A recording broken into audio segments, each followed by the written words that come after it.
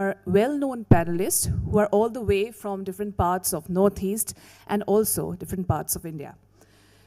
Today, as we come together to celebrate Ashtalakshmi Mahotsav, I would like to share a few words on it. This is the first edition of the Ashtalakshmi Mahotsav, initiated and curated by the Ministry of Development of Northeast Region, DONA, which celebrates the cultural and economic potential of Northeast India. This event honors the 8 northeastern states, Arunachal Pradesh, Assam, Manipur, Meghalaya, Mizoram, Nagaland, Sikkim, and Tripura, collectively known as Ashtalakshmi, or the 8 forms of prosperity. It serves as a vibrant platform to showcase the region's textiles, artisanal crafts, and geographical indication platform products. Overall, the Ashtalakshmi Mahotsav is not just a showcase of Northeast India's cultural and economic potential, but a celebration of its place within the broader national and global framework. Through this event, the Ministry of DONA hopes to highlight the richness of Northeast India's heritage while opening up new avenues for trade, investment, and collaboration, ultimately contributing to the holistic development of this region. It's an honor to be part of such an amazing gathering. Once again, I welcome you all. Today, we have with us very interesting panelists. Our first session is Potential for Diversification of Energy Mix for Power Generation and Transmission Across the Region. The convener for this session is Dr. Arup Kumar Mishra. Mishra is a distinguished academic and environmentalist with a passion for sustainable development and science outreach in Assam. Welcome, sir. Thank you for having us. He has served in leadership roles including as director of ASTEC and AEDA, Assam Science Technology and Environmental Council, and Assam Energy Development Agency, where he initiated key projects in renewable energy and environmental conservation. A huge round of applause for our convener. Now I take the pleasure to please welcome on stage. We already have our panelists on stage, which I would like to introduce you all. The first panelist for the day is Dr. Shri K.G. Kenia, Ministry for Parliamentary Affairs and Power in Nagaland.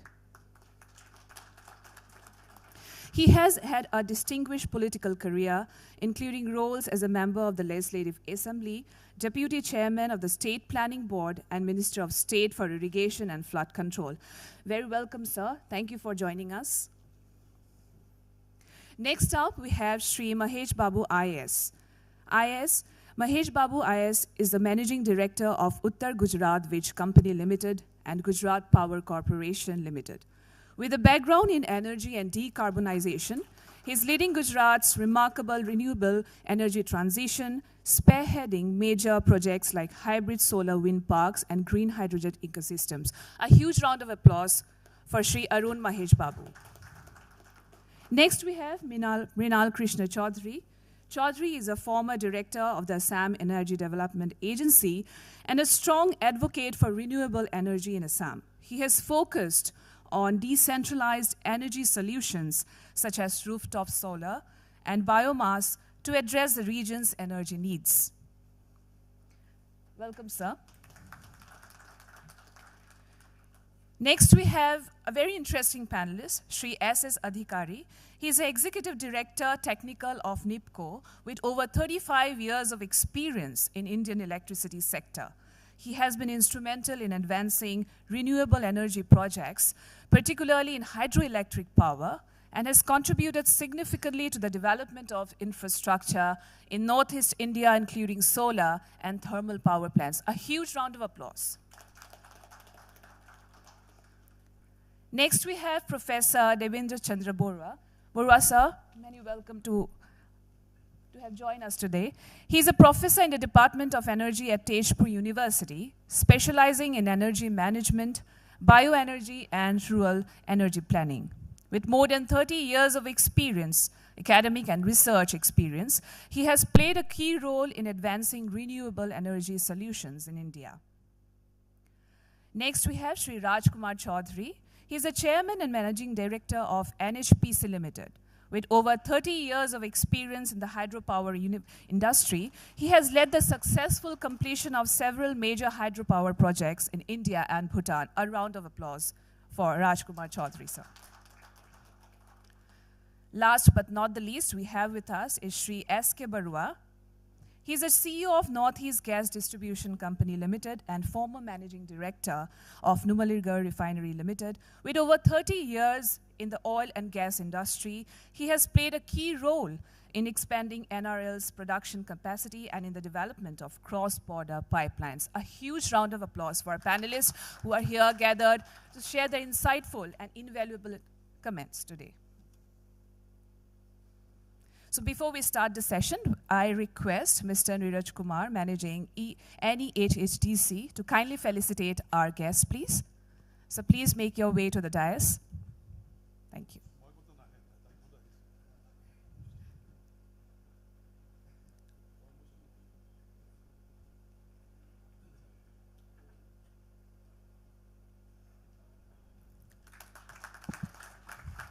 The felicitation with a traditional shawl.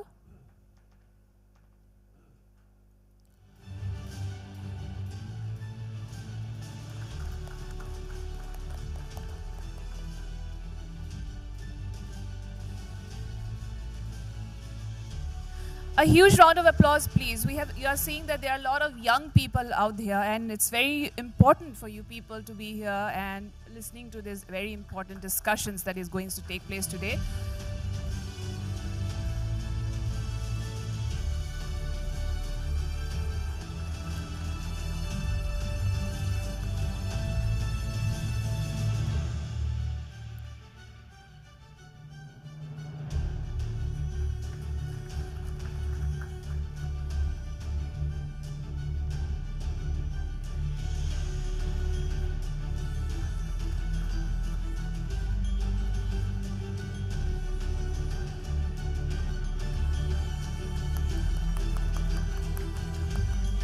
So much. So are we ready to begin the session, sir? So handing over to you. Thank you.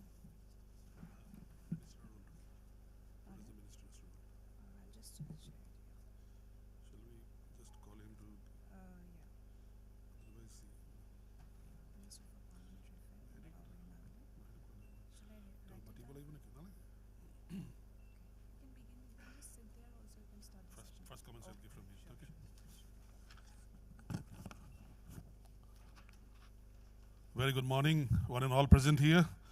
Respected Mr. Kenyan, Honorable Minister of the Government of Nagaland, respected panelists out here, distinguished guest invitees, and dear friends, I see a lot of young people out here.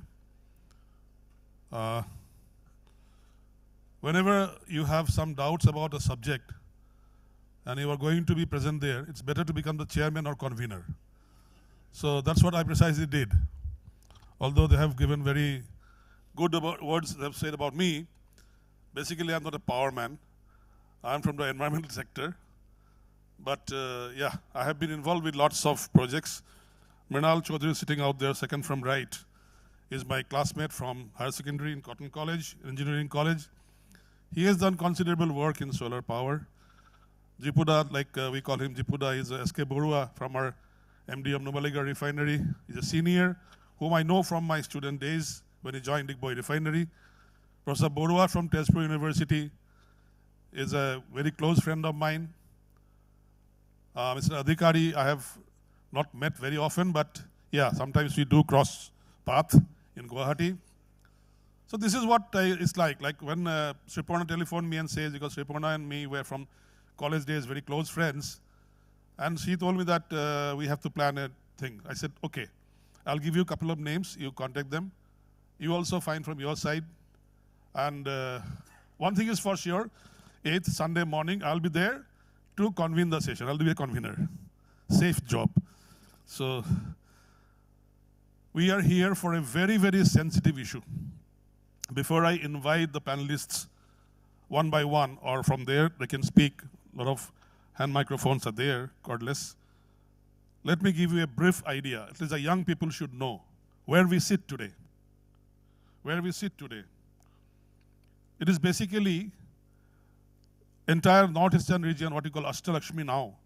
Sikkim joining us, 7 sisters. Earlier it was 7 sisters. Then Sikkim was taken into the fold.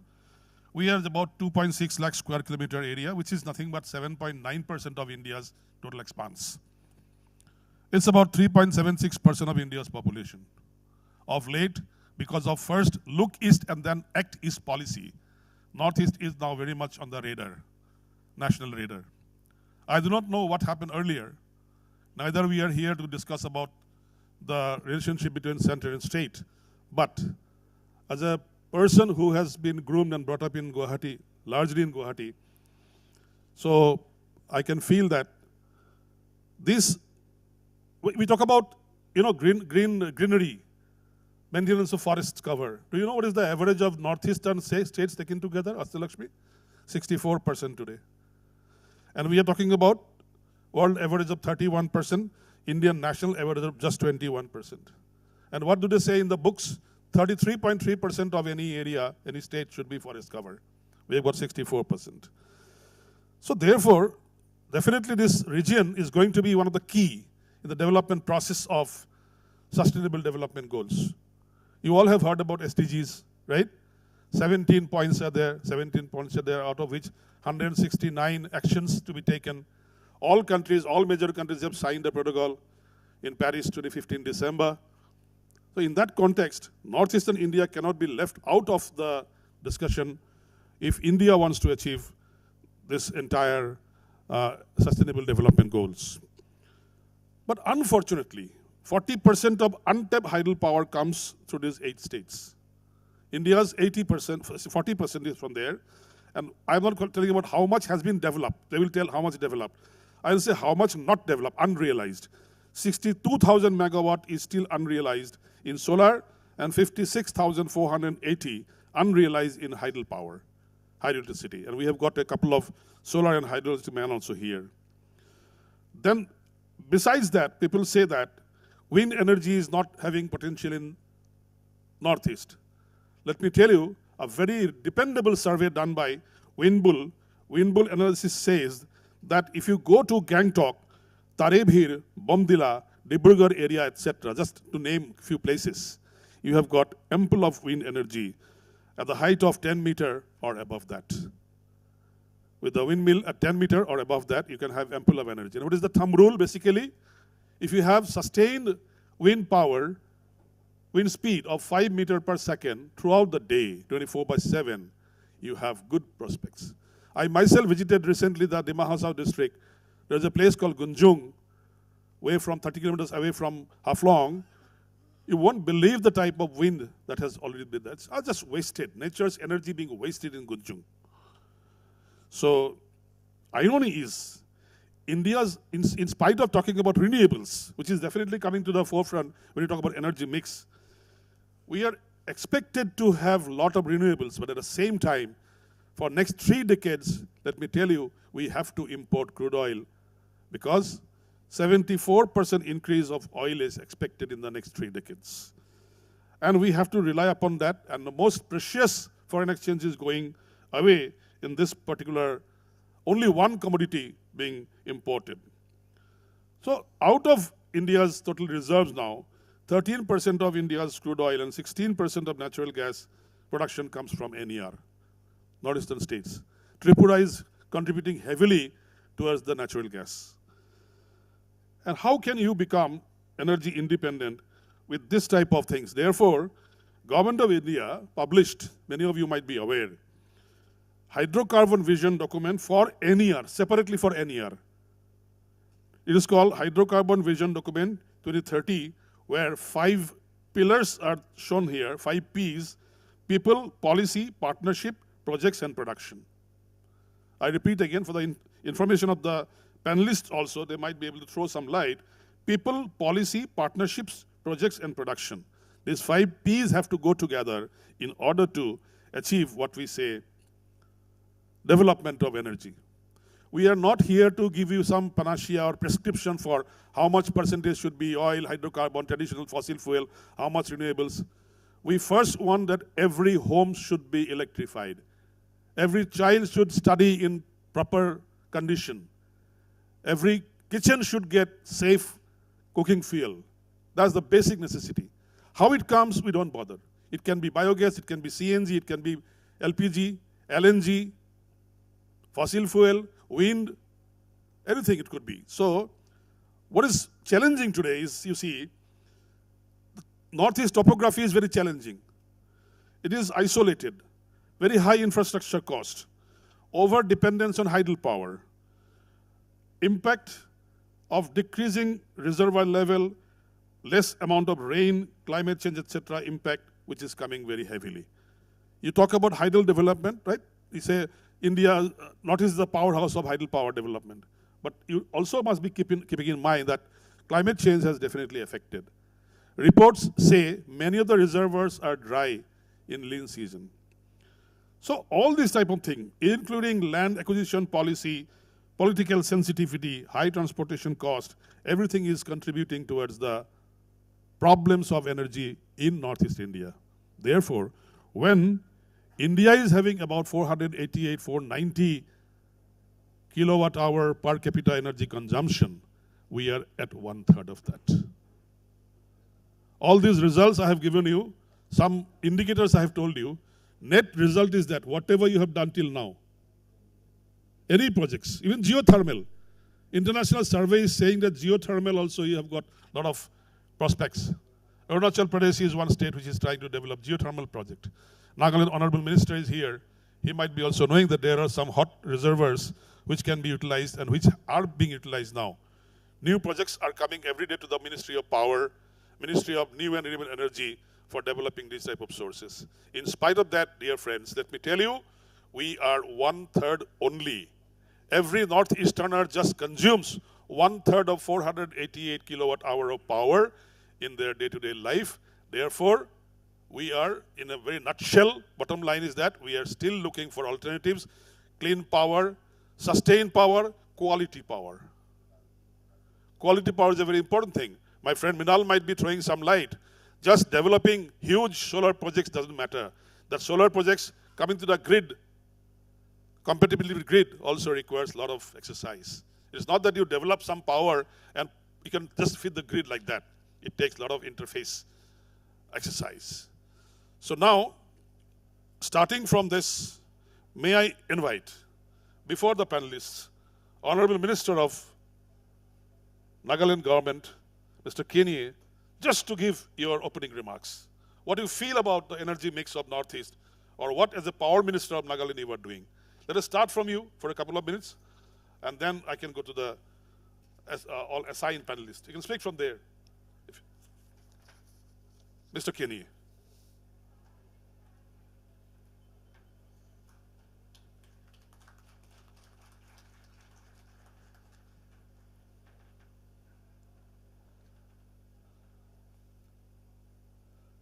Respected Chairman, my esteemed members as panelists, learned panelist members, distinguished guests present this morning, officials from the Ministry of Donor, Ministry of Power also, and all the representatives from the different parts of this country, especially from the northeastern region. Today is Sunday. I greet you in the name of our Lord Jesus. I was not supposed to come, but duty beckons and work is worship. So I'm here with you this morning, despite my humble knowledge of the power sector. As you know, I don't belong to this background of power. It's hardly been a year since I took over this ministry, this department in my state. So I'm still in the process of struggling to learn the basics of power. But it's like going back to school.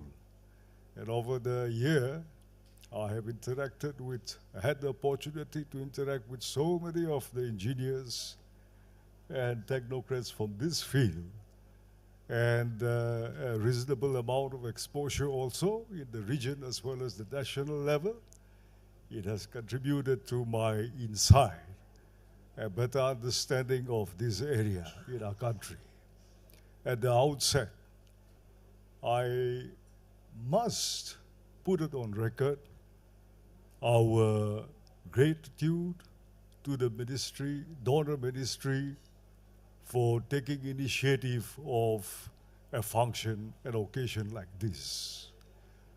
The Ashtalakshmi Mahotsav is a new initiative, and it focuses on the northeastern region, which has been, I must say, neglected ever since independent India.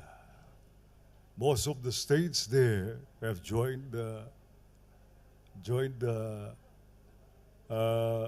nation only in the third 5-year plans of the nation. So we are lagging behind in the 2 or 3 5-year plans, lagging behind the nation from the mainland. So as it is, Chairman have already thrown light on the situation of this region, that we are far from the mainland, and communication stands as a big challenge till today. So our corridor is only through the Siliguri Chicken Neck, which is very narrow. Accessibility is very poor, and till today we are not able to have the proper communication infrastructures in the region. Besides this, we are more or less a landlocked region with the most foreign countries as neighbors in this nation. Our northeastern states are surrounded by five countries foreign to us. So we have this problem of accessibility and communication also. Our only en route to the world is through Assam and West Bengal. So it gives us a very limited access. Now, when about 2 decades back, we thank our late Prime Minister, Mr. Vajpayee, who in his visionary plan has brought out the Department of Donor first, and over the years, it has grown into a full-fledged ministry. And we are glad to know that today, the ministry is coming closer to the land, the people, and taking initiatives to understand the problems of that region more accurately. So here, despite everything, I often say, next to water and oxygen, in today's world, power is what matters in our life. In this century, everything starts from the smallest gadget to the biggest factors surrounding our lives is based on power. So there's no other more important area than this. And as has been said, we have high potentials in these regions, especially in hydro, which have not been tapped. So ministry, donor had not taken any much interest, focused particularly in this field earlier. Today, with this morning's session focusing on this area, we hope it will accelerate the growth of power, as you have rightly put it, a mixed and integrated form of producing power from solar, the wind, and hydro sectors, and whatever is possible under biomass also. So here, besides Assam, which is largely plain, the rest of the northeastern states are hilly and are terraneous with a very hostile topography, which just before our entry here, we were over a cup of tea discussing, but we embarked on the important topic of rooftop solars and also the floating solar. So we have very few plain barren lands. Whatever plains are available are used for agricultural purposes. Now it may not be right for us to deprive our marginal farmers and snatch away those portions of plain lands from them to convert it for electricity production. So if floating solar can be emphasized, I think that is going to go a long way in solving a lot of problems for us. In the hilly, terraneous parts, it is not feasible. So whatever catchment areas we may have, the natural lakes or the artificial lakes, whatever areas we may have, it would be good if donor can initiate floating solar projects in the states there, and also put it forward to the Ministry of NRE and Ministry of Power that these sectors should be emphasized. Besides that, certainly in hydro, when I looked at the statistics and the records, besides one Ponglefo, 1 megawatt Ponglefo mini hydro in the state, that's a good 25 years back, the Ministry of Donor has not ever initiated any hydropowers in our state. So this time around, we have put forward 2 projects. One is Razai, and about 4 megawatts, and the other is also Zina, which is about 1.5 megawatts, very small mini hydro projects for consideration under NISIT. So we hope and pray that this will be taken up, and initiations will start from here, looking forward to larger areas. We are also very, very short of power because, as outlined by the ministry, 2030, 2032, we have to catch up with the target of the nation. And our state especially is lacking behind. We have potential of more than 1,000 to 2,000 megawatts, of which only about 100, not even 5% is tapped in the potential area. So here we have set a target that we should reach at least 500, about 500 megawatts by this 2030.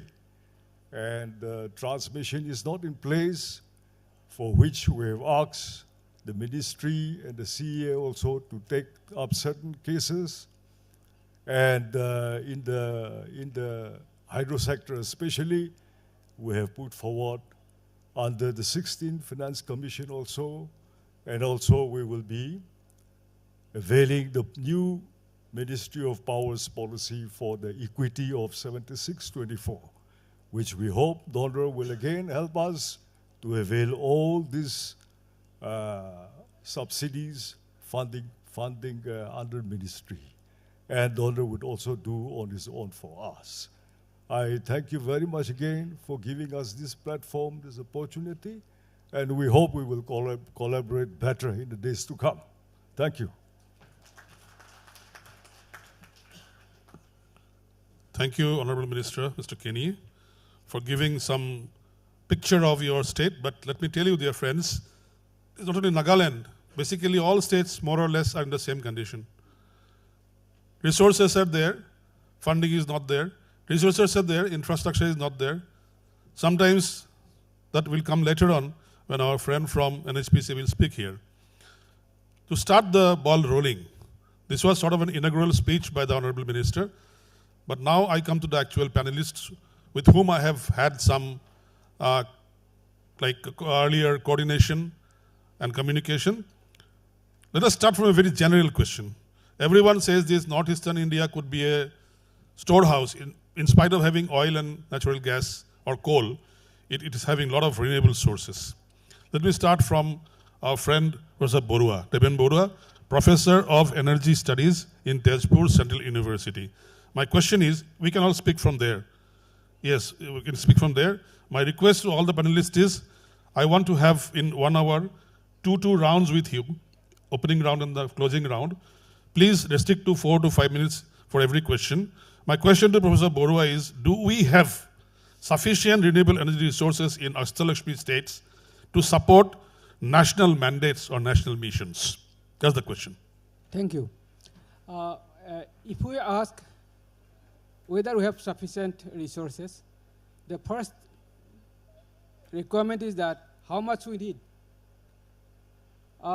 Then we can have mainly your estimate to understand the requirement, need, and when that need, on which basis. Again, there may be many landmarks to understand your target date. What is current situation?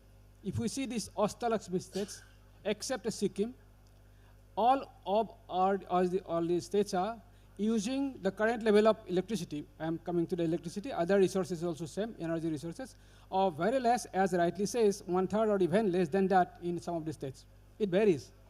Around 200, 300, or 400 per capita, per annum is the current consumption of electricity as per Central Electricity, your department is concerned, data is concerned. And then that is slightly marginally increased during these last 10 years, but not dramatically except the Sikkim. Maybe the hydropower project they have there, they could mobilize. And then how much we need? We may have different targets. First target is that we have the ambitious smart city, your ambitions that some cities should be smart city. Worldwide, if we make a survey, the smart city requirement of electricity goes around 7,000 to 12,000 unit of electricity per person per annum. Whereas we at Northeast consuming 200, 300, 400 units of electricity. Understand that. And then what should be the reasonably requirement, for reasonable standard of living, how much is required? Professor S.P. Sukatme from IIT Bombay has made a very reasonable assessment for that. It may vary from different things, but a reasonable standard of living, a civilized person requires around 1,840 units of electricity to take care of the different requirements, including the support from the manufacturing industry, local manufacturing industry, agriculture, transport, your household electricity requirements. So that means around 2,000 we could say. Also, this is being substantiated from the worldwide data of the Human Development Index. Human Development Index of around 0.8 to 0.9 demanded that around minimum 2,000 electricity is required. Now understand the development of the Northeast. The people of Northeast, even that is also there in some other states of India, but Northeast chronically deficient in agriculture, in energy use. So with that, anything of development, we say the digital Bharat, we say development Bharat, we say industrialized Bharat, will not be possible here. So we need to generate electricity. So don't we have resources, then we can come here.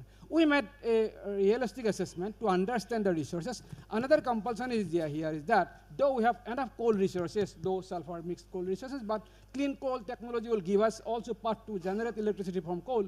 But net zero ambitions that already we have committed to this world, your international bodies will not be relying on coal. The gas we have, but again the short-lived.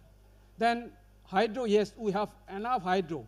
Maybe the appropriate data that is required for planning a hydro, 100 years or 200 years or 300 years of rainfall data on the catchment is also limiting, and that may also limit us to go excessively or going for the hydro. We can go, that we have already gone, our friend from NHPC will give us a highlight on that thing. So we made the assessment.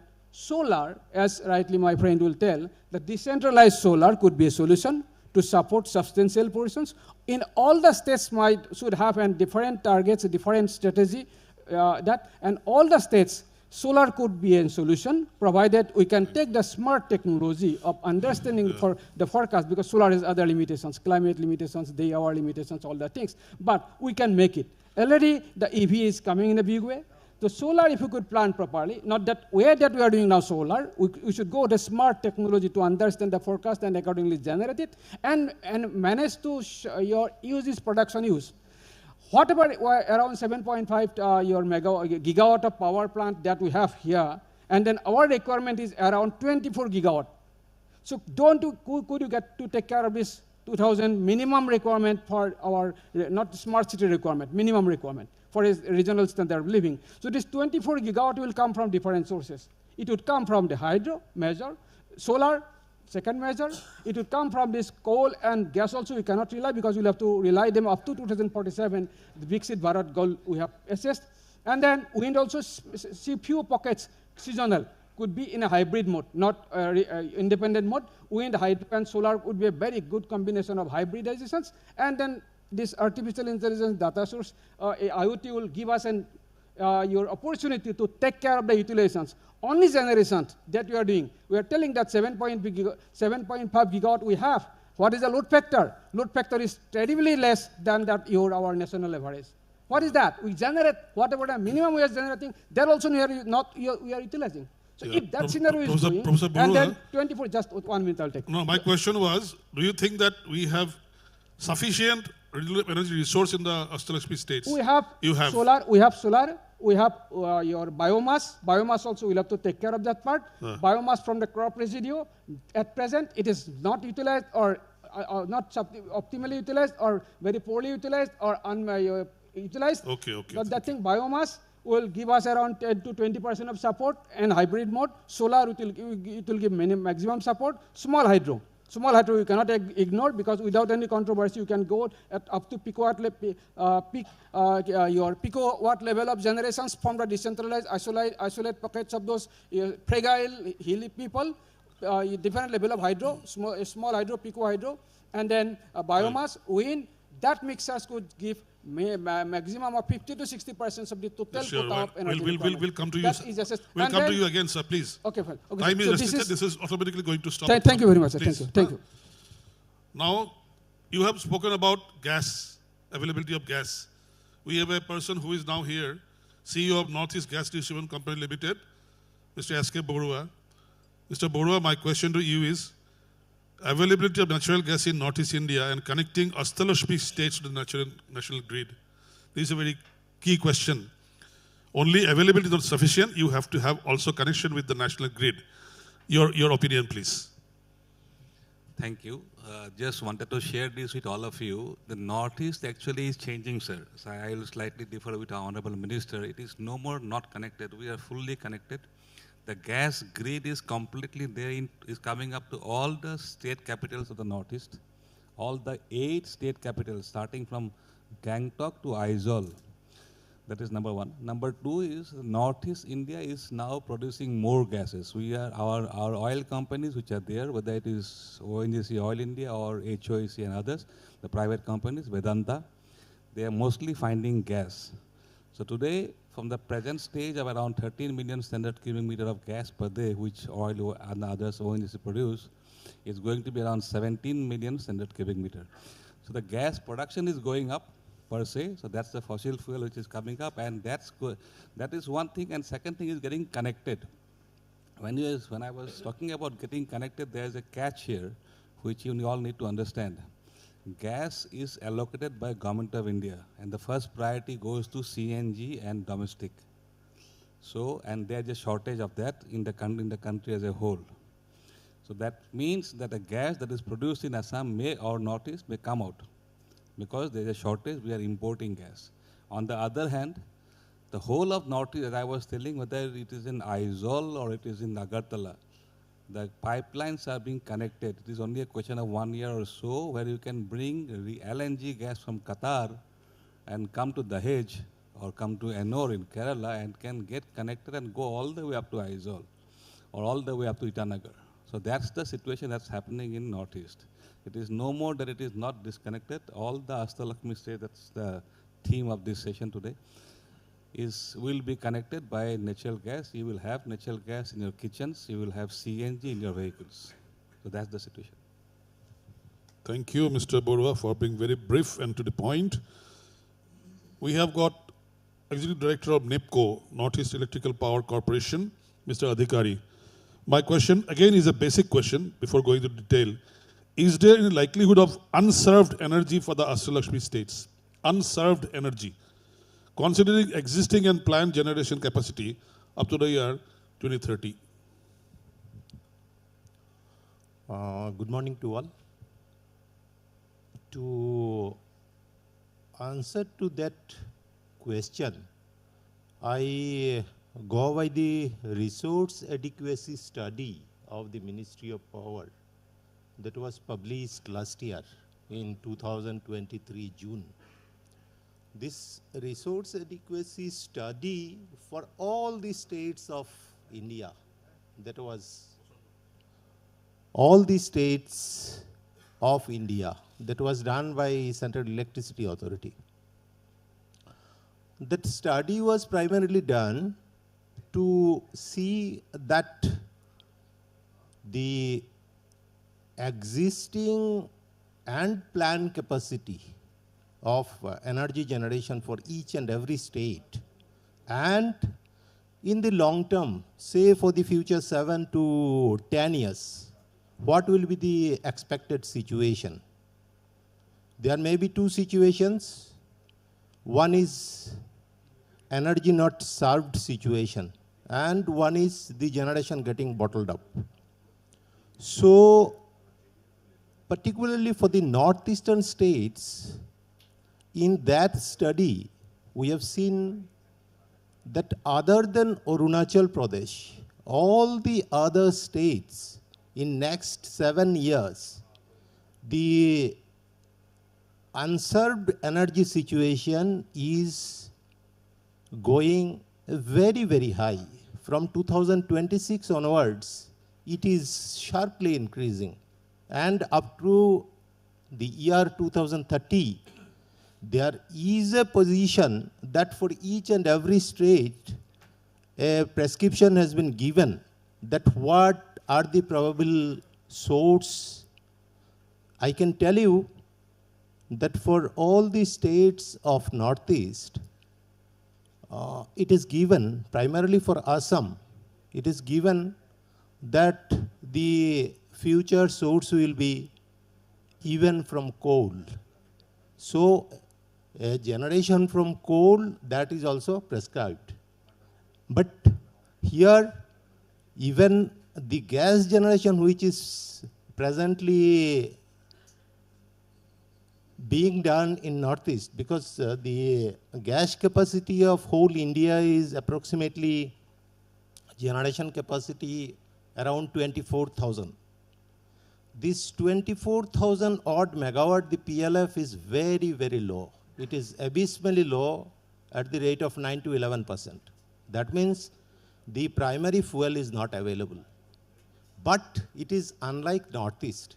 Northeastern states, the gas generation capacity is almost 1,800 megawatt, and the PLF is as high as nearly 80%. So the gas is available for the Northeastern states.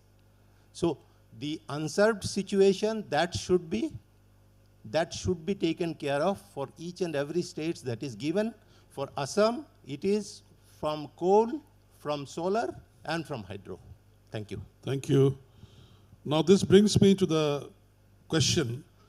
My initial remarks were that we have been taught in the classroom, and we are teaching also in the classroom, that India's Northeast is the powerhouse of hydropower, hydroelectricity, right?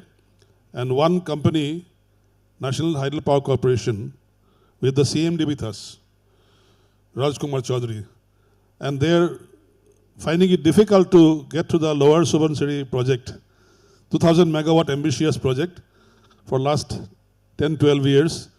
It's on the pipeline. Today morning during coffee in the room, he told me that by 2025 beginning, they will start commissioning 3 units of that, 250 megawatt into 3 units. So all people of the Northeast and Assam are looking towards that Lower Subansiri project. But why it is stuck up? What is the problem? Because only giving statistics about what we have is not sufficient. What we have is okay, but why we are not utilizing it, what are the social problems, issues, that's also equally important. So Mr. Chaudhary, please. Good morning. Thank you very much. Yes, Subansiri Lower 2000 megawatt, one of the most prestigious projects of the country, the largest under construction project in the country. The project started almost 2002. So earlier it was with Brahmaputra board, DPR was prepared by the Brahmaputra board. In 2002 it was transferred to the NHPC. And NHPC started, so initially there was some court case, and once the court case was over, so in 2000, late 2003, 2004, the construction works were started. Unfortunately, that project, because a lot of apprehensions were there in the mind of the people, were there in the mind of the environmentalists, and the project was halted, construction was halted for more than 8 years. 8 continuous years there was no construction, and because of that, otherwise we were talking that the project was supposed to be commissioned in 2014 or 15. So then because of that, the project seen lot of challenges. The diversion tunnel, which is a temporary structure. So generally diversion structure is designed for a period of 5, 6 years, 7 years for the diversion of the river. The 8 continuous years, the construction work were stopped and the water was flowing through the diversion tunnel. So ultimately when the construction works were again restarted in 2019, the diversion tunnel failed. Because of the failure of the diversion tunnel, the hill slope slided. And because of that, we have faced a lot of challenges. But we, the hydro engineers, are capable to find out the solution of such geological and other construction challenges. And now, as our chairman informed, that we are confident that we are going to commission the 3 units in March next year, and the rest 5 units one by one up to the May 26. So that is going to be a big boost. The hydro professionals were very keen, and they are still keen to see the success of the Subansiri Lower. The success of Subansiri Lower will write the future of the upcoming hydro projects in the northeastern region, especially in Arunachal Pradesh. I will tell you, sir, presently the many hydro projects are under construction, and out of that 96% of the under construction hydro projects in the northeastern state, the Ashtalakshmi. So the NHPC is involved in construction of the more than 96% of the under construction project. Thank you, sir. Thank you so much. Now, we have Mr. Mrinal Chaudhary, very passionate about renewable energy, worked on various platforms, former director of Assam Energy Development Agency. Mrinal, I want to ask you, what is the distributed renewable energy plan for uplifting socio-economic status of northeastern region, especially rural sector, to achieve energy security? I've been telling you since the beginning that having energy is not sufficient. It should be quality, and it should also be affordable for people, and it should also be transmittable to the people. Sometimes we hear a very interesting fact. India is this time food surplus. So some people, they ask, if we are food surplus, why there is poverty, why there is famine?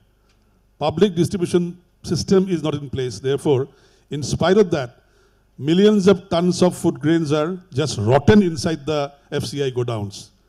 Similar situation might arrive.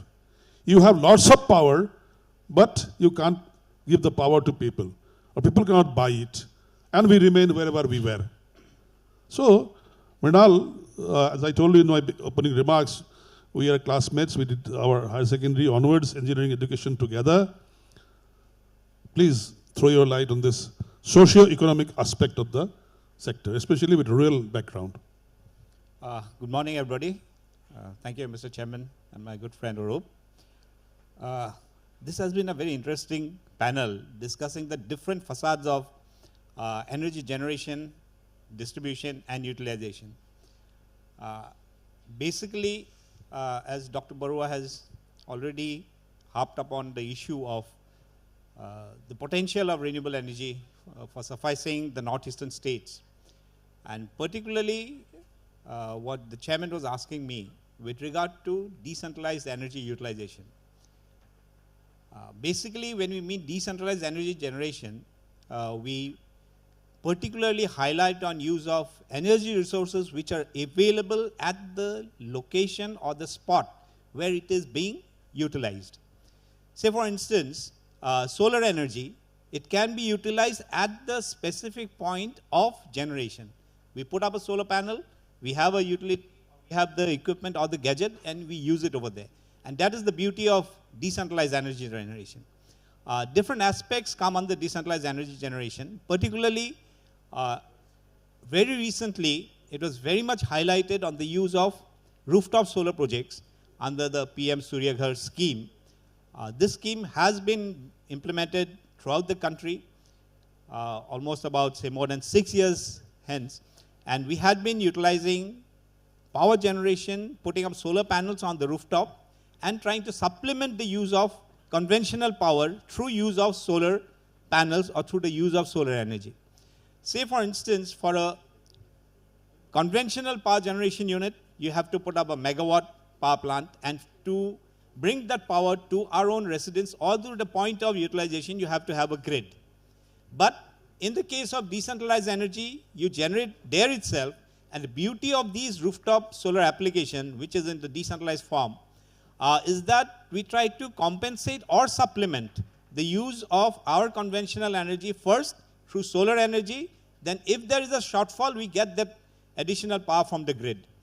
And particularly in the northeastern region, putting up megawatts of solar power installation, from my personal viewpoint, should not be that much encouraged, because it can be supplemented through use of decentralized power, might be through each and every household. For instance, in each and every household has a small solar plant which can generate power for themselves. That can solve the problem of energy crisis to a very great extent. And in particularly northeastern region, and in fact you have also, if in case you have visited the exhibition, you have seen there are a lot of potential for rural livelihood. And each and every aspect of these rural livelihood might need power, but not to a very big extent. Small setups in a rural setup, in the rural villages, they need power of a very small capacity, which can be easily supplemented through the use of solar energy or other decentralized energy. And in that aspect, there is a huge scope of upscaling rural livelihood, upscaling the rural economy through use of these decentralized solar energy or decentralized renewable energy, which can contribute to a large extent in cutting down requirement of the conventional energy from the grid, or might be conventional energy from the megawatt scale solar power itself. That's my take. That's it. Thank you. Yeah, I think it's wonderfully put, very simple for young people to understand. Small is beautiful, a very famous book of Ernest Schumacher.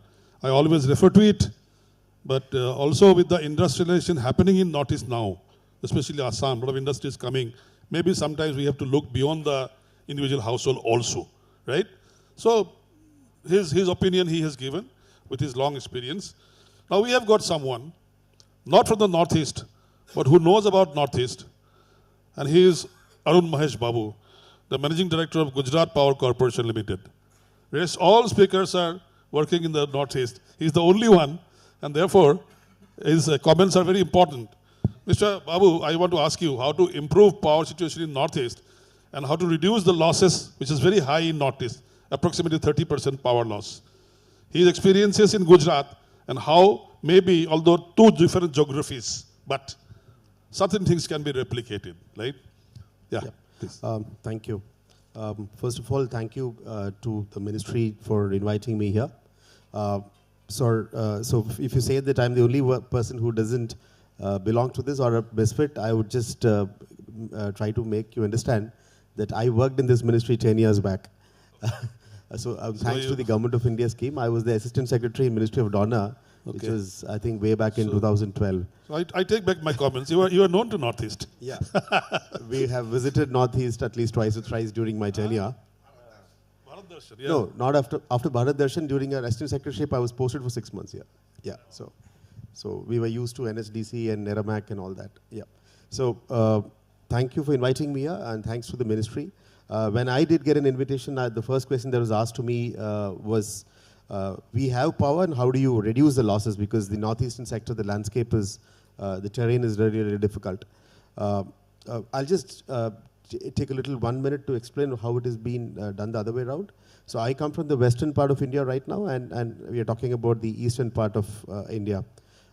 Two different terrains, two different energy mixes, but we can work together. That is one thing which I wanted to say. When the Honorable Prime Minister talks about a vision called the One Nation, One Grid, you all know that India is connected through the CTOIL grid and the national grid, which connects each and every state and each and every nook and corner of the country. So what most of the Northeast does is you do generate a lot of hydropower, but you also buy a lot of power from other coal-rich states or energy-producing states. So the power is not just coming from within Northeast, it's coming from the rest of India. What Gujarat has been doing is we have become slowly we are becoming a power surplus state. So when I'm also managing the world's largest solar park, which is getting built, that is 30,000 megawatts of solar energy that is coming up very soon. That's in a place called Khavda. It's on the western border along the Indo-Pak border. And there are tie-ups where we are thinking of exporting power from Gujarat. So when a lot of renewable energy gets produced, there is also a requirement for storage. So one area where, apart from NHPC producing hydropower in the Northeast, is what Northeast can look at is as an energy sink for a storage. So probably if Ministry of Donor can also get into, along with the tie-up with Northeast, you can use it as a revenue model for storing the excess renewable energy as a sink in pump storage. So which is one topic which we have not discussed here. The future is pump storage policy with PSP, which can always be utilized in the Northeast because you have a upper head and a lower head in all the places. So that is one solution which we can give for using the excess power that is coming. Second is, I was talking to the Honorable Minister. Another scheme is the PM Surya Ghar Muft Bijli Yojana, which is a solar rooftop scheme. Gujarat works in a different way. There are a lot of people who's doing business. So we account for 82% of the country's solar rooftop scheme. So if you land on a flight in Ahmedabad or any of the cities, it'll have a lot of reflection light coming from the ground. So one way to empower the citizen, so that is what you're telling, how do you give quality power to the people, is go for a solar rooftop scheme. And I'm sure the radiation is also equally good. That is decentralized empowerment of the citizen. I think if Ministry of Donor can, or the Ministry of Power can intervene to give a little bit of more subsidy to the scheme which is already announced, because we have 30,000 subsidy for 1 kilowatt. Even if you go for an average 1 kilowatt rooftop at every citizen's home, so the daytime power is taken care and it can be subsidized. You are enriching or empowering the citizen out there. The third is for the distribution companies or the power generating companies. It has 3 different ways of getting over the power losses. One is the generation side, which of course I'm sure is taking care. The transmission losses will also be high, which is approximately at national average of 4 to 5%. In the Northeast, it must be even higher because the hill ranges are far off, and each tower, which is the 220 tower or the 33 kV tower, is away from each hill to each other. So if you can reduce the length of those transmission lines by increasing the number of towers, you can reduce the transmission losses, which we have done. And if you're talking about the distribution losses, it is at 3 different levels. One is the technical losses, one is the commercial losses, and one is at the collection losses. If I can take 30 seconds more, I'll just tell that you have to go for reconductoring of your existing cables. So the core conductors which you have, you must be having a lot of theft also happening, because people sitting in each village or hamlet must be used to taking off electricity. I would say that the DISCOM should go for armored conductors. They should go for medium voltage coated conductors so that the theft is stopped. And also the government of India has also come up with the smart metering scheme. It is learned that Assam and Bihar, states like these, have reduced their losses from say 30% to about 5 to 6% by spearheading the smart meter distribution scheme. So if you can get the smart meter installed as quickly as possible, if not in prepaid initially, but at the postpaid, the citizens will slowly get used to paying those bills. And that is one thing you see. And in the Northeast specifically, your distribution transformers are also placed away from the load centers. Suppose there is a village which is having a huge load, your distribution transformers are much away. So that needs to be reworked, and I think you need to totally reconfigure the network diagram. Probably a little bit of research study might help, and you need to get it, because Gujarat, way back in 2005 or 2002, we had 30% of T&D losses. Today we are the lowest in the country with 7% of transmission and distribution losses. And our DISCOMs are all profit-making distribution companies. So you need to strengthen your network, you need to improve your, you need to decrease your commercial losses, and you need to empower your citizens. I think those are three different solutions. Doesn't happen in a single day, but it would take about a year or two. But I mean, and the ultimate part is use Northeast as a revenue model also, in addition to what you are thinking. Thank you. Thank you. Thank you so much. So you have given indeed very pragmatic and practical solutions.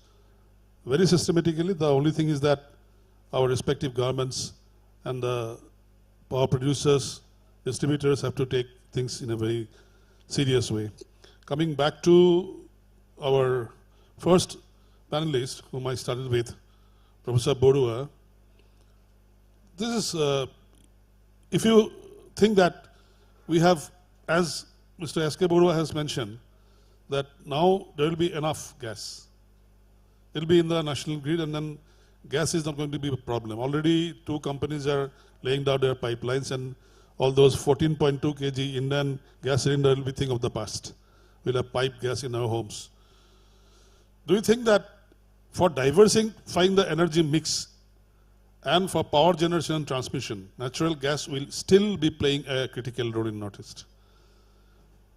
I request you to be very brief, but specifically natural gas, you know, that how it is going to be critical. Yeah, natural gas, as these resources is also efficient or has less impact compared to coal.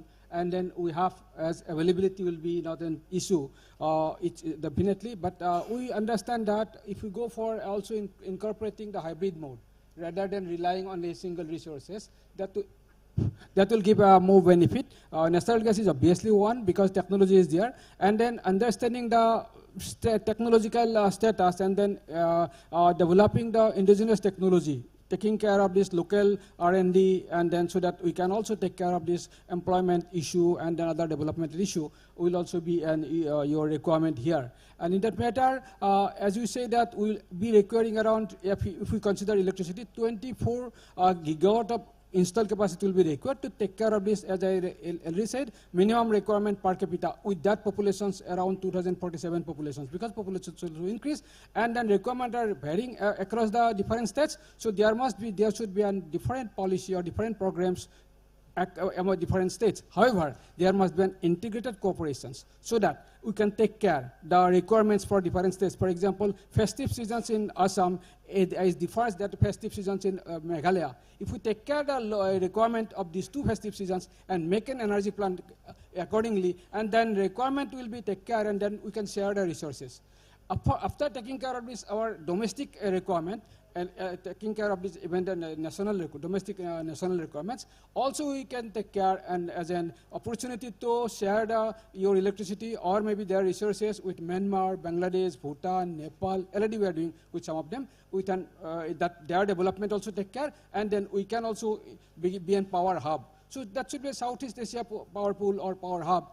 taking care of the technology, taking care of this natural gas is only one, but natural gas may not be the singly taken out resources, as we said, hydro. And if we take a hybrid renewable, new hybrid renewable, and smartness is incorporated, I hope that the northeastern regions problem will be taken care. And then as semiconductor industry is coming, and then future power industry will be relying on the semiconductors. So there should be a manufacturing hub of those power equipments rather than relying on this export, your quality export type of technology. So this is my humble submission. Okay, okay. It's very well taken care of, because I precisely wanted to say that only natural gas is not the solution.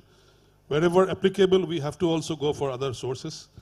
And as I mentioned earlier, northeastern region is no longer a no industry type of area. It is coming up in a big way. At least from my state, being the head of the Pollution Control Board of Assam, I can tell you that every week we are getting new projects, proposals. Already 11 ethanol plant for making ethanol mixing for petrol, which is a mandate of Government of India by next year. And we have to have 20% of ethanol in the mix on petrol. So earlier the story started with diesel, now it is an ethanol plant, and then it's coming in a big way. So we must keep that. Besides this, 45 million people of northeastern India being given decent power, decent livelihood, life of dignity, we also have to look at the other sectors. Now recently, Hotel Taj Vivanda invited me to inaugurate their EV charging station. So after the cutting of ribbon, I asked them, the general manager, what is your source of power? And he says the grid power. So I said, you buy for 9-10 rupees electrical power, and the vehicle goes for 200-300 kilometers after charging fully, we are back to square one. Every kilowatt of power generated basically means like 1 kg of carbon dioxide emission. So you are back to square one. Then he says, what else is there? I said, you can put up some renewable plant.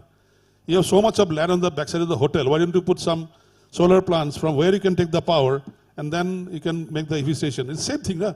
From fossil fuel, you take the power for charging station, and the vehicle runs on electric mode, and you say the road is clean, but somewhere we have to pay the price. Pollution has no boundaries. If you do something in Dibrugarh, it can affect Guwahati also. So like that, my next question is to Mr. Adhikari. Suppose, Mr. Adhikari, we complete the national gas grid. Would there be any impact on the generation availability of the Ashtalakshmi states? This is a question I would like to ask. Especially, likely injection of gas from localized gas fields. There is a wrong policy going on, and in that context, what is your take? Is it going to impact generation of availability for not Assam, but all the Ashtalakshmi states, 8 states? To reply to that question, I will break up it into 2 parts. Number one, I am being slightly obsessive about the resource that we are blessed with. The gas is there.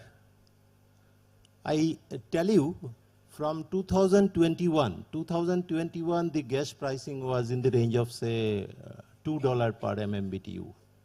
Now it is almost $6.5 per MMBTU for power generation. But once the gas grid is completed, since the mainland India, other parts, it's not having that much of resources, most of the gas, because the first priority is for the city gas, so that will be diverted for the city gas distribution. So for energy generation, what will happen? The resource of RLNG that is being used for all other gas plants in the country, the RLNG pricing is in the range of $12 to $15 per MMBTU. It is very, very high. But we are using gas for the power generation in Northeast, and as I told you, the PLF is very, very high. There are very good plans frame 6 machine, frame 9 machine. For Palatana, it is frame 9 machine, where the heat rate is very, very, it is almost 1700 to 1800 kilocalorie heat rate. So that type of a plant, when we will suffer from gas availability, will really for the Northeast, that will be a difficulty. Because the second part I am telling you, the country for last 4-5 years, almost the installed capacity, 80% of the installed capacity is coming from solar. So we will continue to add solar, maybe up to 2030 we will be adding solar. But with solar, we are adding a lot of other things. Number one, the grid stability thing. Yes. Number two, the land availability. The availability of solar is coming up with one thing, that is the fluctuation. So whenever there is a fluctuation, we need storage. So the PSP should come, and the storage of solar power. So for the storage, what we need, ultimately during the solar hours, all the baseload plants, like the coal plants and the gas plants, they come down to the technical minimum. So at the baseload, we are running the plant. Fossil fuel plants. Fossil fuel, all the fossil fuel, we can come down to the technical minimum. But at the same time, we have to store all this solar power. Up till 2030, we have to store solar power so that we can use it for the ramping up and ramping down capability during the requirement. So our apprehension for the Northeast, I am being obsessive about Northeast because the gas will be immediately diverted to the mainland gas grid, and we will be anchoring for gas. Thank you, Adhikari Sahab. Mrinal, would the new and innovative ways of renewable energy generation effective for Astaraspi states? Do you find any problems of upscaling? In fact, very recently, a number of innovative techniques have been developed in the field of renewable energy. Say, for instance, as already mentioned by Honorable Minister, with regard to floating solar, there's a new concept which is being developed for generating power without using land. These solar panels would be mounted on the surface of water wherever it is possible, and in fact, big dams or big reservoirs are quite ideal for it. This is one concept where it is being conceived, but there needs to be certain policies. How, say, what percentage of the surface area should be covered, whether it would be affecting the ecosystem of the whole reservoir. So these type of aspects. Secondly, another new innovation is on the use of agrivoltaics, putting up solar panels on top of agricultural field a little bit higher so that you can have generation from the top through the solar panels and at the same time use the land for agriculture, might be for certain cash crops, which will be compensating both in generating power, selling it, as well as from the agriculture. But since it is a little bit more expensive than the conventional process, there needs to be certain financial intervention from, might be from the central government or might be through certain financial mechanism. And in fact, very recently, and might be in February, we'll be having one of the biggest investors summit in Northeastern region. Advantage Assam. Yeah, Advantage Assam. So by then, if certain policy is being evolved or developed so that investors from outside can be encouraged to put up similar plants without affecting the ecosystem of this region. And in fact, one very important issue which Mr. Adhikari as well as Mr. Babu has just now harped upon is on the issue of storage of renewable energy. Say, excess generation, because excess generation during the daytime might bring instability in the whole network. Yeah. So pump storage can take into account of that, say through putting up water on the storage reservoir during the daytime using solar power and at the peak hours using it for our own use. So these type of new concepts or innovative concepts might work to benefit the Northeast as well as the entire country. Yeah, thank you. Thank you, Mrinal. Now we are talking about the energy mix. Here is a man who has been starting his career from Digboy Refinery, IOC, AOD, and today looking after gas. So basically he has always been in the fossil fuel sector, if you say so. Never in the renewable sector. But still, I would like to ask Mr. S.K. Borua, what would be, according to you, the ideal mix in Northeast? You don't have to have everything, all type of power sources in a particular place. Charles de Gaulle in the 1960s was heavily criticized in France when he was the president of France, that why are we going for nuclear power plant? Today, France is having 60% of their energy made from nuclear power. Similar stories are there in many places, many countries. Wherever you are strong, you have to have it. Not that you want to have a garden full of all the flowers. The Northeast being the powerhouse of hydropower, Northeast having a lot of solar insolation in the high areas, Assam plain, okay, but other 6-7 states are hilly areas. So, Mr. Borua, what you do think very briefly?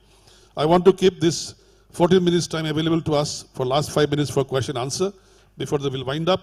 So, energy mix, best energy mix for us. Thank you.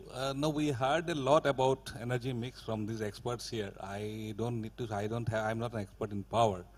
But yes, natural gas definitely is some sort of a bridge fuel, which you say, and you need to, but you can't afford a natural gas plant now.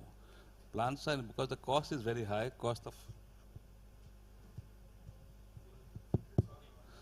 the cost of natural gas itself is very high, so it's not viable to set up a power plant per se on the face of it. But coming back to Northeast, as we are saying, since we have gas, there are ways of using gas, as Mr. Mahesh Babu was talking about. Gujarat is one place which is heavily using gas, and these plants are very, very gas intensive. If you visit cities, like I keep on going to Gujarat because we buy everything from Gujarat only, Gujarat and Maharashtra. They are mostly supplied by companies like GSPC and all. But what I am telling Mahesh Babu sir, now that this gas line is connected to all the states, all the state capitals of Northeast, you can set up a similar kind of plant, say producing, say tiles, ceramics, which require huge kind of energy, even in Arunachal, even in Itanagar. Because that's the only thing is that the price will be playing a factor here, because we will be sourcing this gas from outside, or maybe there will be a transportation cost, but that again is not very high after the uniform tariff policy which has come in place. So even if you bring gas from Hazira and if you give gas from Duliajan, there will be difference of only 80 rupees. So that's all. But you can set up high energy intensive plants even any corners of Northeast today, which requires gas. So for power per se, I am not very sure whether we can set up anymore. I know some plants are still suffering. We have NIPCO's plant, OTPC in Tripura, which are not getting enough gas there, and gas is being taken out. So for transition, for a bridge fuel, gas is fine, but for power generation, and also these are unique things of having decentralized solar in each household, rooftop solar.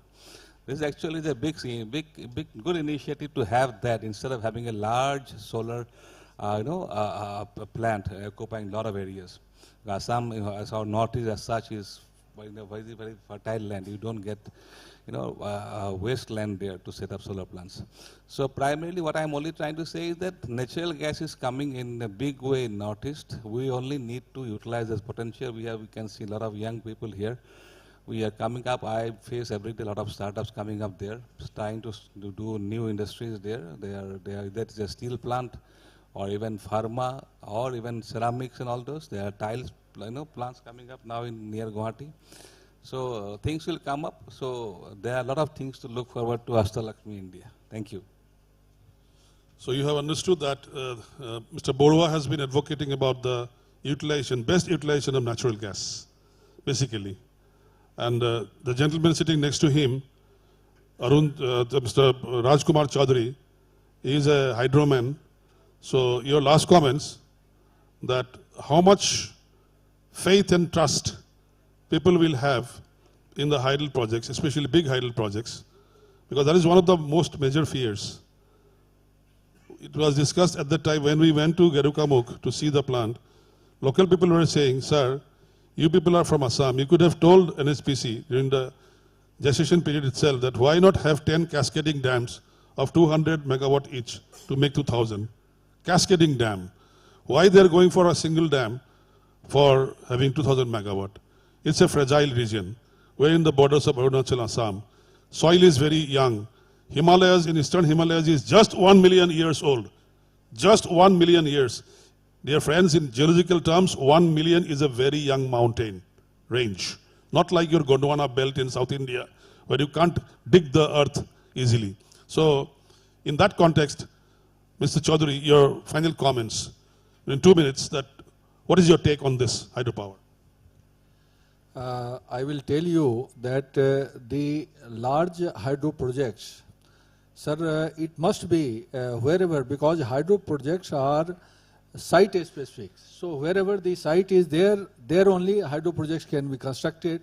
So if we have we are blessed with some large hydro project potential, we must develop it. You see the China. So sir, in the Tibet region at Great Bend, they are developing the Motok Dam, 60,000 megawatt one project, sir. They have developed 22,500 megawatt one project, 3 gorges. Sir, we must develop, and we are taking all precautions, every aspect in the design of the dam, all seismic aspects, all adverse forces we account for the design of the dam. So, the success of Subansiri Lower or the Dibang multipurpose project or any upcoming project will restore the faith and support of the people of the region. And apart from that, we are also doing the downstream protection works. The success of the downstream protection works, that is restoring the faith of the people of the region. Thank you for being very brave.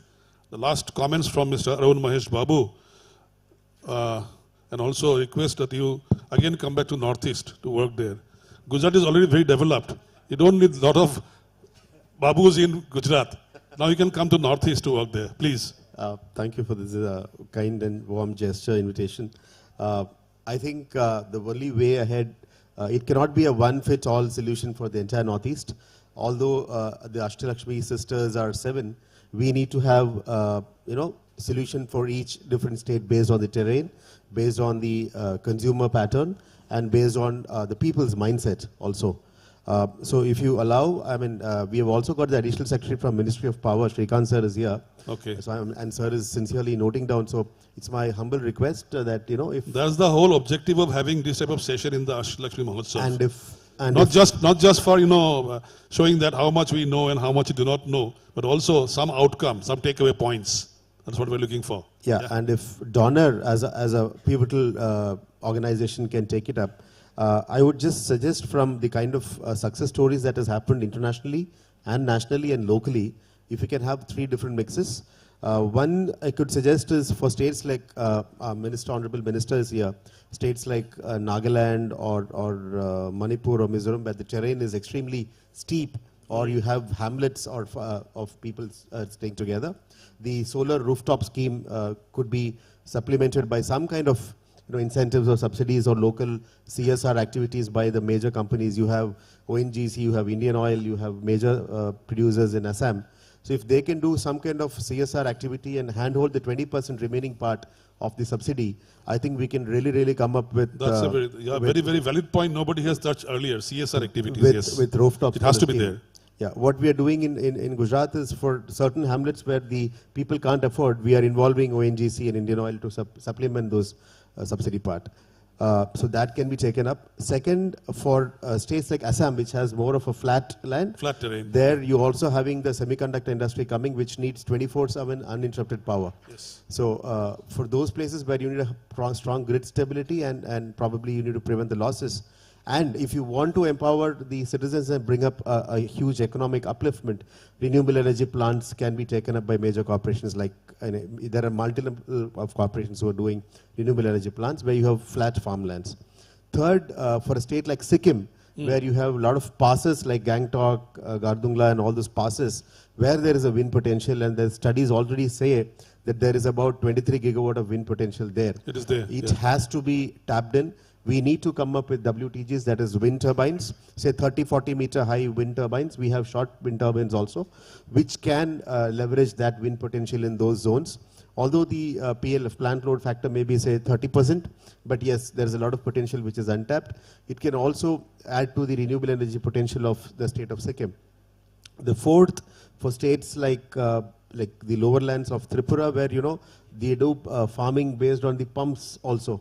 You can bring in solar pumps. You can can also bring in, there is a scheme called Kusum B component. Kusum B, where the pumps are attached to solar, and it can be used in all those tribal pockets where people can't reach out to the grid, and there is no direct power coming there. One of those options which we also want to reiterate is agri-photovoltaics. It's a very latest technology. Instead of just renewable energy plants or solar plants, the farmers can be given a little bit of subsidy from, I don't know, which is the organization, probably NEHU can take up such kind of research activity initially and find out potential customers, so that within their farmlands of say 1 acre or half an acre, they can come up with agri-photovoltaic systems where they can do agriculture, not lose their land, as well as produce local It's a win-win situation for both. Electricity for themselves, and also combined with the solar rooftop for their residential purposes. And the fifth one, the untapped source. We are repeatedly, I'm telling you, PSP, the excess energy that is going to come into the grid, because we're talking about, we've already done 200 gigawatts of renewable energy in the country. We're talking about achieving 500 gigawatts of renewable energy by the year 2030. Entire India is going to come up with huge amounts of solar energy, so that is going to destabilize the grid. So we need to come up with storage solutions, and Northeast is naturally blessed with such a hilly terrain, reservoirs. We need to tap into that and use those as carbon sinks, as PSP potential sites. So the excess renewable energy gets stored there. We use that energy in the night to factor in our loads. And what our gentleman, Barua sir, was telling from reduce the gas supply, we've already committed on the NDCs. We've already committed to the Paris Agreement. Yes. We've already committed to the COP29, where we've already agreed that we are going to reduce our carbon footprints. So I think we need to slowly move away from the fossil fuel stuff. So I think Northeast can play a very major role. The only thing is, please change the mindset. We need to be very, very forthwilling. And I think a collective attitude by all the 7 sisters and the government of India can make a huge difference in the northeastern states. Yeah, thank you. Thank you. Now, I planned for 5 minutes, but we have 2.5 minutes now. We are losing 150 seconds, not much. Who is Saqibur Rahman? Saqibur Rahman, PhD scholar from JNU. Oh, you were there. This question is to R.K. Chaudhary.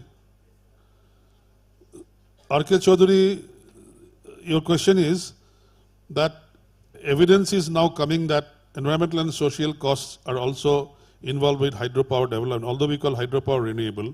So it could be labeled as a new fossil fuel. Keeping these in mind, how the prioritization of hydropower development as a renewable energy can be made. Already I think he has answered this question. Slope stabilization, working on the different areas.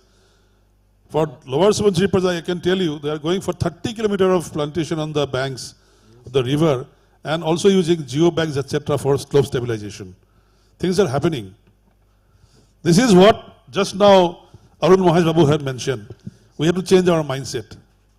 You studying in a very top university in the country, JNU, you have to guide the people of Assam, tell your friends and other people that we need energy, and we need energy from whatever is gifted to us by the Almighty. Maximum utilization. Right? You can't have a nuclear power plant in Assam, na? We talk about nuclear power plant, and India is going in a very big way. I'm telling you. Last week we had the India International Science Festival for 4 days in Guwahati IIT. I was chairing a session on nuclear energy. People from Bark and Bhabha, all these places were there.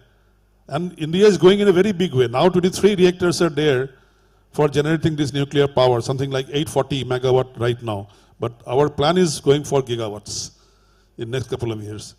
Small amount of energy, fission, fusion will be giving you huge amount of thing, and India's record is impeccable. Dear friends, India's record is impeccable. You had Chernobyl, USSR. You had Fukushima, Japan. You had other things. Only 3 small incidents took place in India till now. Kaiga, Kalpakkam, and Kakrapar. All 3 Ks. All 3 Ks. Small amount of leak. Not a single person died. International community said this is level 1 of accident. Level 5 was Chernobyl and Fukushima. So our record is very good at nuclear power. And whatever, wherever is applicable should be done. Only nuclear power, you need coastline, you need a lot of water, coolant, etc. So maybe in Northeast we don't talk about that. Meghalaya has got the 2nd largest reserve of uranium. Because of various reasons, it could not be mined at that time. Right? So when we talk about energy mix, my take is that whatever you have conveniently in your place, use it. Don't go for huge transmissions, huge transportations, huge infrastructure. And in that case, Mr. Rahman, you have asked this question to Mr. R.K. Chaudhary. Just please be brief in your answer, sir. Sir, I will tell you, hydro projects you have already briefed. Hydro projects, a lot of advantages, even for the environmental aspect. It is adding to the environment of the country. Hydro project and pumped storage projects are a big tool for achieving the carbon neutrality. Right. It is the cheapest also. Yes. Per unit of hydropower produced is cheapest among all the sources. It is a carbon sink, sir. So whatever the area we are going to submerge, double the area of that, we are going to do the afforestation. You can see around the reservoir of the hydro project, there is a lot of vegetation. Water table is raised. So because of the raising of the water table, lot of vegetation and greeneries you will find. And double the area you are going to do the afforestation. So hydro project and the reservoir, the pumped storage projects act like a carbon sink. So it adds to the environment. So that I will add a lot of advantage.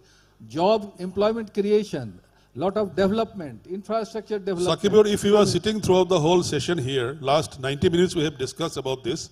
I think you have taken the note that how it is helping us and how it's a free source of energy. Any other question, please? I am from Coal India. I am from Coal India. Please. I am a geologist basically. Out of 8 states, we have got coal in 5 states. Yes. The reserves are about 1.778 billion tons of coal. We have got 654 square kilometers of area that is totally unexplored. In 1992, we utilized our Please come to your question, sir. Yeah. We are eating on the time on the next session. Yeah. In 1995, we shifted to Northeast for mining, but we are sent back to Coal India. Again, we are going back again for exploration, sir. We have explored around 28 square kilometers of area in coal. It's 1.778 billion tons of coal is all there. Please have a look at the coal mining and coal exploration also, in addition to your hydrogeology and hydro and other resources. Thank you. Sir, be assured that coal is not going to go away very soon. I'm telling you, it is like basically, in spite of saying that it's a dirty, ugly, black source of fuel, still we have got lots of things to do with 48.3% of the power generated in India still comes from coal plants, right? In one day you cannot go. That is the reason why Honorable Prime Minister has says India can go carbon neutral only by 2070. US said 2050, China said 2060. Why India said 2070? Many reporters of the globe, they came and told Honorable Prime Minister, you were so proactive, you were so, always you were #1 country in the world. But still you are saying, he says, I cannot give you a false commitment without looking at the base condition of my country. I have to look at that. Still coal is being used. You like it or don't like it. Okay. So energy mix will not drastically change today. And Northeast coal, of course, has got value. It is a major source of power. Salakati is the still biggest power station in the state under NTPC. Okay. So we are going for it, but as many people have voiced here, they will come when our next generation will ask, why did you make the environment so dirty and full of carbon dioxide? So one day or the other, we have to phase out fossil fuels. There is no alternative. Fossil fuels must go sometime or the other. That's the take. So thank you. You are asking question or oh, you have a question also? Myself Chandrakala, I'm an independent journalist. I have a questions. Actually, as we know that the world is actually facing a major global crisis, energy crisis. How do you see, Northeast playing a major role with the right kind of strategies going ahead to face the geopolitical challenges arising out of, be it Russia-Ukraine war, where India has been really trying hard to be collaborating with different countries to meet its energy requirement. So it's open to the panelists, sir. Okay. So I don't know whether I stand correct or probably I'm the fittest person to answer this question. I think it's not a global energy crisis. It's just because of the geopolitical war, and probably with the current after the US elections, I think in the next 6 months that's going to die down, and gas is going to flow from Russia to Europe again. So that is one prerogative, and I think Northeast has already been taken care overall by the government of India as well as the state governments, that the energy supply keeps going to Northeast. I don't think that Northeast will be deprived of energy anytime, because the potential is also there, as well as now we have a common national grid, and we have organizations like NTPC and ONGC and Indian Oil which have gas reserves and oil reserves there. So you have a local reserve potential which is already catering to the mainland apart from what the mix is. If it is regarding just power, I think yes, more and more investments will come when Invest Assam is happening. The northeastern states are opening up with such a, I think this was the first time this kind of event is happening. And if it is going to happen every year, I'm sure a lot of investments are going to come into the Northeast, because it's more about the kind of attractiveness that you provide, that please come and do that. And if we are talking about renewable energy investments elsewhere, and it is going to come to the Northeast also. And I'm sure ambitions of hydropower, PSP are all huge. And even the government of India has been spending a lot on the revamped distribution sector scheme. So your losses which accrue to about 30%, it is going to come down to say 15 to 10% very soon. So I'm sure every citizen will also get empowered slowly. They will have access to good energy and probably access to clean energy very sooner. I think one area which I think because of the hilly terrain is the gas cylinders probably must be going to each homes. So you may not be having a connected grid. That is one which is very difficult also in citing the terrain. But very, very neutral perspective, I think it is going to get supplemented or complemented more. I don't think Northeast staying or deprived of any energy anymore, I think. In fact, Northeastern regions should be able to contribute for the solution to the neighboring countries. Even these political and other issues facing by these neighbors of Northeast India, Northeastern region could help them to solve their energy problem with the advantage that we have in the Northeastern regions. Thank you, Dr. Borua. So we have, as I said, we are now impeding on the next session, which we should not do. We need to be precise, but definitely for the organizers, if you call 6 panelists like this, plus a minister from a state, sir, you are putting up a 10 megawatt proposal for Dimapur district for geothermal project, I suppose, right? So this is one area which we did not speak here. We have many hot springs in Northeast, many. So even from that also, energy mix is something, dear friends, which cannot be spoken in a single line or single stanza.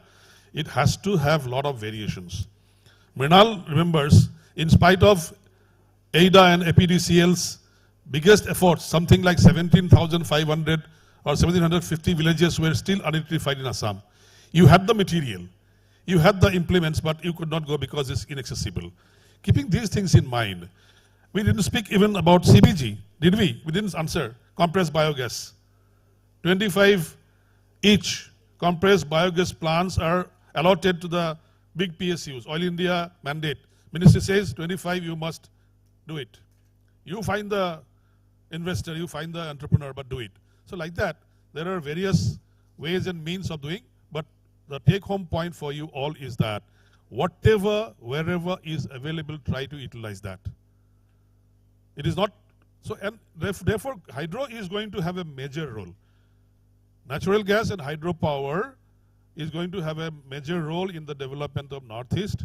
Rest, all small things will come. And most isolated places where you can't erect poles, no lines can be made, you have to go for local level solution, which are there for people to see. It is not that Northeastern states are not doing enough. They're doing. Arunachal government is doing, Nagaland government is doing. So all governments are doing their own roadmap for energy sufficiency, energy efficiency, sustainable development. And dear friends, don't be very afraid that when you hear the word nuclear, you jump and a lot of NGOs come to the field. It is not like that. Many sources are very, very clean. There is misconception, misapprehensions. We have to remove all those things. Thanks to the organizers of Ashtalakshmi Mahotsav for giving us this opportunity. But such type of forum with many more experts, diverse experts should happen. And sometimes I personally feel such exercise should also be done in Northeast. Instead of you all coming from Guwahati, sometimes people from Power Ministry and Delhi can go to Northeast. In turn, we can do it, no problem. There are certain international events which is done once in one place, next in one place, so like that. Shillong is there, Itanagar is there, Guwahati is there. In rotation also we can have, that will make more impact on the people and the local media. Media has to play a major role in giving this type of, right type of perspective, flashing in the horizon. So thank you very much on behalf of the entire panel. I thank the listeners, patient hearing from the listeners, organizers and everyone present here for a wonderful session. We thoroughly enjoyed it. Thank you. Well, indeed, a wonderful session. I thank all our esteemed panelists for giving your time and efforts and insightful contribution, which made this session really interesting. Thank you so much once again. And before we wrap up, I request Dr. Shripana Barua ma'am to kindly honor our panelists with gifts as an appreciation. Thank you.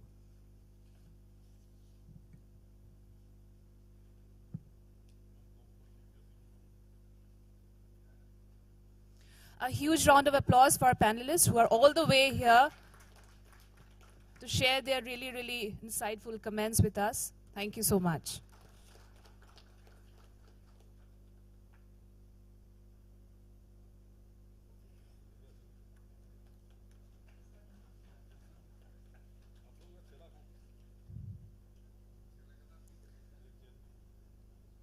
And I request all our audience to please kindly be seated. We'll be starting our session, next session, which is very interesting because when we talk about Northeast, we know about sports, music, culture, and the next session is all about sports.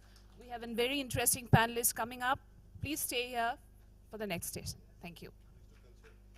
Sports.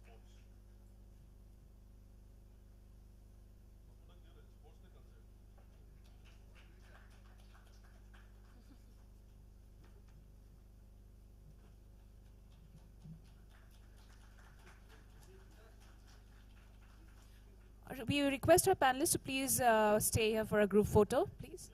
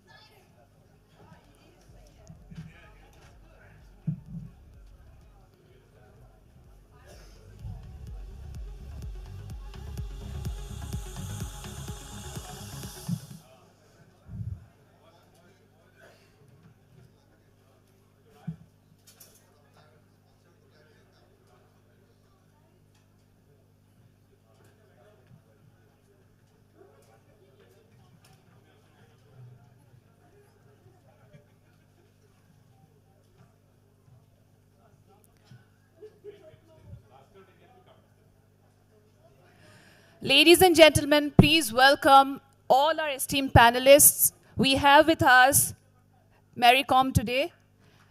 And we could see a lot of kids here gathering, and we have been waiting for this moment. We have a very interesting session coming up on sports. As we know, for years, Northeast India has been a breeding ground for exceptional sports persons, producing icons like Mary Kom, Bhaichung Bhutia, K. Sanjita Chanu, and the incredible Hima Das. Ladies and gentlemen, a great round of applause for all our panelists here.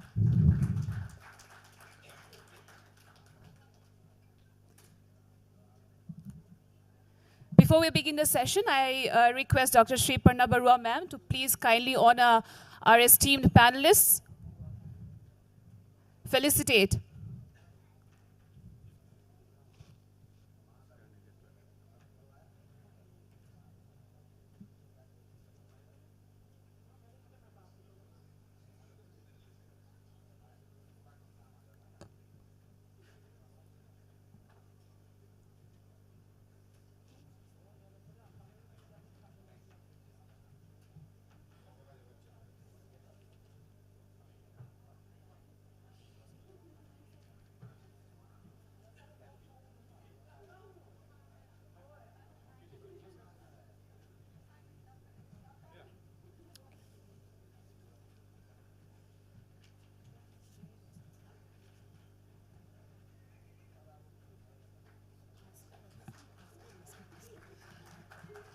A huge round of applause for all our panelists here being felicitated with a traditional shawl.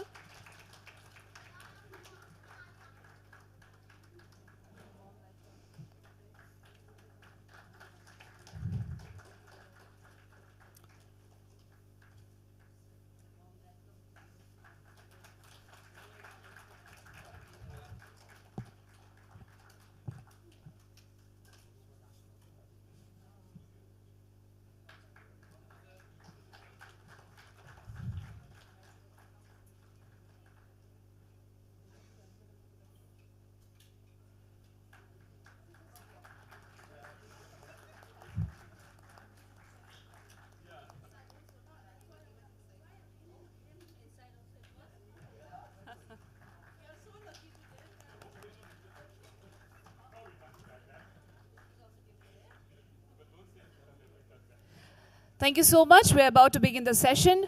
The convener for the session is Shri Mrinal Talukdar. Mrinal Talukdar is a distinguished journalist, author, and filmmaker with over 35 years of experience in Assam and the Northeast. He's renowned for his profound insights into the social history of the region and has authored several books documenting its culture and political landscape. Thank you, sir, for joining us here today. And we have a very interesting panelist today. First up is none other than, with a huge round of applause, is MC Mary Kom, known as Magnificent Mary. She's a legendary Indian boxer and a 6-time world champion. She made history by securing a bronze medal at the 2012 London Olympics, becoming the first Indian woman boxer to do so.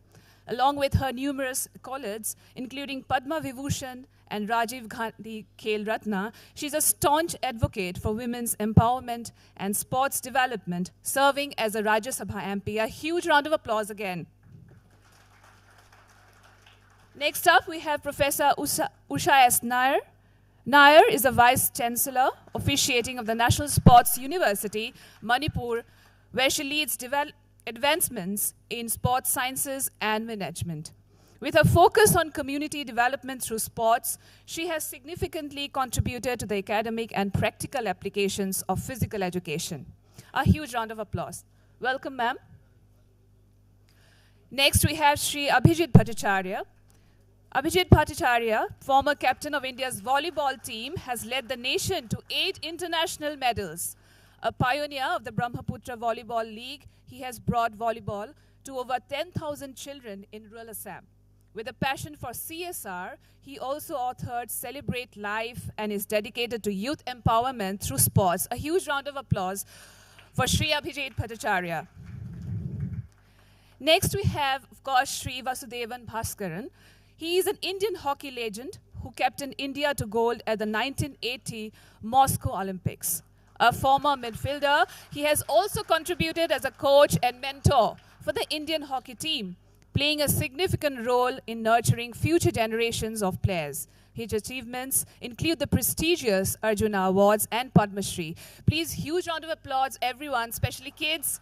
It's a great opportunity for you to have listening to such a great, renowned personality here.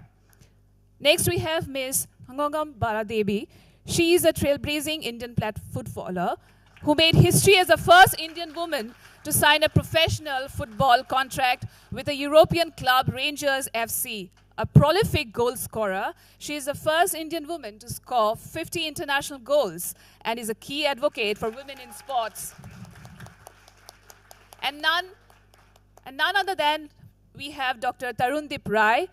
Rai is a highly decorated Indian archer recognized for his consistency in international archery, including 4 Olympic appearances with multiple medals at the Asian Games and World Archery Championships. He has earned national honors, including the Arjuna Award and Padma Shri Award, for his exceptional contributions to Indian archery. A huge round of applause once again for our panelists.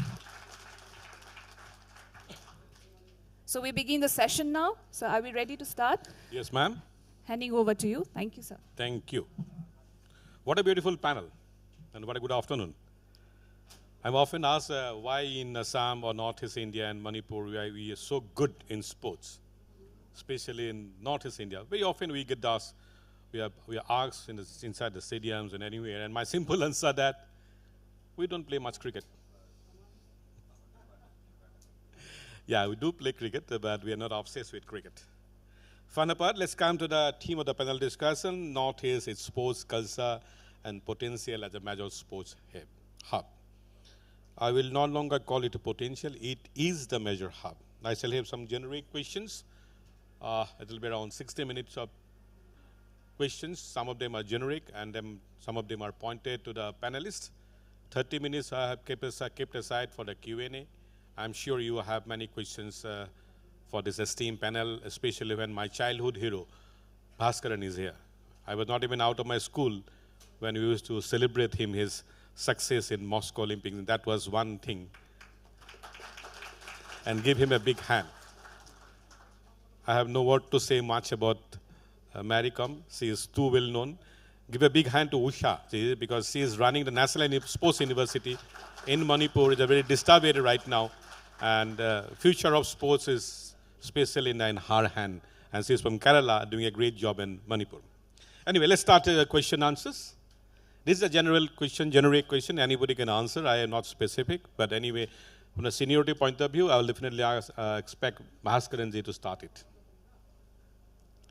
And my panelists, you can ask your question, answers, not necessarily in English, any language you prefer. Hindi bhi chalenge. Meri Hindi itna acha nahi hai, lekin you can go ahead. Don't laugh, yeah. Mere Hindi khaya. You're also. Is it? Mere Hindi bahut hi kharab hai. Anyway, we all Northeastern, kuch to chala leta hai Hindi. Why Northeast is so good in sports? Very simple question. Is there a cultural impact? Kyun itne achhe hain hum log? Well, good afternoon, and thank you so much for inviting me for this wonderful sports session. That was very important at this juncture where Northeast is very popular. And the answer to your question is my good friend nearby. I'm asking you very because specifically. Very simple. The Northeast strength lies in our achievement which nobody in the world could have achieved. Mother, then an Olympic champion. This can only happen only in Northeast region, because I have been, when I was playing, when I was 18, 17 years, the answer is a little bit slightly more, because I should understand, make them understand that Northeast has got a genetic and how and why. I had a friend called Iposhik, hockey player. He used to run better than us. He used to play better than us, but only problem is he was not good at the skill of hockey. Same year, we have Northeast have produced many Olympians, many medalists in Asian Games and Olympics, and Mary Kom is the father and mother of both. In the sense, she is the owner of the Olympics at Northeast. She made everyone believe that from cooking, taking care of the babe and taking care of her body, that itself shows that Northeast has got good, strong legs, strong mind, and strong genetic attachment to the sports, which none of the states have got. I have gone widely into the world, widely traveled any districts of the world or any districts in India too. Played about 5,000 district hockey games in my career, entire India. So I should know why the strength of the legs are very different from other states. That is one of the reasons Northeast is having now 5 Indian hockey players at the age of 19 years. 4 girls have come up. We have 2 weightlifters coming up. We have Mary Kom has to give more boxes. Maybe one of his kids can come up, surely. So I think these are the secret in Northeast which had to be nurtured at a very scientific level from the age of 12. So naturally that question goes to you. Yes, ma'am, because you are the Vice Chancellor of National Sports University in Imphal, and you are, yeah, there is a switch probably. You hold the entire strength in your hand, and you are from Kerala. So I want an outsider-insider perspective from you. Thank you so much. I am with the National Sports University and residing in the Kumalampak Sports Complex, which was the National Games Village. And a very interesting thing when I compare with the other states is, from morning 4 a.m., the whole place is crowded with children, women, men, they may be anybody. Around there's a water body, which is around 100, maybe more than 1 kilometer. And around them you find them running, jogging. Morning till late night, you'll find this whole place where this itself indicates that there's a sporting culture. A parent brings a 5-year-old, I think taken her from the bed, takes her down, and you find the father making the child run. The mother runs, the child runs, and the child forces the mother to run, which I've never seen anywhere. You'd find children in the malls and other places. Here everybody says the children want to go to Kumalampak, which itself indicates that a culture coming in. I think this is something very surprising. How is that you cannot have an Olympian being produced is a big question. I think if it's time we start taking it up. Secondly, you just visit a home of a person who's an elite athlete.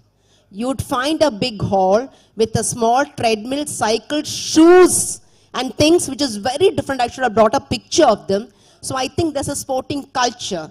And for them, every parent, they are only desirous of bringing about a Olympian. Is that what the spirit that they have? This is what only I can say. I find this, I don't think there's any place in the country, and with such a beautiful topography, with the scenic and with 100% oxygen and whatever it is, with aerobic capacity, I don't think there's any dearth of producing, at least from the Manipur perspective. I just want to add to what you are saying.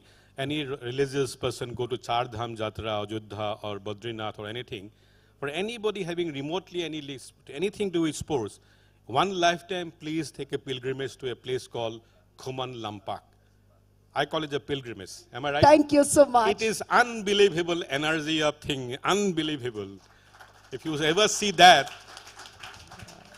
and if you have been around Kumalampak, anyway you will get some kind of thing that you will get, you're not a champion, but you will be a sports person of some discipline. Right, left or center, ordinary boys and girls will be moving around, you will find somebody Olympian, some national level to choriye.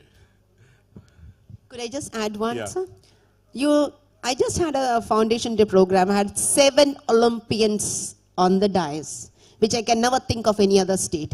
I walk, they say I'm an international medalist. You'll find them all on the street, walking on the Kumalampak, but you don't know who they are. I think if they were in some other state, all of them would be well known, which you find, I think there's no dearth. So I find at times it's quite shocking to see a number of women. One is women empowerment, which I think I'm really so happy to say, a safe place. आप कुछ भी करो, कोई आपकी तरफ आंख उठा के देखेगा नहीं. I myself, I do anything, कोई आपको कुछ कमेंट नहीं करेगा. आपको इतना फ्रीडम मुझे लगता नहीं कहीं मिल सकता है जो आपको मणिपुर साइड से. मणिपुर जैसा जगह कहीं है ही नहीं, स्पेशली विमेन के लिए, लड़कियों के लिए, जहां आप कुछ भी किसी भी वक्त आप चल सकते हैं. कोई आपके ऊपर इवन आंख उठा के कुछ बोल नहीं सकता है, बोलेगा भी नहीं, तो वो और हिम्मत बढ़ा देती है. So I think that's something which is there, which I have to say. कभी-कभी लगता है जो हीरो वर्शिपिंग बाकी स्टेट में होता है, ये नहीं होता है इतना मणिपुर में. कुछ इतना ज्यादा है, that is I think beneficial for the state also. Assam में एक दो को मिल जाता है, सारे को सारा सब उसका पीछे चला जाता है, लेकिन मणिपुर में तो ऐसा दर्जनों है. Mary, would you like to say on and why you are, not you, I mean the Northeast are so strong on sports? Very easy question to you. Yeah, Mary, it's you. Why women are so strong in Northeast? There is so many reasons. Okay, there is so many reasons in a sense. We are a woman from Northeast is, you know, inside already commit this genetic and from the blood only. See, when we are in family and you know what should I say, that family, the support. So other state, if I'm comparing north you know and south, like you know that the differences, like you know girls are not supporting so much, less support, like you know. And here in Northeast, both even boys and girls, they are supporting equally. They are guiding, they are treating very, you know, equal. That treatments, the treatment is equal, and we feel very strong. From that only independent, when we are away from the parents, you know, when we are in the sports or other field, education, away from the family, away from the parents, you know, then that confidence, oh, parents, if we are not together, if we are not spending, you know, that disdain, that bonding, like, you know, that already is strong. So even I feel, yeah, in my case, there will be some little bit, you know, conflict. Like my father is worried in a sense. We belongs to a very poor family. Financially, he cannot going to, you know, support, like, you know. So worried, if I got injured, if I hurt, then again another financially it will cost, na. For that only, my father doesn't want, especially that a game like boxing. If I hurt unnecessary, where he will get the money?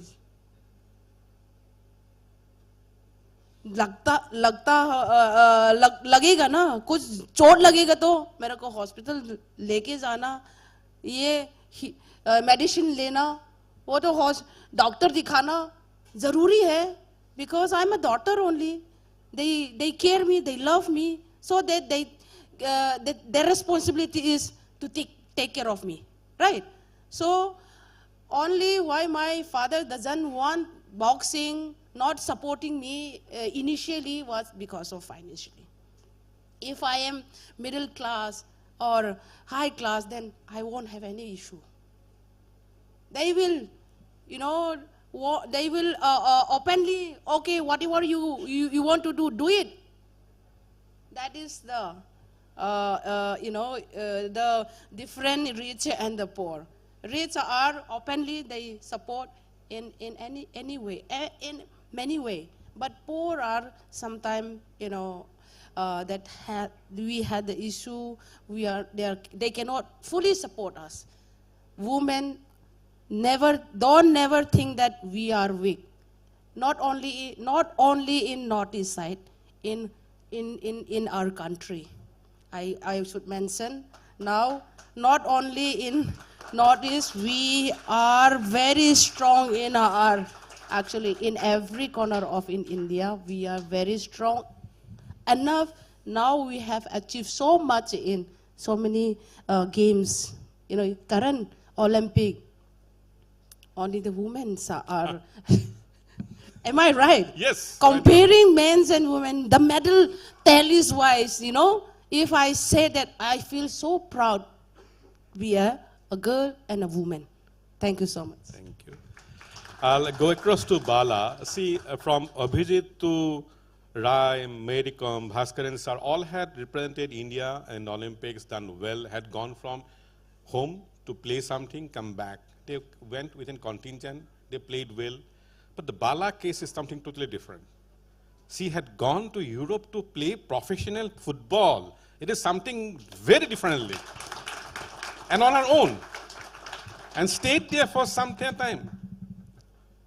मेरे आमने तो बोला था हमको तो English नहीं आते हिंदी में बोलने हमको बोलने को नहीं आता है मैंने क्या जरूरत है बोलने के लिए एटलीस्ट नॉट है तभी भी बताइए about you what you have done गया कैसे देखिए यहां से गेम के साथ पूरा कॉन्टिजेंट में जाके वहां जाए अच्छा खेले गोल्ड लाए सिल्वर लाए वो बहुत अच्छा बात है बट अकेले वहां रह के European atmosphere European football Spain में I think you was there for almost 18 months और 1.5 साल ये मजाक बात नहीं है तो इसलिए I want to know here about that story coming all the way from Manipur very challenging food wise different constant sports contact sports भी है एंड उसके बाद अकेले है आप लैंग्वेज पे यहाँ में आपको इंग्लिश नहीं आते वहां में तो स्पेनिश भी नहीं आएगा तो ये I want to know that थोड़ा सीख के आया होगा कुछ तो बोलो स्पेनिश में so good afternoon everyone so थोड़ा सा मैं कहानी बताती हूँ कि जरूर मैं I want to listen to that story Europe गया सो अभी फिलहाल के लिए मैं इंडिया में सबसे ज़्यादा एज हूँ जब मैं जाने वाली थी तब मेरा एज लाइक थोड़ा 30 ऐसा हो गया था सो एक रेस्पॉन्सिबिलिटी होता है कि एक इंडिया से वहाँ पे ट्रायल देने के लिए जाता है तो सिलेक्शन होगा तो मेरे लिए बहुत अच्छी बात है इफ सिलेक्शन नहीं होगा तो मेरे लिए भी बहुत चैलेंजिंग होता है सो उसमें बहुत मैं फंस गया कि सिलेक्शन होगा नहीं होगा देन वहाँ का एटमॉस्फेयर मुझे पता नहीं कैसा है देन उनका जो ट्रेनिंग स्टाइल बहुत फ़र्क है तो हमने वहाँ पे जाके कभी नहीं खेला है सो मेरे लिए बहुत चैलेंजिंग था कि सिलेक्शन होगा नहीं होगा बहुत इम्पैक्ट था देन मैं गया सो मैं जाने के बाद मुझे बहुत ठंडा था तो उनका खाना कितना बजे खाता है 4 बजे खाना खाता है रात का हाँ रात का खाना 4 बजे 4:30 हाँ सो मुझे वो पूरा डिफरेंट हो गया खाना अलग खाना और पानी भी वैक्सीन से पीता है तो मुझे थोड़ा सा मतलब लाइक ऐसा फील होता था कि हाँ सो ऐसा चैलेंजिंग हुआ था सो खेलना हम लोग को 6 o'clock 2 घंटा का जो गैप था सो मैंने खाना छोड़ दिया सो अपना कुछ जो यहाँ से खाता है तो बनाना वगैरह कुछ फ्रूट्स वगैरह खा के मैंने ट्रेनिंग को शुरू किया सो सबसे अच्छा क्या हुआ मेरे लिए लाइक स्मॉल साइडेड गेम से स्टार्ट हुआ था तो मेरे लिए वन ऑफ द बेस्ट जो ये गेम था तो स्टार्टिंग लाइक क्या करेगा बहुत ठंडा वैन बहुत पानी ऐसा जा रहे बाइक की पीछे जो बैठा है पानी जैसा जाता है ना तो ऐसे ही मैं गेम के लिए भागता है तो पानी ऐसा जा रहा था सो मैं समझ में नहीं आया फिर धीरे धीरे एडअप हो गया 5 मिनट्स में एडअप हो गया सो उनसे ज़्यादा लाइक थोड़ा बेटर हो गया था मुझे सो कॉन्फिडेंस वहाँ से आया देन मुझे फ्यू डेज मैंने ट्रेनिंग किया है सो ट्रायल में मैंने भी स्कोर किया था इसकी वजह से मैं सिलेक्शन हुआ हूँ तो हाँ छोटा सा ये पैनल का क्वेश्चन नहीं है मेरे अपना क्वेश्चन से सॉरी स्टैंडर्ड ऑफ फुटबॉल यहाँ का और वहाँ का डिफरेंस कितना होता है बहुत डिफरेंस है मुझे बहुत चैलेंजिंग करना पड़ा लाइक उनका so start from the starting से इन तक जो स्टार्ट किया था वही सेम टेम्पो में खेलना पड़ता है सो इंडिया में क्या है थोड़ा आगे पीछे थोड़ा ऐसा देख के खेलना पड़ता है सो वो स्टैंडर्ड भी मुझे लेना पड़ता है तो वो प्रिपरेशन भी मुझे इतना नहीं मिला था कि जल्दी से बुलाया था एक्चुअली 10 डेज़ के अंदर में मुझे बुलाया कि अभी आपको ट्रायल दे सकता है आप आ जाओ तो 10 डेज में मेरे लिए बहुत कम टाइम था, और मुझे वीज़ा लेना, उधर से मणिपुर से कोलकाता जाना बहुत मुझे मुश्किल हो रहा था। दिल्ली आके मुझे वीज़ा लेना, ऐसा कुछ बहुत मुश्किल था। मैं सुबह ट्रेनिंग करती हूँ और रात को ट्रेनिंग करती हूँ, कहीं पर भी मैं मिलती हूँ वहाँ पे ट्रेनिंग के लिए मैं जाती हूँ, सिलेक्शन के लिए। Thank you. I'll come to Dr. Torundeep Rai. I can't even guess what is your age, because I have seen from 2003 to 2024, 21 long years he has been in the international field competing for archery. That's the tenacity. Amazing. Look at his fitness. He's a Padma Shri, he's also a doctor, and also he's straight coming from the Indian Army Institute from Pune. क्या बताए, क्या question करें आपसे? पहले question तो आप ही का पूछे, इतना लंजीबिटी का सक्सेस क्या है ये 2024 तक 2003 से? Thank you very much. I have started archery when I was 1 year old. Come on, yeah. By the way, he's from Sikkim. So you have to believe it because he's from Sikkim. So I'm 25 now. Yeah. No, Mary, he is lying. He's lying. Is it? Joke apart. He's fitter than you. सबसे पहले मैं एक hilly region से आता हूँ ना, Sikkim, and वहाँ का मेरा पैदाइश है, परवरिश मेरा आर्मी से हुआ है. डे वन में जो, to be very honest, day one में जो आर्मी में ज्वाइन होने के बाद जो डंडा लगता है, वो 24 साल का नौकरी में भी आज उतना ही डंडा लगता है मुझे. So this is one of the reason about my fitness. And उस इंस्टीट्यूशन में मैंने ये देखा है कि बहुत मोटिवेशन करते हैं एक दूसरे को. मेरे सीनियर ऑफिसर्स या मेरे जूनियर को मुझे मोटिवेशन करना पड़ता है, एंड ये एक पार्ट ऑफ वहाँ का लाइफ है. तो हो सकता है ये भी वन ऑफ द रीजन है दैट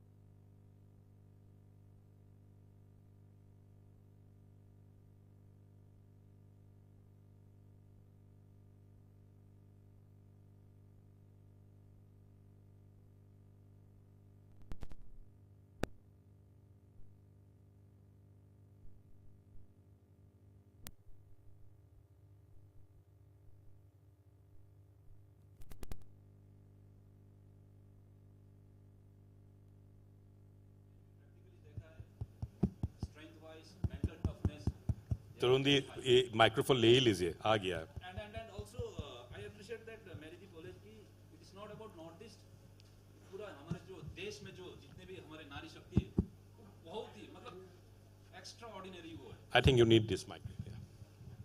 एक्स्ट्रा ऑर्डिनरी स्ट्रेंथ है उनके, मैंने प्रैक्टिकली देखा. एंड मेरी दी जैसे बोले कि हर ओलंपिक्स में वुमेन का स्ट्रेंथ ज्यादा बढ़ रहा है ओलंपिक मेडल्स में.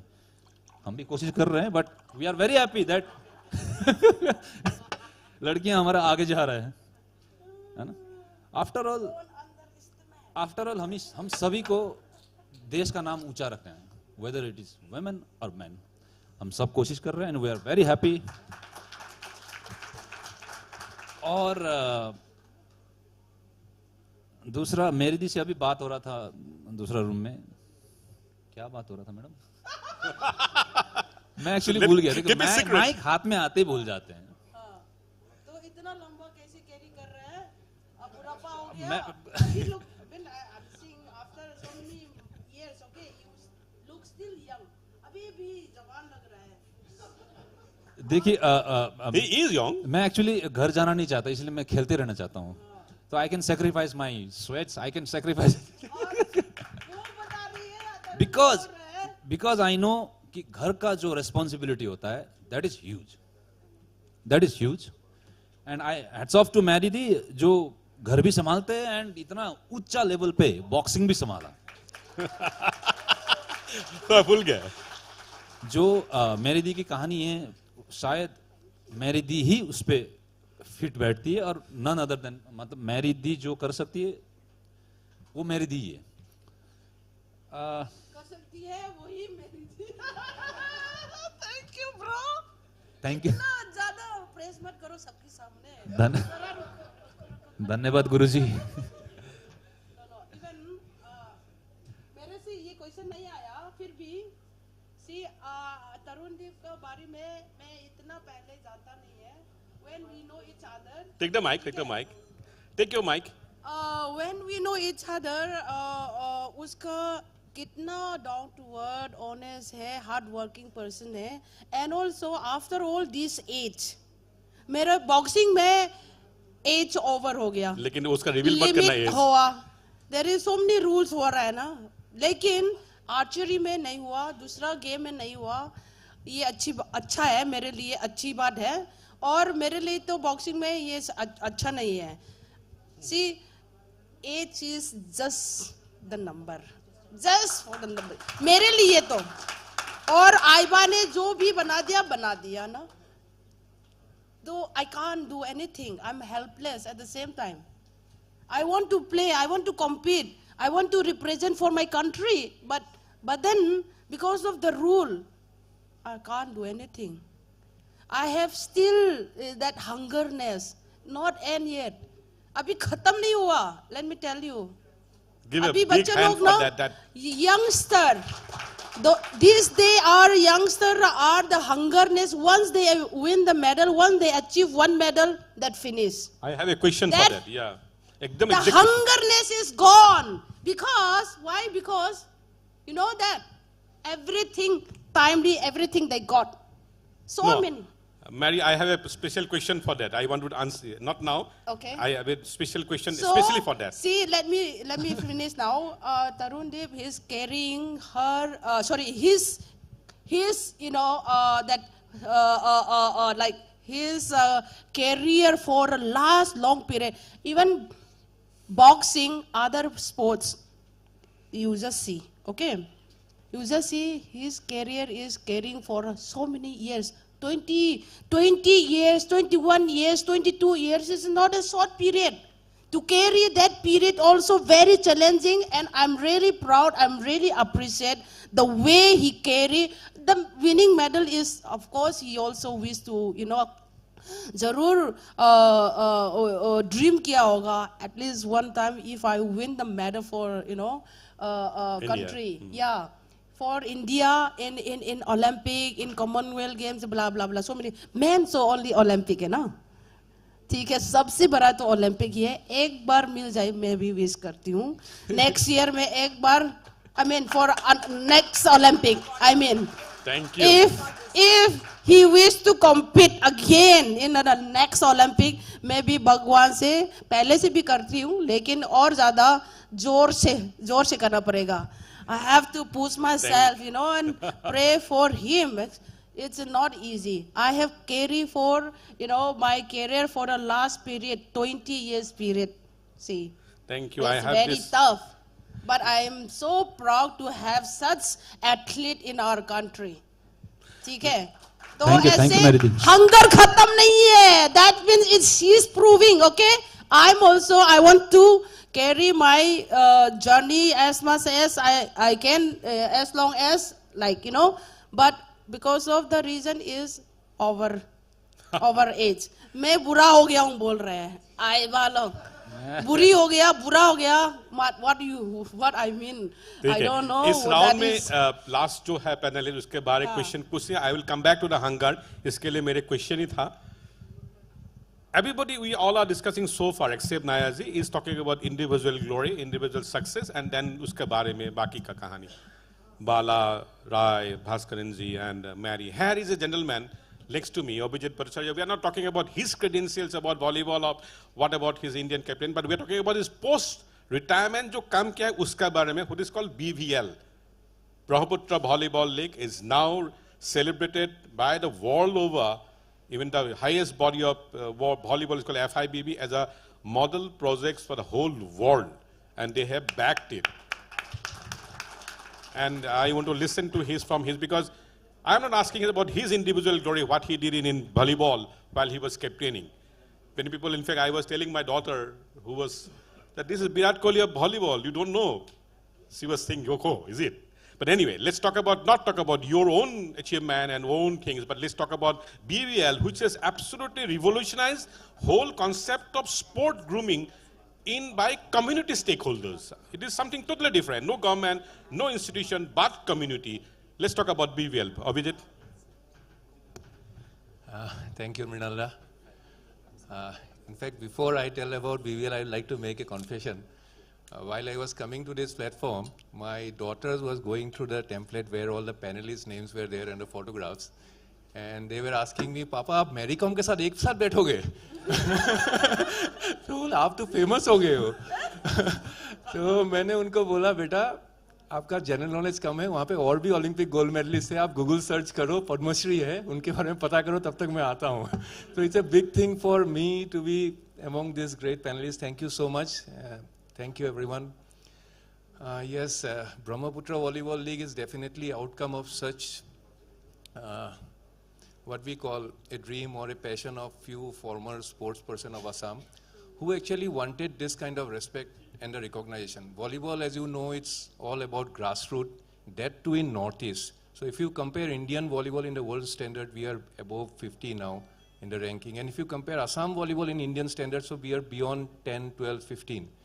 लेकिन जो गांव में बच्चे खेलते हैं, जो मेरे पुराने प्लेयर्स थे, सबका एक सपना है कि हमें भी उतना रेस्पेक्ट मिले.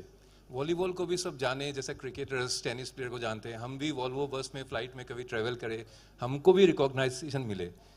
तो यही एक सपना था. मुझे तो वॉलीबॉल से सब कुछ मिला. I got a job and everything. वो बच्चों का स्कूल से लेकर सब कुछ वॉलीबॉल से होता है.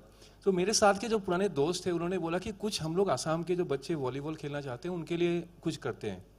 तो हमारे पास कोई फंड नहीं था. 2019 में हम लोग सब एक साथ बैठे, बोला एक ठीक है, अगर करना है तो एकदम छोटा स्टार्ट करते हैं. So let us collect 100 balls. जो गांव के बच्चे को खेलने नहीं मिलते हैं, उनको हम लोग बॉल देते हैं एक एक करके. तो वॉलीबॉल 500-600 रुपये में आता है. तो मैं दोस्तों को बोला, बाकी फैमिली वालों को बोला, सब ने 100 बॉल जल्दी से डोनेट कर दिया. तो हम लोग ने गाँव के बच्चे जो खेलना चाहते हैं उनको दे दिया. तो सबको थोड़ा सा एनर्जी मिला कि और भी बच्चे हैं जो खेलना चाहते हैं. So we started that way. लेकिन कोविड आ गया, 2020 में कोविड आ गया. तो उसके बाद हम क्या करें. तो I was in Delhi working in ONGC. तो कुछ टी गार्डन के बच्चे थे जो इंटरेस्टेड थे, लेकिन कोविड के कारण से सब बंद था. तो हम लोग ने सोचा कि कैसे खिलाया जाए उनको. तो आई स्टार्टेड ऑनलाइन क्लासेस. बोला कोई बात नहीं, बॉल नहीं है, ठीक है, कपड़े का बॉल बनाते हैं. एंड मैं एक टॉवल लेके उनको बॉल बनाना सिखाया. तो वो लोग मेरे से भी और क्रिएटिव है. उन्होंने गाँव के बच्चे हैं, तो उन्होंने कपड़े सब मिला के अच्छे अच्छे बॉल बना के. नेक्स्ट डे देखा मैं ऑनलाइन क्लास में, मैं यहाँ से मोबाइल लेके बैठता हूँ, वो लोग बैठते हैं वहाँ पे. तो उनको मैं जस्ट सिखाया था ऐसा ऐसा करना चाहते. नेक्स्ट डे सब बॉल एक एक लेके आ गया. And that's how I got the motivation from them. So I started since they were tea garden children. पहले वॉलीबॉल नहीं, कुछ रिक्रिएशन एक्टिविटी से स्टार्ट किया. हाथी बोलने से ऐसा करो, नाती बोलने से ऐसा करो, क्योंकि they relate to elephants, they are from tea garden. तो एक बॉन्ड होने लगा. तो मैंने देखा जब बच्चे कुछ सीखता है तो उनको दिखाने का मन करता है, एक प्लेटफॉर्म चाहिए उनको शो केस करने के लिए. तो मतलब एक ही बार अंडरहैंड करते रहेगा तो बोर हो जाएगा. तो आई थॉट कि नेक्स्ट संडे हम लोग 3 टी गार्डन के बीच में ऑनलाइन कौन अंडरहैंड ज़्यादा कर सकता है, इसमें से बेस्ट 3, उसमें से बेस्ट 3, और 100 रुपया प्राइज मनी रख दिया. तो यहाँ से मैं दिल्ली से टॉस करता हूँ, जो जीतता है वो पहले करता है वहाँ पे. So then I got that, उनका इंटरेस्ट बढ़ गया. तो पहले जो कोविड के पहले जितने गाँव के बच्चे लोग को हम लोग ने बॉल दिया था, सबको इकट्ठा बुलाया और बोलते हैं ऑनलाइन अंडरहैंड लीग होगा वॉलीबॉल का. तो कभी सुना नहीं था ये. तो रोज़ सुबह से हम लोग बैठते हैं और बिलीव मी, बच्चे लोग प्रैक्टिस करते करते तब तक कोविड ओपन हो गया, बॉल आ गया. तो एक दिन एक बच्चे ने 2000 अंडरहैंड कर दिया. It's a huge thing. तो नेक्स्ट डे उससे ज़्यादा कर लिया.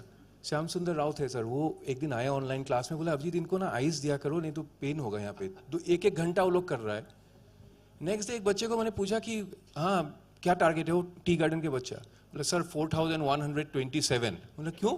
बोले एक दिन 5 साल का एक बच्चे ने 4126 किया, तो he wants to beat that. तो कॉम्पिटिटिवनेस आ गया.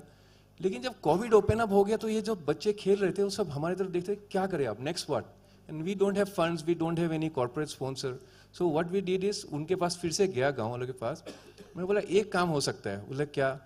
मैं बोला अगर आपके गांव में कोई टीम खेलने के लिए जाएगा तो आप लोग सब मिलके उनको राइस दाल थोड़ा सा डोनेट करके एक कम्युनिटी मील उनको खिला सकते हो कि नहीं.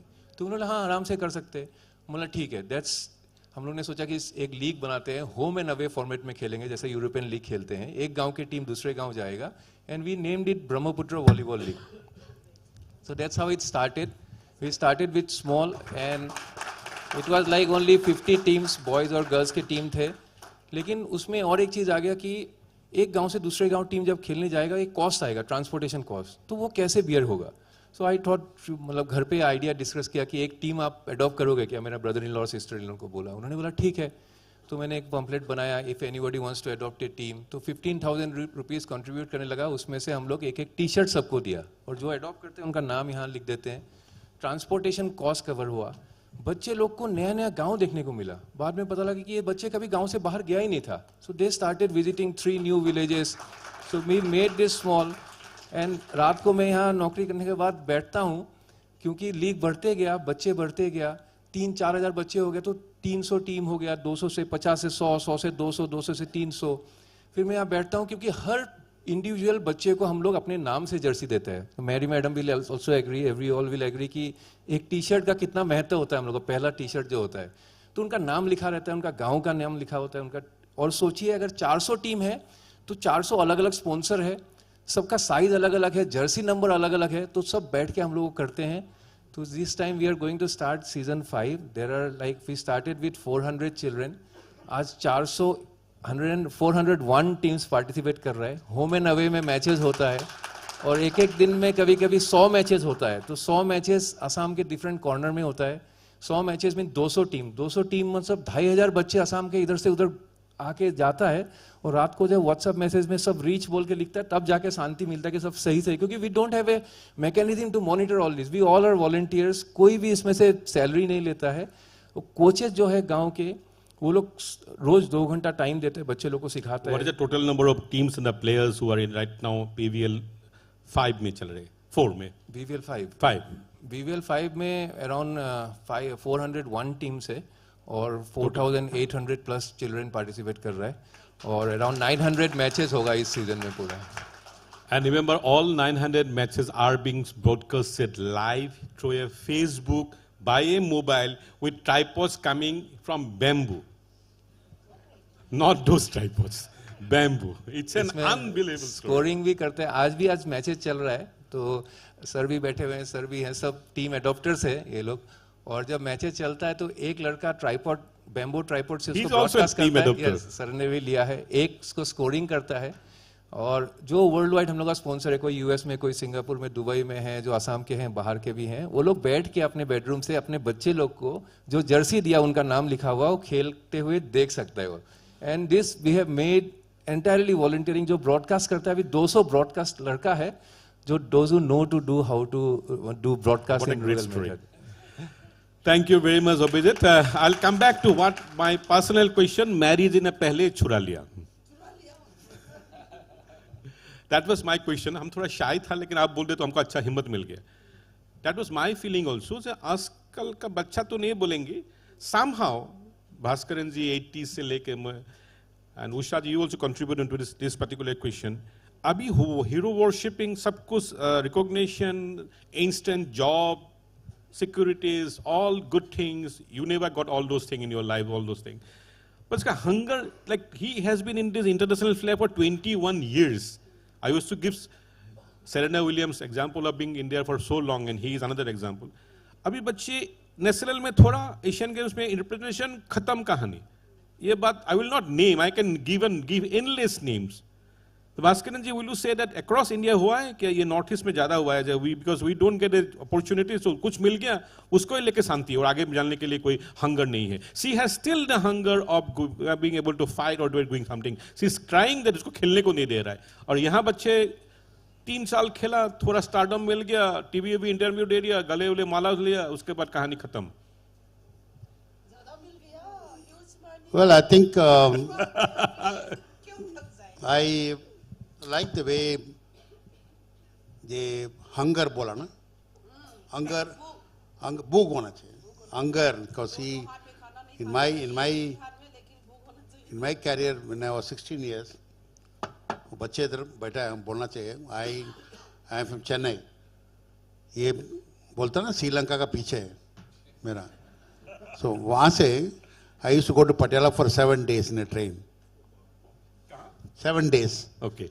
In Patiala. पटियाला तो वहां से पटियाला पहुंचते तो 3 दिन लगता था नहीं 7 दिन 7 कैसे दिन बता रहा है this is only one train हमारा फर्स्ट ब्रेकफास्ट होगा विजयवाड़ा में मिर्ची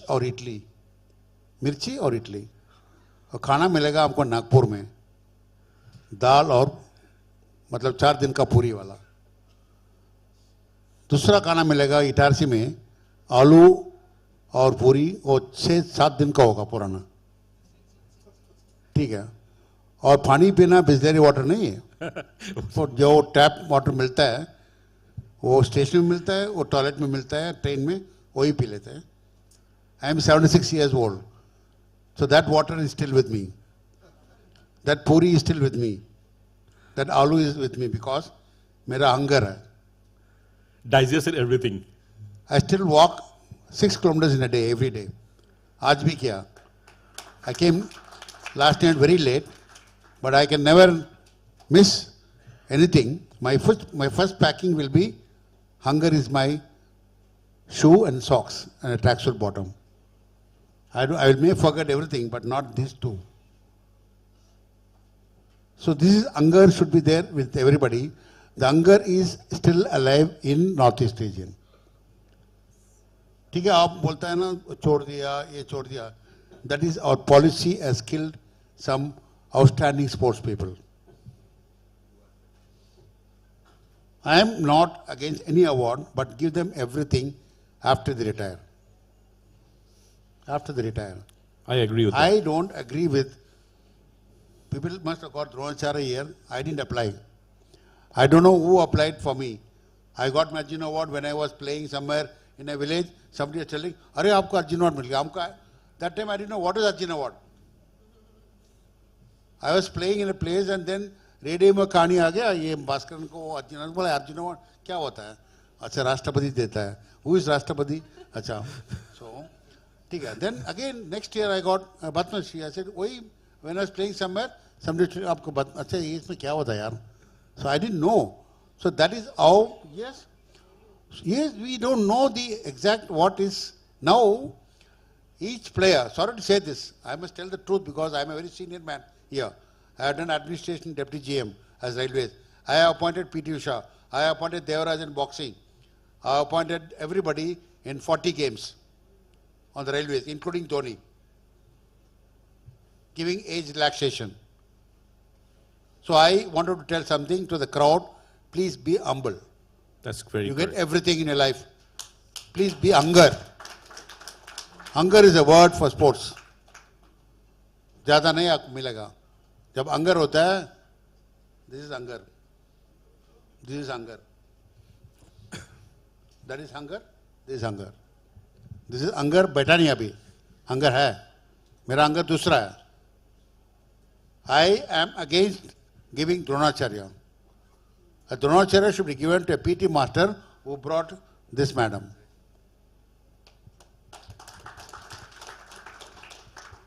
Please go back and see the Ramayana Dronacharya. What is Dronacharya? So correct. Man who gives the boxing gloves to this madam is Dronacharya. The man or girl who takes her for running in the morning, a coach I know in the boxing, goes in a cycle, a cadet runs behind the cycle. The cycle man is the coach, he is Dronacharya. Not जब India में आके ये अंगर खत्म हो गया उसके बाद तो जीतता है तो एक साल में कोच हो गया Dronacharya that is the wrong signal going to sport people and also the other players Asian मिल गया बदमाशी मिल गया अरे क्या यार that is very sad sir this boy should know that you should earn the colour what's that you don't buy the colour you should earn the colour earn it you can't buy the colour You have to earn it. You earn it and be like these people. All history here. Is a history. All history because they earn. She went and played when I live in England for 6 months. My son is there. I see people walking. I cried when she talking about the baraf aankh mein aata hai. It is -8 degrees. -8 degrees में your shoes will have fungus. जब शू निकालता है रात में, ये नहीं बोला, जब शू निकालता है it will be full of fungus. -6 degrees में कौन फुटबॉल खेलता बताओ? -4 degrees we are trained in Spain and Russia. मुश्किल है. For Indians it's मुश्किल है. Very difficult. That's why I always praise my little girl. I would always say girl, she's not a old girl, little girl. Hunger of fighting. Hunger of fighting. I was there in 2012 in London. I have seen 12 Olympics on my own. This Olympics I went on my own. 2 as an Olympian, 2 as a coach, 2 observer, rest Olympics. As long as I am alive, I will see the Olympics. That's the hunger. Wow. That's the one. Tarundeep जी, भास्करन जी बोला north east वाले थोड़ा कम है, बाहर में ज़्यादा है, लेकिन I think Mary will be also agreeing that north east में भी अभी जो बच्चे खेल रहा है, that hunger is somehow I am finding a little lacking. दो कुछ मिल गया, नौकरी, छोटा नौकरी मिल गया, शांति उसमें खत्म. I have seen great people with aspiration, great promise, dying away in very thing. और हम लोग भी है पीछे पीछे कैमरा लेके उसके बाद घूमता है, फोटो खींचता है, उसके बाद खत्म करता है कैरियर. मेरा एक only 1-2 minutes answer for this hunger to decrease. Please show them in the morning in all schools. Mary Kom ka 4 years victory.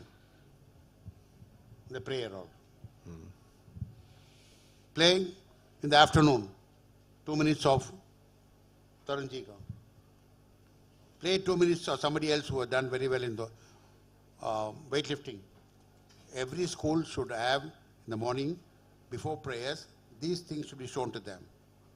Very correct. Tarunji, that's my question. Eventually I'll go to you for the university thing, but I'll be asking this question limited to Tarunji and Tarun and Mary Kom. मैं Vasudevan sir से बहुत सहमत हूँ जो उन्होंने कहा कि उन्हें जब अर्जुन अवार्ड के लिए नॉमिनेट किया गया तो उसको पता भी नहीं था क्या होता है ये चीज़, और विदेश में कहीं खेल रहे थे. एट अ सिमिलर वो घटना मेरे साथ भी घटा हुआ है and it touched my heart कि या उस समय ऐसा था. 2006 की बात है, मैं कोलंबो में खेल रहा था, सेफ गेम्स खेल रहा था. उस टाइम मैं तो विदेश में ही था, तो ये अर्जुन अवार्ड का घोषणा हुआ था, है ना. And I was very happy.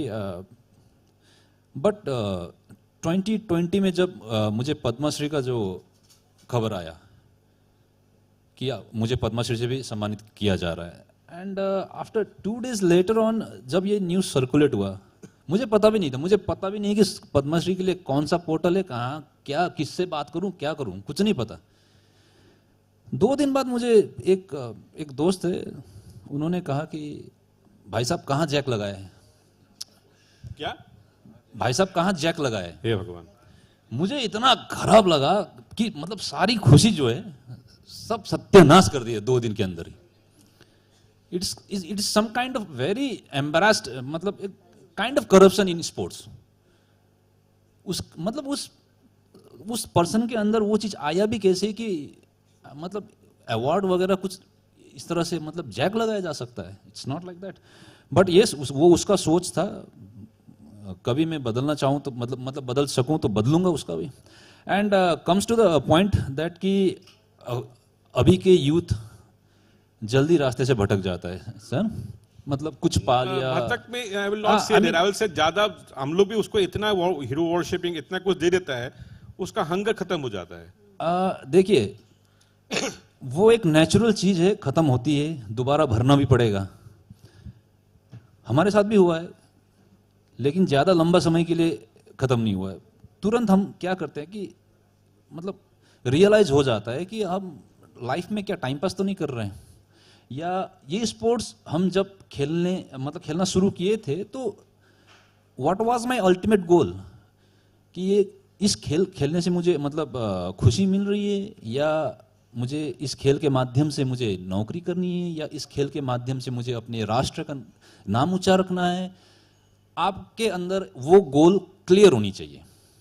आपका लक्ष्य क्या है वो चीज क्लियर होनी चाहिए. उसके बाद आप उसको प्राप्त करने के बाद अगर आप भटक जाते हो तो आई कैन नॉट से कि आप भटक गए. यू हैव अचीव्ड जो चीज आपने शुरू किए थे. एंड मैं यही कहूंगा कि अगर आपके अंदर आप अगर स्पोर्ट्स को लेते हो तो जैसे मेरी दी ने बोला कि स्पोर्ट्स का एक अल्टीमेट फाइनल गोल यही होता है कि ओलंपिक्स में मेडल लेना। बट टू बी वे वहां यहां पे भी दो चीजें, ओलंपिक में मेडल चाहिए या फेम चाहिए। You must clear your mind कि आपको मेडल चाहिए या उसके बाद का जो फेम दिखता है हावी क्या हो रहा है आपके अंदर। ये दो चीज को एनालाइज करना बहुत जरूरी है। अगर आप फेम लेके जाते हो you will lose, you will not get the medal. अगर आपके अंदर गोल्ड मेडल ही रहता है तो one day you will win the medals. ये मेरा अपना लाइफ टाइम का जो मेरा एक ये 4th ओलंपिक्स पेरिस वाला मेरा 4th ओलंपिक्स था। एंड यदि मुझे हर 4 साल के अंदर खेलने का मुझे एक मौका मिलता या मेरा फॉर्म रहता सही तो it would be my 6th Olympics. 6th Olympic 24 years। 2004 Olympics मेरा सबसे फर्स्ट ओलंपिक्स था एथेंस। एंड 12 खेला, उसके बाद 21 Tokyo and 24 Paris. 6 Olympics 24 years। Many of your आपका काफी बच्चों के तो इतने उम्र भी नहीं होगा जितने he is playing Olympics. But I think वो 8 देखिए ओलंपिक तो होता है 4-4 साल के अंदर, बट 8 साल के अंदर 2 ओलंपिक्स मेरे साथ हुआ है। एंड आई थिंक उसके पीछे भी कुछ सोचे होंगे ऊपर वाले ने, है ना। तो इस बार जब मैं पेरिस से वापस घर गए तो माय फादर सेड दैट कि first of all north east जैसे हमारे वहाँ के जो पेरेंट्स होते हैं बहुत एनकरेजिंग होते हैं। एंड आई डिडंट से कि अदर बाकी जगह का नहीं होता है, बट मेरा पापा हमेशा ही मुझे एनकरेज किए हैं आज तक। एंड मेरे दिमाग में था भी नहीं, जब मैं पेरिस ओलंपिक से वापस गया तो मेरा पापा डायरेक्ट बोलता है सबसे पहले कि कोई बात नहीं, ओलंपिक में 5 रिंग होता है, तेरा 4 हो गया है, 5वां कंप्लीट करके आ बोलता है। मुझे मेडल से कोई लेना देना नहीं है, तू खुश रहो। अगर तुम्हें खेलने में खुशी मिलती है तो तुम खुश रहो और तुम खेलो। घर का जिम्मेवारी मैं आज तक निभा ही रहा हूं और 4 साल निभाऊंगा। बस तेरी खुशी अगर उसमें है तो 5वां रिंग भी कंप्लीट करके आ बोलता है। तो अगर मैं 5वां रिंग कंप्लीट करने, अगर अभी तक मैं शार्प नहीं हूं माइंड से, बट अगर मैं उतरूंगा तो इस बार पक्का मेडल के लिए ही उतरूंगा। वाओ मैरी तो सभी से मेरा यही रिक्वेस्ट है सभी यूथ से कि आपको एक लक्ष्य का क्लियर होना जरूरी है। आपको कौन सी मेडल चाहिए आपके लाइफ में, जो आप अगर आज के दिन स्पोर्ट्स स्टार्ट करते हो तो आप लक्ष्य को बहुत पूरा क्लियर होनी चाहिए। आपको ओलंपिक मेडल चाहिए या नेम चाहिए या फेम चाहिए या पैसा चाहिए, क्या चाहिए आपको, लेकिन एक ही चीज को सेलेक्ट करना होगा आपको भविष्य में सब मिलेगा जरूर। मेडल चाहिए तो मेडल ही मिलेगा, पैसा चाहिए तो पैसा ही मिलेगा, लेकिन पैसा चाहिए मेडल नहीं मिलेगा। अगर लक्ष्य आपका पैसा है तो मेडल नहीं मिलेगा। तो you have to be clear. Mary you have a strong opinion on that about the hunger.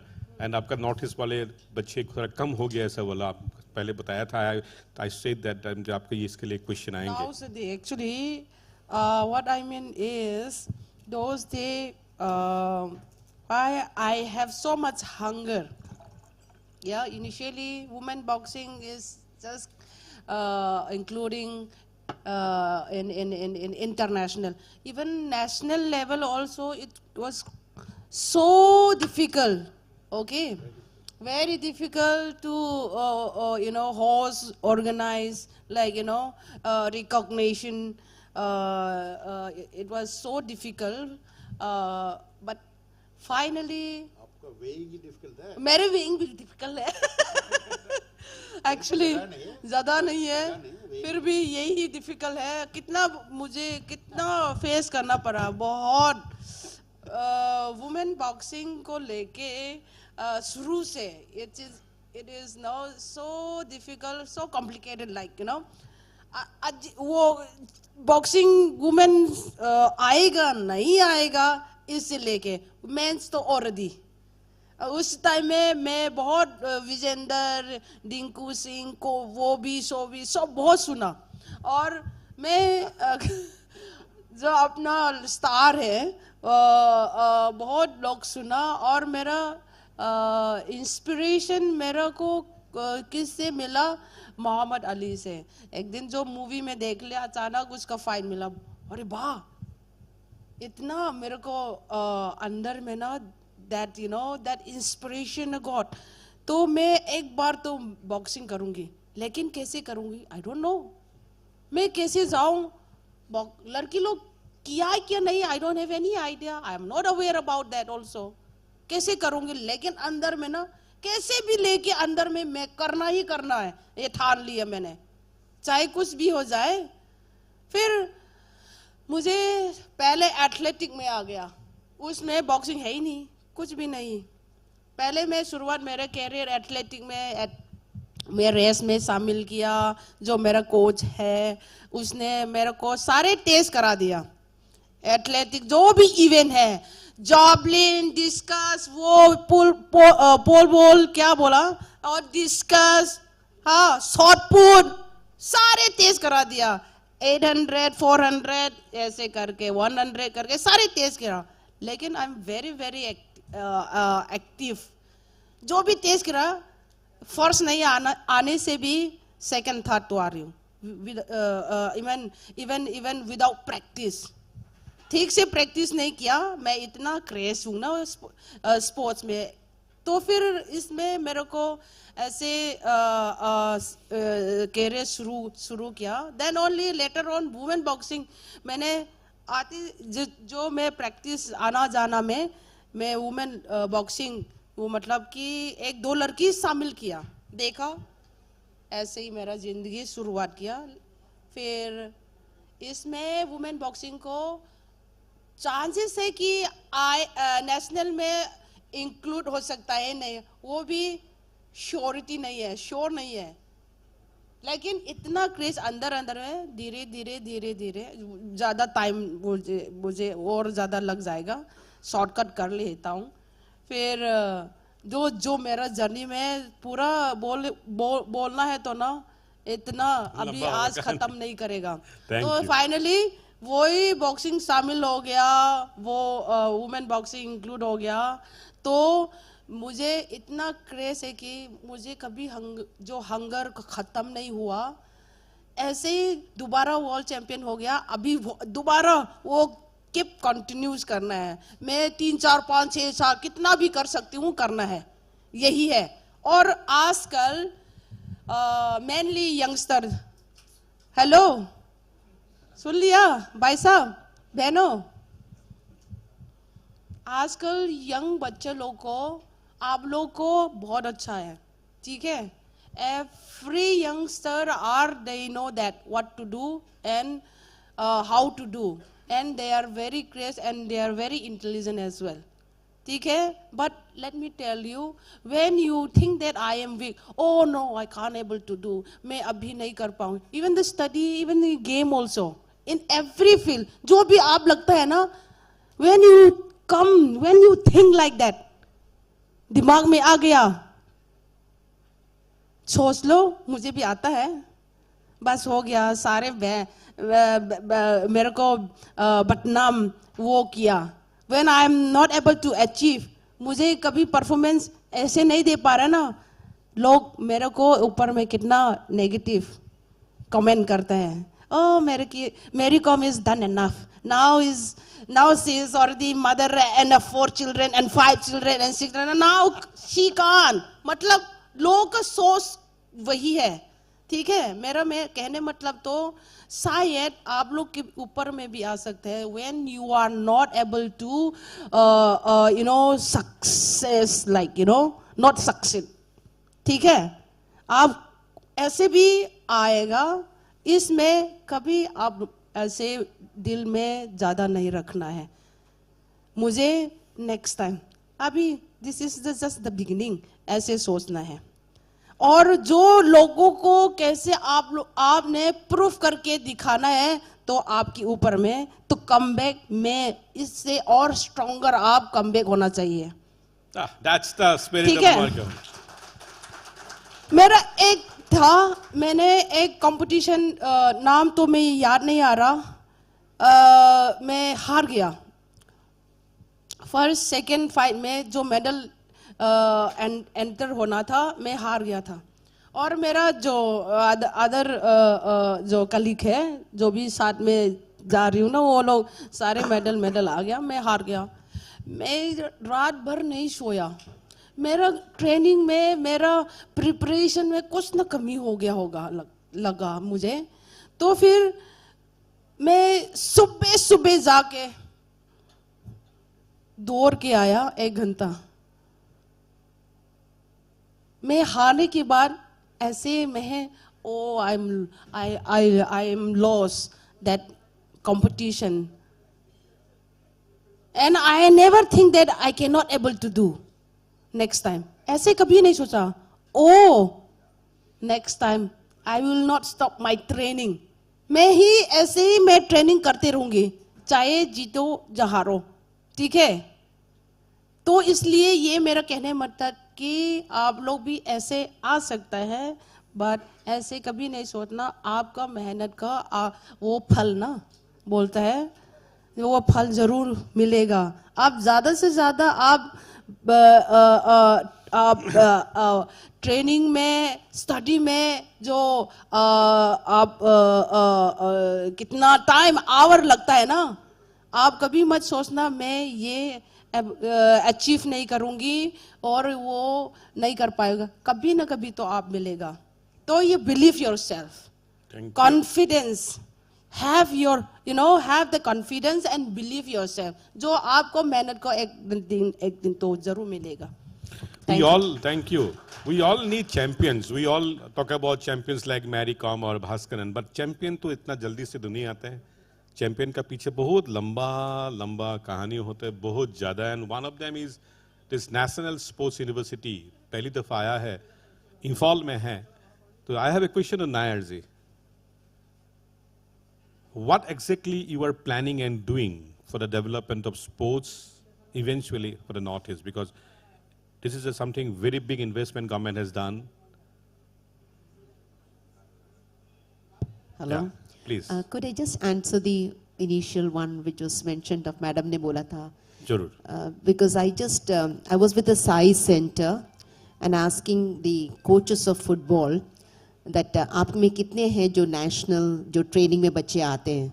तो मैं से बोला गया कि बहुत कम बच्चे हैं जो स्टैंडर्ड के, they all are joining other clubs. They are not using the existing facilities is one which I found, because when they play for the clubs they are able to get. You're talking about Manipur? I'm only talking of Manipur, because I felt is why we cannot have an Indian camp in Manipur. I was just thinking of this, क्यों एक camp हम कहीं ला नहीं सकते? And I feel this should come out with a resolution. This should not be a talk. इसमें से कई points resolution ले आएगा. Get at least 1 or 2 Indian camps in Manipur, and I find sports can develop. एक आप लेके आएंगे तो वो बदलाव ला सकता है. Then this particular panel would be meaningful. We all pray for that situation of Manipur improves, because last 1.5 years has not been very good. We are on a good side. As I told you, Kumal Lampak is a pilgrimage. उसमें कुछ ABC कौन जाति का है क्या है कुछ नहीं है। So let the Kumal Lampak be the main pilgrim, और ये सारे कुछ फिर मणिपुर में हो जाए, उससे ज़्यादा तो कुछ we cannot expect much. तो इसमें सिर्फ एक suggestion है कि ये भास्करन जी कुछ बोल रहे हैं। I have an answer for you.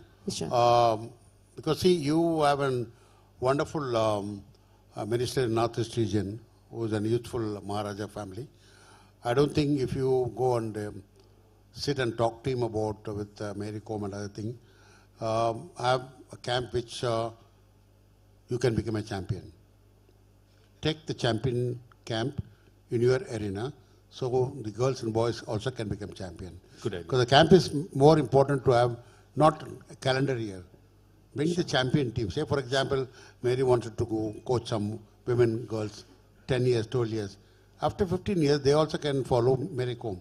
Because that's very important, that we need to have a popular game which the girls and boys can adopt in your own arena, which is easy for the father, mother. No, they won't be like, there's no more parents now, they can live without boy or girl. Yeah. Mary Kom ka different hai, mera different hai. Now, this father, mother are now attached to the kids now. Yeah. So I think we need to, propel that way. And I think we have the political reasons that I will not even talk about it. That's question mark. We don't even, nobody is going to kill the sports fellows. No. Nobody is going to shoot a sports fellow. So I think when a camp is there, in fact, that will change.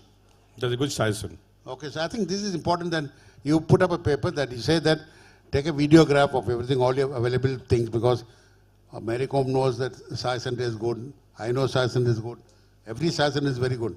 But if you want, take archery. You can take the champions. Take the champion one, so which you can become quickly instead of making a colloquial one. Take one champion team, champion game, which your girls and boys are good. Scientifically, you can test them. In 4 years, you get the result.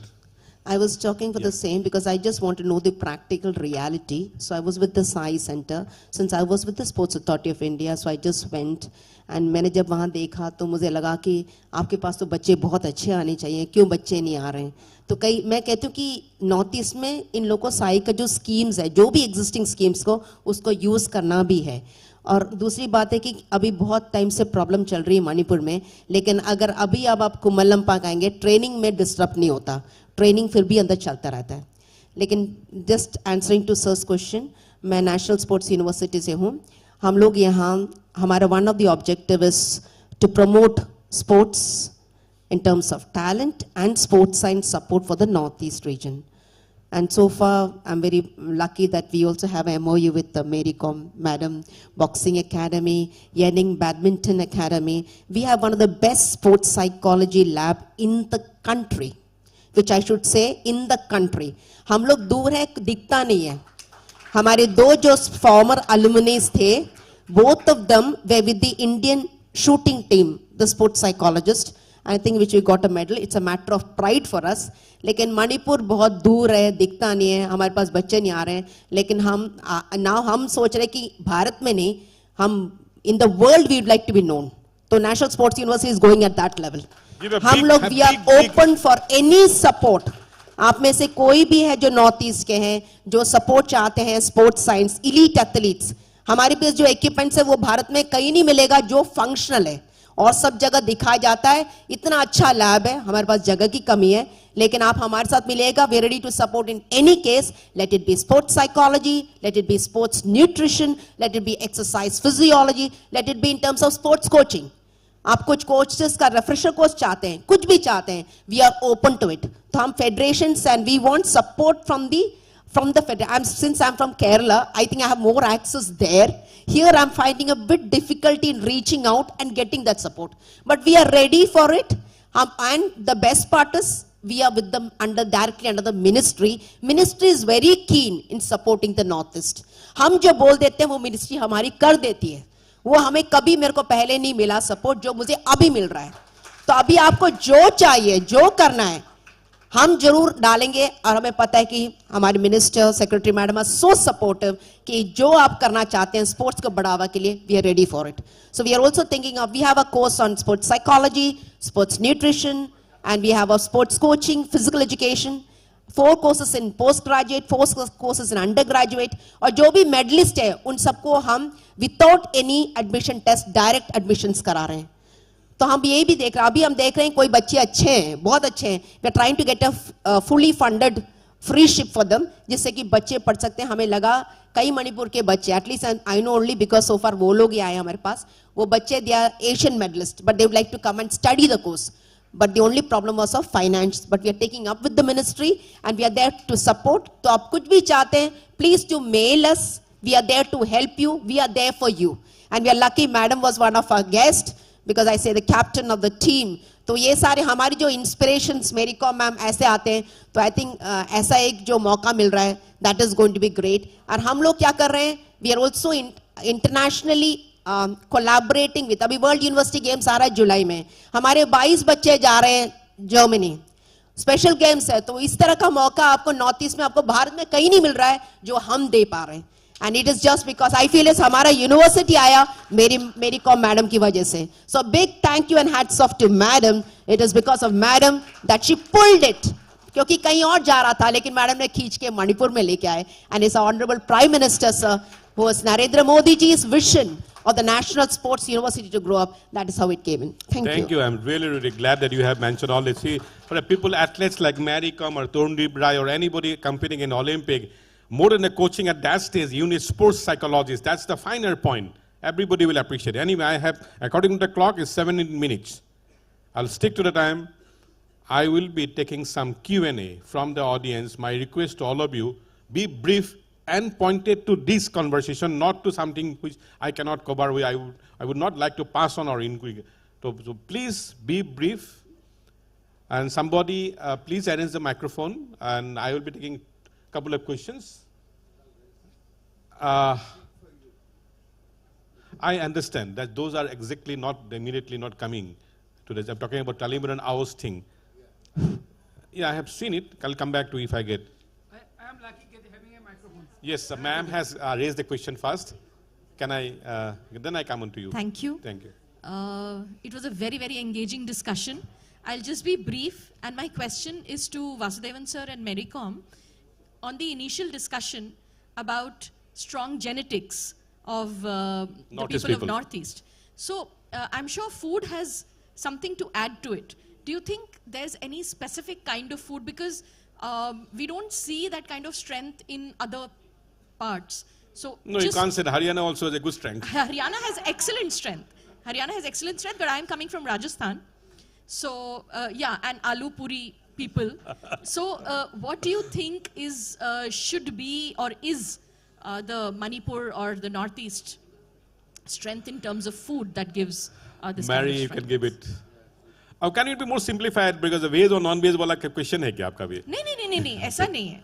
ऐसा नहीं है. I just, because genetics is one thing, but food adds on to it, I think. Yeah, Mary come and Bhaskar. Ma'am, thank you for the question. Actually, genetic in a sense, if I should say, it's already blood also, and the food also, as you just mentioned that food was we usually eat the very simple, very the way prepare, and less of cooking.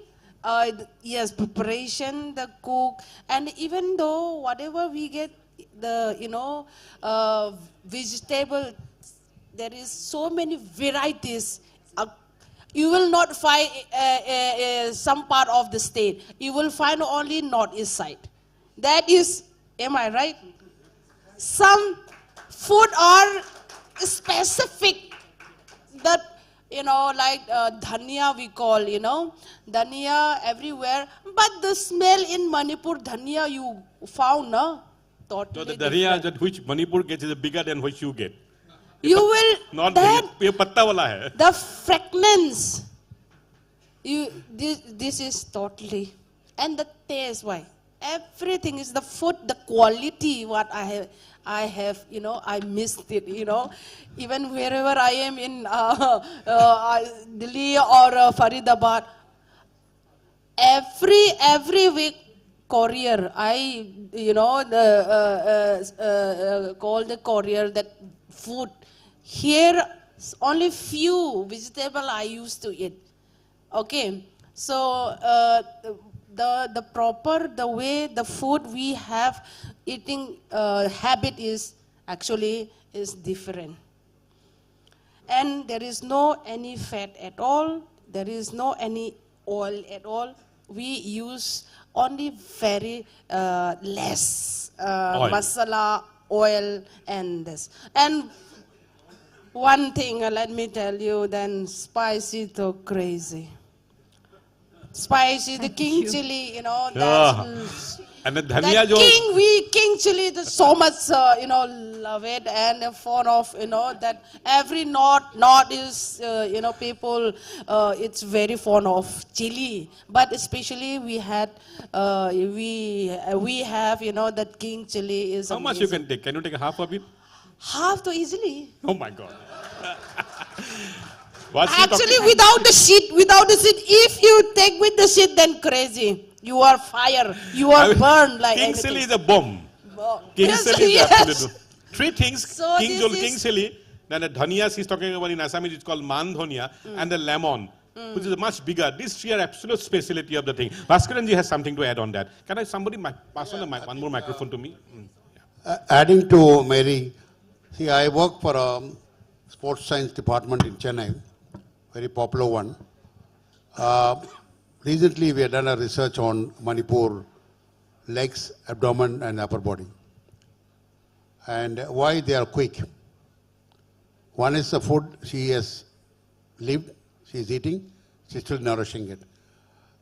If somebody can do research on Mary's footwork, on all the Olympics and the World Championship, you will get the answer. You'll get the answer. If you see some of the hockey girls and boys, the legs movement and the sprint and the quick turnabout, you'll get the answer from other boys and girls in the country. But again, the research, along with the fitness level, biomechanics level, will give you the answer. And that fitness is 80% above than the Haryana boys and girls. I can prove it because I am on a job of doing research on the legs, abdomen, upper body, which could be only 60 kg and below, then they become a world champion. More than, I have not seen anybody 6-footer in Manipur. Very difficult. So I think this is one of the advantage they have in sports. You know, I remember when we had a great coach in Balkrishan Singh, we selected one boy from Manipur because of his height and quickness, Tiken Singh. Tiken Singh, famous. He and Toba Singh. Toba Singh. Because they were 5 feet 4 inches, 5 inches. They're strong on the legs. They can move quicker than another boy, a Punjabi boy. Honestly, I mean, I'm not differentiating the people. The reason I'm telling, the science is still alive. So I think these are the two things. One is food. I'm not thinking. I'm a rice eater. She's a rice eater. Okay, but that also gets in a combo in your body. But height, disadvantage to many, but advantage to these people. If she was 5'8", she would not afford boxing. She would have gone and played volleyball. Because of height, she can duck quickly. Quickly she can escape. Everything can be done in all this, you know, biomechanics level. And this answer you'll get if you test some of the athletes under 14, they become world champion. Thank you. Thank you so much. Before I pass on the microphone to the gentleman, there is two suggestions from a former civil servant and who had a sporting administration background, Swapnalil Borua, who will be the panelist next.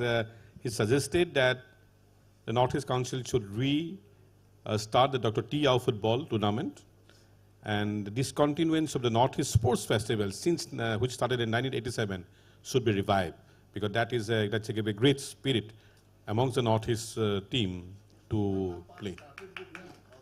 In fact, Kumal Lampak started with it. We should give a big hand.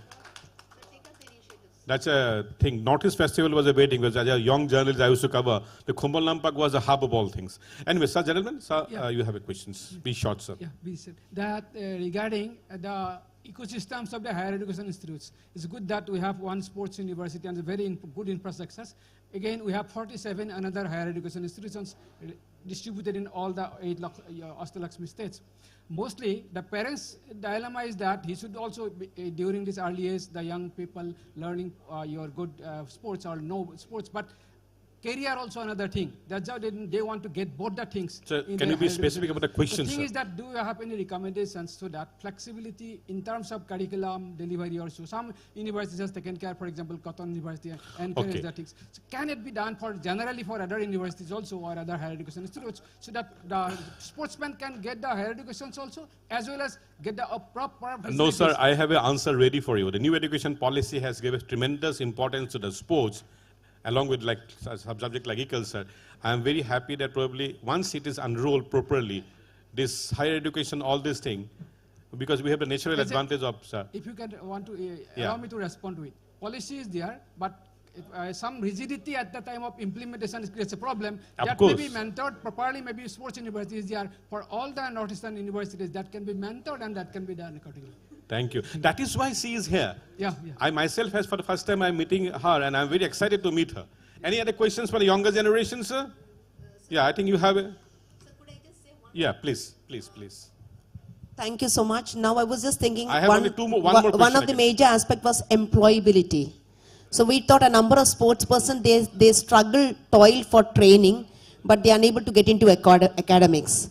So in such cases, if there is a forum which would recommend the kind of course like master's, many physiotherapists, a number of short-term courses we are ready to start based on the demand which they want. We are ready for it. So this could also come under the resolution, sir, because livelihood is one major aspect. A number of the Olympians or the internationals, I don't say Olympians, international athletes are not into a job. This is one of the major reasons why they are hesitant into coming to sport.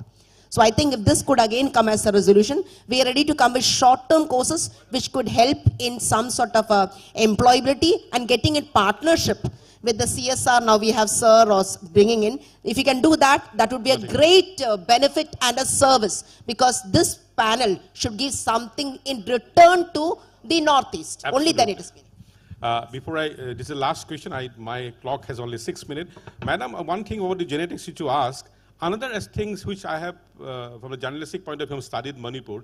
Manipur doesn't have a lot of industry, a lot of employability avenues.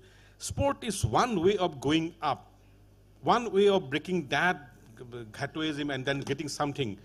If not making Maricom, something like Maricom. That's why everybody are. So it is unbelievable thing in the morning to go in Kumal Nampak, where 5,000 people and 10,000 people are doing, and half of them are some big things. Yes, your question is the last one. I am running short of time. Sir मैं actually Assam Dhubri से हूँ मैं. Yes, sir. मैं दिल्ली में रहता हूँ. Actually मैं question करने के लिए नहीं स्पीकर नहीं लिया. क्वेश्चन होने से अच्छा था, स्टेटमेंट मत चाहिए. देखिए हर कोई क्वेश्चन करते हैं, बट मेरा एक रिक्वेस्ट है. Yes. एक्चुअली जब मैं अभी दिल्ली में हूँ, 2014 से मैं अभी दिल्ली में हूँ, और मैंने भी बहुत वीकनेस जो एक वक्त हालत में देखा मैंने, तो लोग सब ने अपना अपना इतिहास बोला है कि मेरे को भी खाना नहीं मिला था, हमने बहुत वो की है, मैडम ने भी बोली कितनी मतलब हार्ड वर्क जो वो की है. एक्चुअली बात ये है कि हम अपने खुद को कभी भी कमज़ोर महसूस नहीं होना चाहिए. मैं इस चीज़ को मैंने महसूस किया है. आज मैं दिल्ली जब 2014 में जब दिल्ली में आया था, मुझे कोई जान पहचान वाले कोई नहीं थे, बट मेरा एक पैशन था मैं कुछ करूं. लेकिन मैं एक्चुअली यहाँ आने के बाद फिर 5 महीने मैंने जॉब किया था. उस समय खाने का No sir, I have seen. लेकिन सर मैं एक रिक्वेस्ट No, एक minute. This is a bad thing. Class in 1953 Bhupen Hazarika had gone to Colombia. आप 2014 में आए हो, तो इसलिए क्वेश्चन पूछा डोंट टॉक अबाउट आप 14 में किया था. 14 तो कितना साल, 10 साल पहले का. तो talk about if you have a question ask, otherwise I have to pass on to otherwise I have to close it, because this is not a time for statements. Thank you. Ask questions. मैं sir से एक request है. Again request, no request, questions. I am the anchor, please. You have a questions? That's not it. You request after that also. Anyway, thanks. Since we have no more questions, we are wrapping. Oh, you have a question, sir. Please, quickly. But no statement, please, and no request. Very good afternoon, all the panelists here. I am a civil servant from Govt of Assam. So basically what I have seen, that once the player who is in peak of the performance gets slacked down after gets employment and other things, which you have already mentioned in the beginning. So what can be done to get away with this? Whether there should be a limitation on this employment opportunity so that the peak performance continues or sustains? I think Bhaskaran ji has given an answer to that indirectly or directly. At least वो थोड़ा recognition job थोड़ा पीछे मिले, और थोड़ा पीछे मिले, थोड़ा let the peak be cross. You know, being a civil servant, हम लोग असम में क्या हालत है. After the panel, you give me more openly, I can tell you. But I always believe that थोड़ा बाद में होने से अच्छा था. Anyway, thank you very much. No, Sarnika, I think we have to wrap it up because time is not allowing me. Thank you very much, Maricom. Thank you, Bala, Nair, everybody. Give them a big hand. And for the posterity, I want to take a picture of them. Somebody please take a picture of us. At least I can get it. Ladies and gentlemen, a huge round of applause for our panelists here. Indeed, a very engrossing session. Thank you so much. Before we wrap up, we have a small token of gifts for our panelists. I think we also have our little kids available here. Please, they want to have a group photo with the panelists here. Please proceed. Only little kids.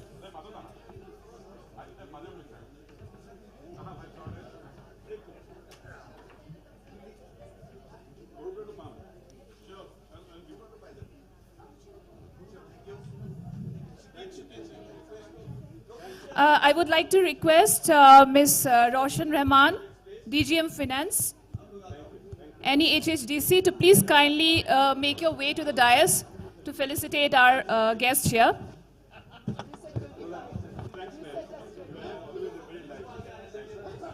And all the kids, please come and have a group photo with our guests, with our panelists.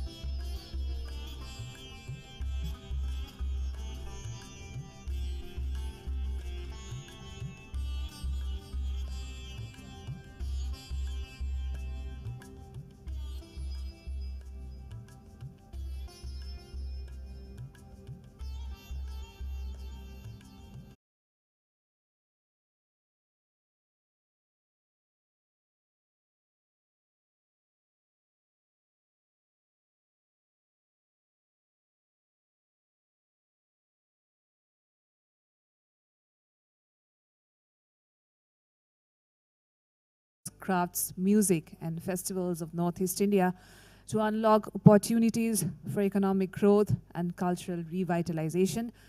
I request all of you, please be seated here. We'll be starting the session shortly. Thank you.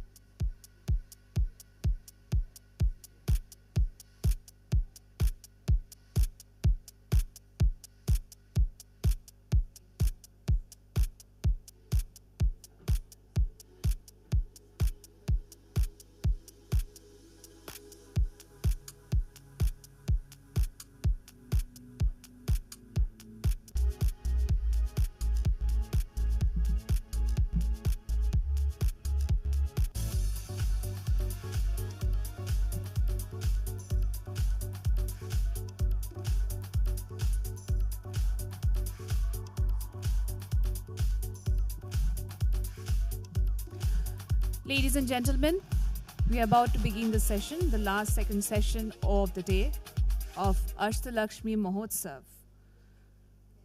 Well, as we know that from agricultural produce to traditional handlooms and crafts, music remains at the heart of Northeast Festival. We have a very interesting session that's strategically leveraging the arts, crafts, music, and festivals of Northeast India to unlock opportunities for economic growth and cultural revitalizations. For this, we have a very interesting panelist with us joining here today. Up next is our convener for the session, Shri Swapnanil Barua. He's a retired IAS officer with over 37 years of dedicated service in industries, commerce, youth affairs, and cultural preservation in Assam. He has made significant contribution to Assam's cultural heritage, including his role as convener, co-convener of INTACH Assam, where he focused on conserving the state's rich history and resources. A big round of applause for our convener. As I have already mentioned, we have a very interesting panelist joining us here today. First of all, I would like to introduce to you all is Dr. Tulika Gupta. She's a renowned researcher and educator in crafts and design, advancing textile research and promoting indigenous heritage through TCRC and IICD. As the director of the Indian Institute of Crafts and Design, IICD, Jaipur, Dr. Gupta brings a wealth of expertise in textile research, design, and education. A big round of applause. Next, we have Dr. Arshia Sethi, a two-time Fulbright Fellow and founder of CREE Foundation, is a prominent arts administrator and cultural advocate. She has led cultural programming across performing arts and heritage, promoting Indian art globally. A huge round of applause for Dr. Arshia Sethi. Welcome, ma'am. Next, we have a very interesting panelist today is Dr. Vandana Bhandari. She is an academic and author with over 35 years of experience in textiles, crafts, and fashion. She has been instrumental in preserving India's craft heritage through national initiatives like USTTAD and has contributed extensively to the field through publications and projects aimed at sustaining traditional crafts and artisan livelihoods. Welcome, ma'am, and thanks for joining us. Our fourth panelist is Dr. J.P. Sampath Kumar. Kumar is a director of the National Institute of Design, NID Assam. With expertise in design education, Dr. Kumar leads NIT Assam in offering innovative programs that integrate local resources into the design process, promoting creativity and cultural integration. Another round of applause for our guests. Last but not the least, we have Dr. Theisiunu Keditsu. Please tell me if I have spelled your name correctly. She's a poet, academic, and cultural conservationist from Nagaland. Known for her advocacy in reviving indigenous Naga textiles, Dr. Keditsu has reshaped perceptions of mekhalas and sustainable fashion. She is an author and educator, deeply engaged in Naga culture, indigenous feminisms, and local tradition. A huge round of applause, please, for all our esteemed panelists. Before we begin the session, please, I request... I'm so sorry for that. We have Dr. Nisafi Lindam.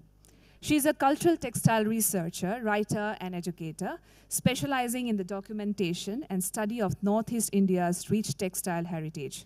Her research focuses on cultural appropriation and the semiotics of textiles from the Naga community, specifically the Angami and Sangtam tribes. Thank you so much for joining us here today. A big round of applause once again for all of them.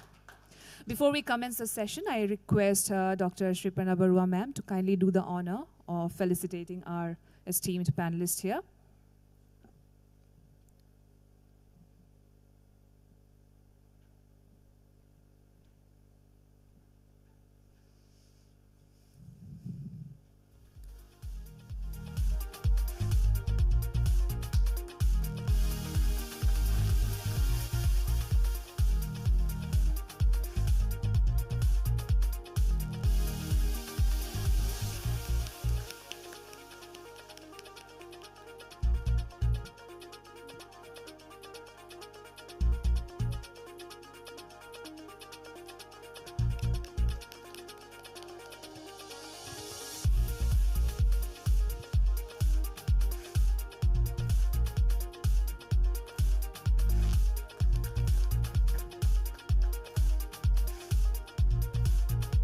Can we hear some applause, please, for our panelists?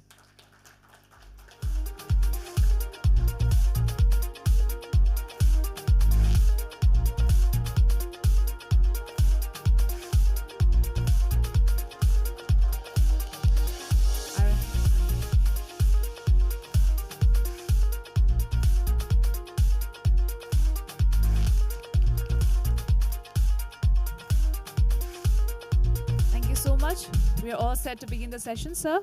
Are we ready? Okay. Over to you. Thank you. Ladies and gentlemen, I hope this discussion is going to wake you up, because it's a very difficult time post-lunch, whether it's in sports or in lectures, of keeping awake, and especially when the food has been so excellent and the hospitality all throughout has been even better. But all said and done, I think we must first thank our Prime Minister for thinking in terms of this particular summit, and especially for the concept of Ashtalakshmi. You know, as you know, the Lakshmi is the goddess of wealth. And to bring in prosperity into every home in India, I think the Lakshmi of the home has a great role. So in that sense, I think the Prime Minister's thought very clearly and cleverly to position this whole movement of the Northeast, development of the Northeast, which was originally look east to act east now, through this Ashtalakshmi component. The second part of the thought, which is very important, is that it is looking at 8 states as a region, but as each state in itself. Because that is very vital in the sense that we have a tendency to look at Northeast as a single soul, but we are not, although we are one externally, but internally I think each state has its own beauty. And therefore, I think this concept of Northeast, which was very colonial, in fact, if I just tell you the history, those who are not aware of it, till 1826, we were all respectively independent of each other, all the 8 states that make up the Ashtalakshmi. There was intercourse in between them, but that was politically, or sometimes it was conflict-wise, between border states, And there was also some bit of interaction. But it was in 1826, after the British came in, that we really thought about the Northeast. Now again, the British also realized that Northeast was not the rest of India. And so they decided to have this concept of excluded areas, meaning that the laws of India would not be applicable to those regions. So you had the Balipara Frontier Tract, you had the Sadia Frontier Tract, which is now Arunachal. You had the agency which covered Tuensang at one time. Till 1952, it was merged into the district of Naga Hills, which was then a part of Assam. Then again, Mizoram was also a part of Assam. It was the Lushai Hills district. Till 72, all of these states were together except for Nagaland, which in 1963, 3rd of December, if I'm not mistaken, they were carved out as a separate state.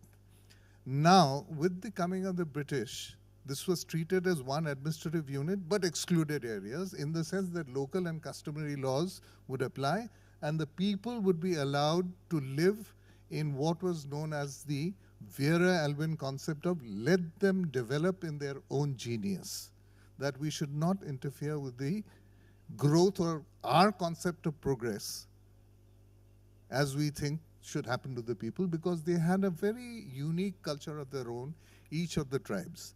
Now, when you look at that, I think, again, as I said, that this concept of Ashtalakshmi is again very important because it brings in to the fore the importance of the role of power of woman, the Nari Shakti, as we keep on hearing. You know, the infusion of the word Nari Ashtalakshmi has been the focus diverted towards Nari Shakti growth, of which the Northeast is a beacon. It started off, I know, you can talk about the War of Independence, 1942 struggle where Kanaklata Barua was the youngest martyr. She was just about 16 years when she died to British bullets. There was Rani Gaidilu in Nagaland.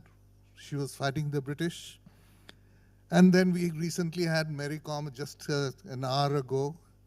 Then we have Lavlina Bargohain and the countless number of women who have been contributing over the years in their own way. And it is they who now, at present day, through the self-help movement, have been propagating not only economic development into their homes, but also creating and preserving the culture of each and every home, and thereby the culture of the state or the region, which I think, again, is a very important thing. But the Northeast still continues to be mysterious.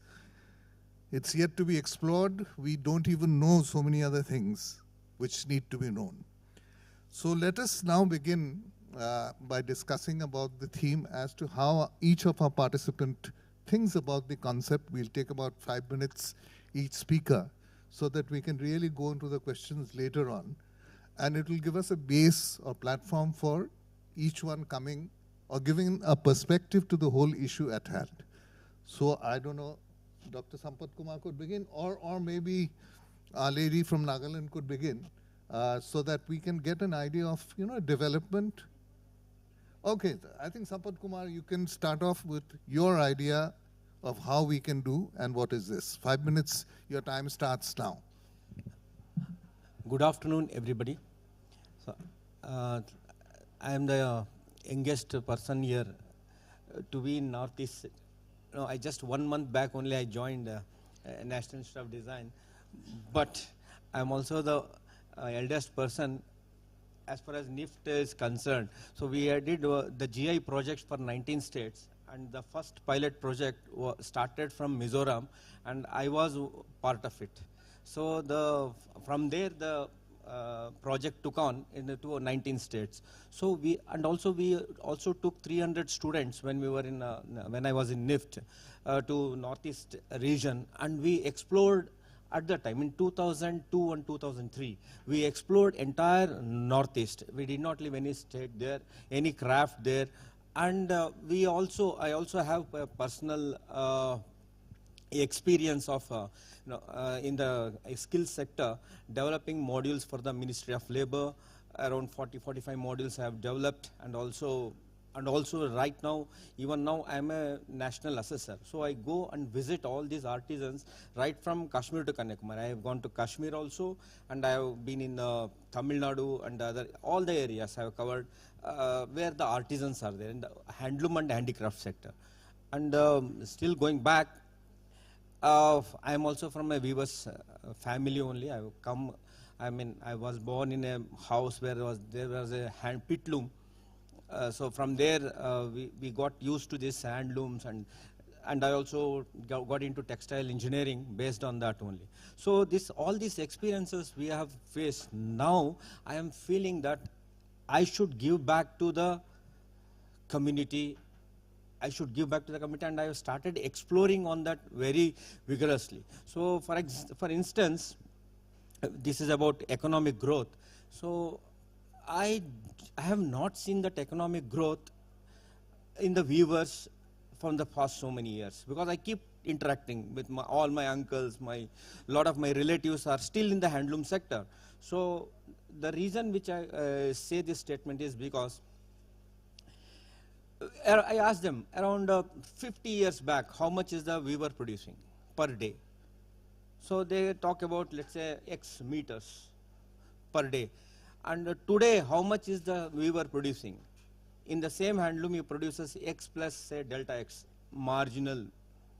So the jump that we get in the field of economic jump that we get is very marginal from so many years. Then many people, I was going through many articles and interacting with so many people also. So many people are earning, 90% of the people are earning less than 10,000 rupees in this sector. So we need to do something, not only by means of subsidies, by means of schemes, but also to improve, but also to enhance the productivity of the artisans, maybe the weaver, maybe the artisans.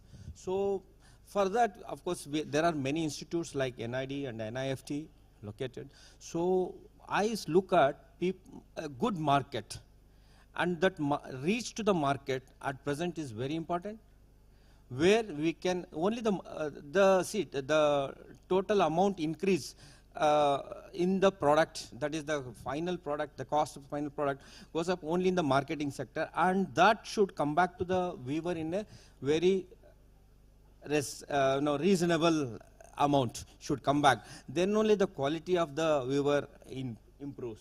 I've seen in the weaver weaving in a small house where there is only one tubelight is there and no air.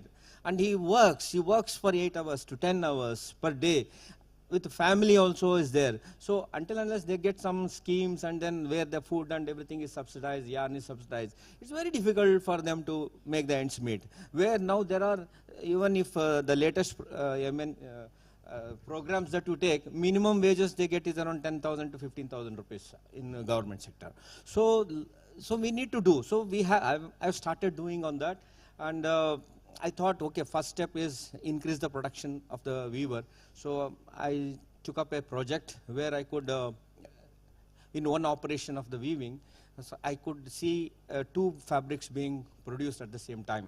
So the productivity has doubled for the first time, and this is still in the preliminary stage. I have applied for the patent and examination is due. So once that is done, I think we can start implementing the Northeast sector, because Northeast sector is one area where there are more than 50% of the handlooms are there in this sector, and more capacity, 70% of the women are working here, 70 to 80% of the women are working in this sector, and I see they are working for only 4 reasons. One is the local traditional skills, and culture, that is cultural history they have, and local available raw material, and the local needs. So if we can tackle these problems one by one, we can integrate, diversify, I think we will make economic growth as has been suggested by the government. Thank you. Sir, thanks. Thank you. I think we should pass on to the next speaker to give us an idea of what she has to think or have to say on the topic. 5 minutes. I'm going to speak only for Nagaland because I'm very happy to be part of this panel, but I think it's very important, being from the Northeast, to speak only for our own states. And so my concern, my work, is only for Nagaland, where, especially in the field of fashion, under which textiles comes, we don't have a local economy. So I'm sure many of you are aware, fashion is a very big thing for Nagas. You know, in my research, I've argued that the way that we use cloth, our textiles, to speak our identities, to identify our status, etc., has transposed into modern ways of using fashion.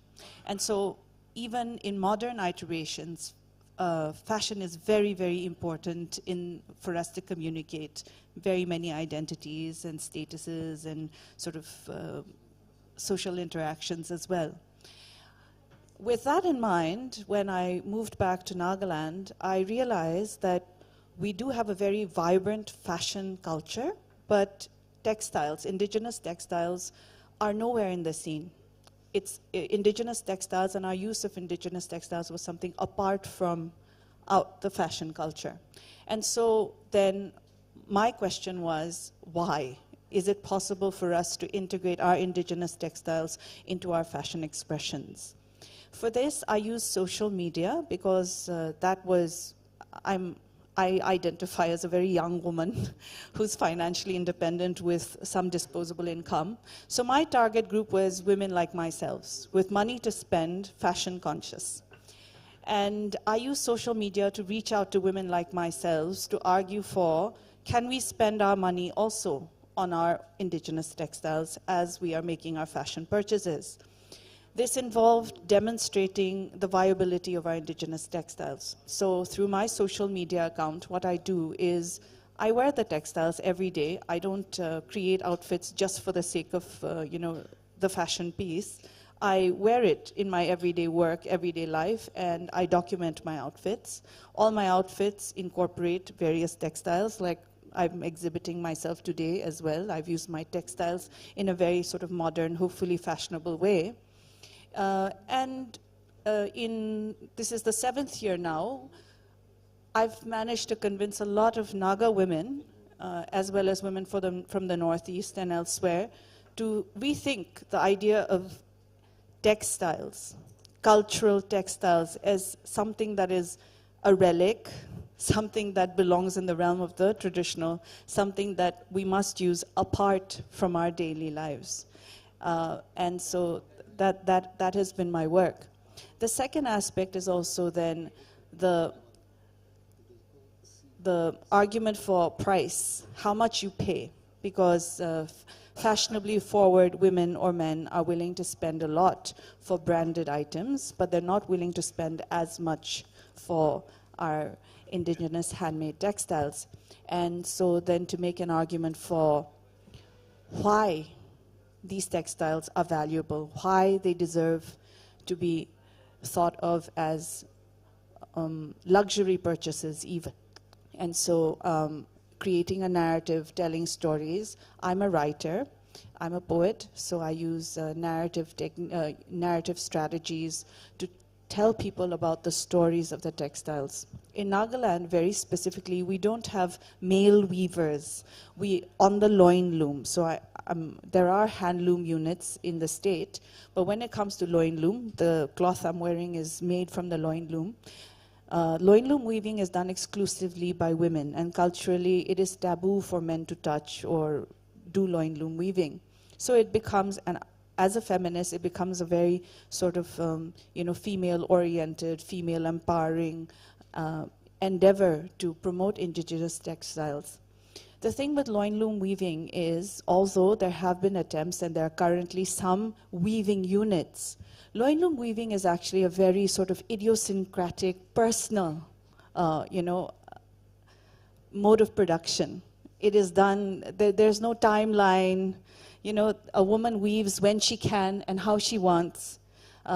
You cannot have standardized pieces. You cannot have standard sizes in that sense. Yes, there are some standard patterns that you associate with certain tribes and tribal identities, But the thing is, loin loom weaving is actually a very personal and creative expression. Doctor, I think we'll come back to these Yes. issues now. If you could just hand it All over right. to Okay, I'll just Arshia. finish. I'll just finish. So in that sense, you know, I've been able to share that with consumers, female consumers, to convince them that it is worth paying for indigenous loin loom woven textiles. Thank you. So now we have music and festivals is something Arshia was associated with. We've talked on the crafts bit of it and the apparel part of it. I think Arshia would highlight on the expectations of music and festivals in our whole effort. Thank you very much. I'm very happy to be here to be part of this panel. There is a frog in my throat, which you may have been able to hear. That's because actually I'm still running fever. But this opportunity is so important. I don't care about any fever or any other setback. I just had to be here to add my weight to a very important initiative, which is a sort of a focus on the prosperity possibilities in Northeast India, the states of the Northeast India, which now are regarded as 8. 50 years ago this month, I fell in love with the northeastern part of India. And for 50 years, I have carried it in my heart and in my mind. In every possible way that a woman can be associated with the land were all options and opportunities for me. Eventually, I am recognized today for my doctoral work, which is on Assam. It is on the arts of Assam, particularly one dance form called Satriya, pronounced in Assam as Khotriya, but because it is spelt with an X when you write it in English, I thought it would become a Scrabble player's delight reading through my dissertation. I used the word S, and I have now got into the habit of pronouncing it incorrectly as Satriya. So if that word escapes me, forgive me. I'm already giving you the background of the explanation. My life has been a life in the arts, and I have helped build tangible and intangible entities. A tangible example of a tangible entity is like the India Habitat Center that we know in Delhi as a great center where the arts find expression. An example of an intangible heritage, intangible institution is a festival. And when I went to the Northeast, and every time I go to the Northeast, I literally pull my hair looking at the opportunities that exist there, which we are losing. A lifetime's work across the globe, because I have worked in New York extensively, and I have worked in university systems of the United States of America. So both academically I know the issues that are foregrounded these days, and I see them playing out every day. The human being is the patra, the person who enacts the cultural expression. But there are issues that are so central. Nowhere in the world, including in most of India, do you find living culture representations. We do not, making a museum in the Northeast is one of those things you have to tick off, but it's not necessary, because the immersive, if you immerse yourself in that culture or that life, you capture so much. Evening walks, when I was but a 14-year-old girl who went to Assam for the first time and studied in Shillong, I found ministers walking with a guitar around their neck, strumming and singing.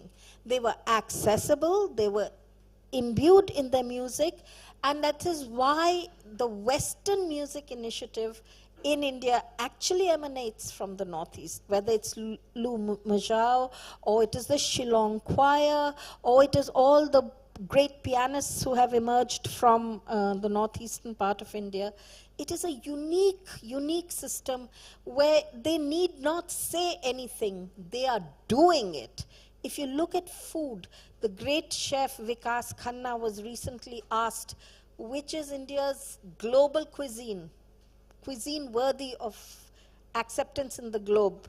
And he said, without a minute's hesitation, He said, Assamese. And I say, you're saying Assamese because you have not eaten Naga, you have not eaten Manipur food. It's delicious and it's ticking all the right boxes. They talk local, they talk organic, they talk, farm to table. That is the life that is led there. Every time I would go to Majuli, crossing the Brahmaputra in a ferry, at Nimati Ghat and Jorhat side, I would always buy a huge packet of putti mas, which is the little fish, deep fried, crisp and crunchy. And my journey across the river, which would take 2 hours and more, would be a joy. I mean, it was a feast for the eyes, for everything. I know they're going, I'm sounding as if I'm jumping. The northeastern region of India has given us 2 very important classical dance styles, Manipuri and Satriya. And of course, we must make special forums for them. But equally important is how much dance, just dance, Bihu, Bagaramba, is all part of the living, the annual cycle. People go back and they dance, and the next dance revolution from India, you know that there has been one that has come in the form of Bhangra. The music of Bhangra has become global. On the cusp of this globalization is next Dandiya. To some extent, because Gujaratis are very prominently, they're a big diaspora of India. But after that, if there's anything that's just waiting to be recognized, it is Bihu. So I think that with a little focused work, we can showcase the diversity of the northeastern region, the 8 states that constitute the region as we are seeing it now. I also want to mention that not only performative traditions, but life traditions, how much the sound of the weaving, we talked about it, the sound of the shuttle as it goes through on the pit looms, kind of a thing, becomes part of the music. We have such amazing voices in the Bollywood and, tradition of India. We have coming from this region. Should we? Now, it's a moment of choice. In fact, we are so rich that it is a moment of choice we have. Do we only showcase ourselves, or do we invite the world to join us, in which collaborative work may well happen? So you may have a Scandinavian drummer who may drum with a Bihu drummer or a Khol drummer, and you may have a Pung with a local violinist or a cellist from anywhere else in the world. I mean, how far are you willing to go? How secure are you in your own identity that you're willing to welcome other people? I think this is the choice that this brilliant mosaic of 8 states has before it.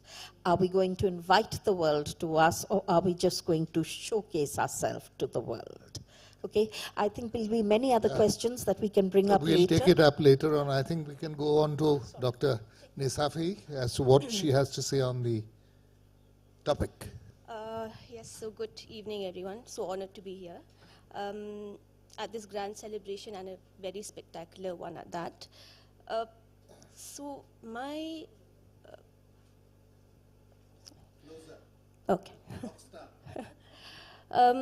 So, my approach to all of this might be a little bit different, because I have to give you a bit of a context, personal experience.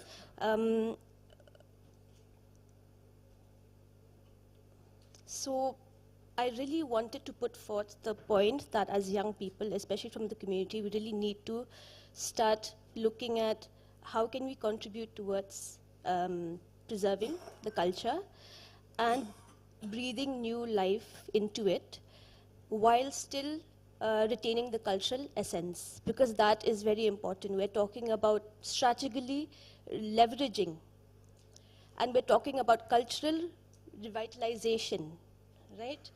And I might have points which might seem a little bit too technical, because I have been living with artisans from time to time. I've been staying with them, and I've been eating their food. I've been cooking with them. I've been learning the technical aspects of weaving and materials and all of that. So I was actually exposed to culture very early on. I was born into a Khasi and a Mizo household, so a mix of matrilineal and patrilineal society. That sort of sparked interest in me when it comes to cultures. Then I got the opportunity during my bachelor's and my master's to study craft documentation.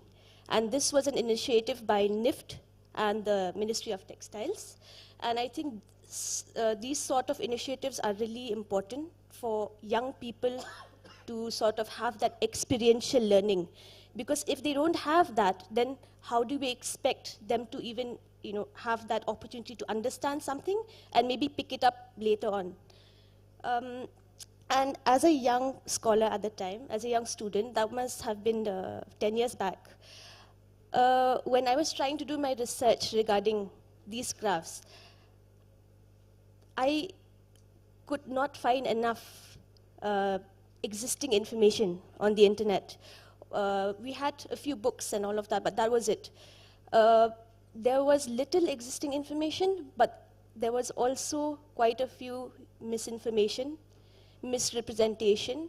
Some products would be marketed as something that is actually not it. And truthfully, at the time, I was a little bit disappointed, right? And of course, as a young student at the time, I was a bit displeased because my culture was presented in that way. But in recent years, of course, with a lot of promotion and all of that, things have changed. There's been a lot more promotion. But right now, what is required is not just the preservation and promotion. We need to start retaining the cultural essence of the crafts. And this is why I'm asking young people to really take this up, because whether you're doing research or whether you're doing documentation, all of these affect so many other things that would promote our crafts. If you want to register for GI, you need in-depth research for that, in-depth information about a certain craft. If you want to work with cultural, with contemporization of textiles or product diversification, there are so many communities in the Northeast, as I said earlier. Each community is so different. If you look at the Nagas, they have their warrior shawls. These motifs mean something. It has very deep symbolic significance. But they also have motifs that are just directly inspired from nature, right? So in order to even understand the nuances of what can be contemporarized, the type of product diversification that we're looking for, one needs to do a lot of documentation and research. And yes, it was also mentioned earlier that, for patrilineal societies, although there's some sort of leniency now, in the rural areas or traditionally, women would have no right towards inheritance or property. They don't have control over that. So we could say that weaving is a tool of empowerment in that case, and it allows them to, it gives them the opportunity to work from home while still taking care of their families and being independent. So yes, this is just a little bit about what I want. Don't finish all your points immediately, because in course of discussion, I think we'll come through. Now pass it on to Tulika, please. Yeah, hello and thank you, sir. So I'll quickly go to the point, strategically leveraging the arts, crafts, music and Festival of Northeast India. What I see, just for a background, that I've come from Rajasthan. I'm heading the institute called Indian Institute of Crafts and Design, and we look at crafts across the country and even abroad. And Northeast is very rich. There are different regions in India which are very rich in terms of crafts, but so is Northeast. And each state Where I think we can really look at and what are the positives is that honestly, I see a lot more English-speaking people in rural areas, even in Assam, as compared to, say, Rajasthan or Gujarat. So I think this is one thing which can also be used in terms of when we look at entrepreneurship. Because what we need to promote now is, of course, we have beautiful products, but we can't only romanticize. We need to, take it out there to the market and see what are the linkages. How do we take them forward? And when I look at, so recently I've been doing a few roundtables in Assam, also with the British Council, when people came in and they were speaking about, the women power and the weaving and the backstrap looms, and very rightly pointed out by Nisafi just now, that women work at home with the backstrap loom, and also you mentioned that men are not usually working in that. So I think where we can take this forward is that we come up with designs, of course meaningful, which there are a lot of designers now that are working on, and we outsource work to rural areas where women can do them at home. It can be collected like an Amul kind of a thing that, you plan work, and which is happening in Rajasthan and Gujarat right now, where designers plan, they cut it out, and then there are areas for embroidery to be done.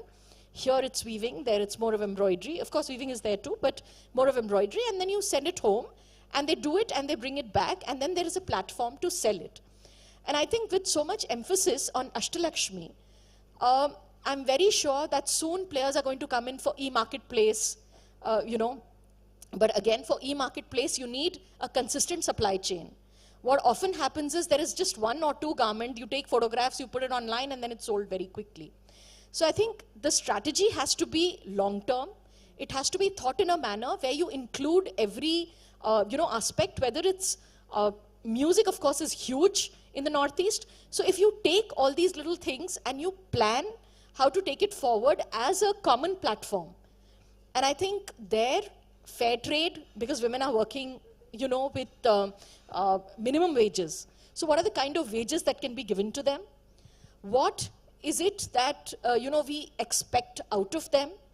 And then self-help groups, because a lot of silk, as there's a beautiful stall here on Muga silk and reeling and everything, and women are doing here right now, I saw in the morning. So all of that really needs to be promoted. As a part of India's delegation to France in 2021 for silk, there's an exhibition that happens in Lyon called Silk in Lyon. And in Silk in Lyon, they had people from all across the world for the last 10 years, but not from India. So I was lucky to be able to represent India in a small team and go there to France. And there, we took Muga with us. My first thought was, of course, we have beautiful silks. We have all the 5 which nobody else has, like Eri, Muga, Tussar, etc. But we have Muga, which nobody else has. So I think cashing in on these things, taking it to another level, bringing it out there. And of course, when we talk about craftspeople, I think what everybody needs is recognition and money.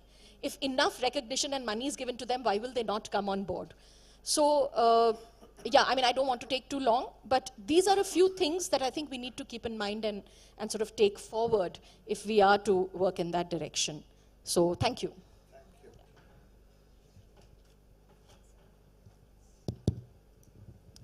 A very good afternoon to everybody, and thank you so much for having me here. It's wonderful to hear all the speakers, and I think they've beautifully covered all the points, so I could just actually keep quiet at this point of time.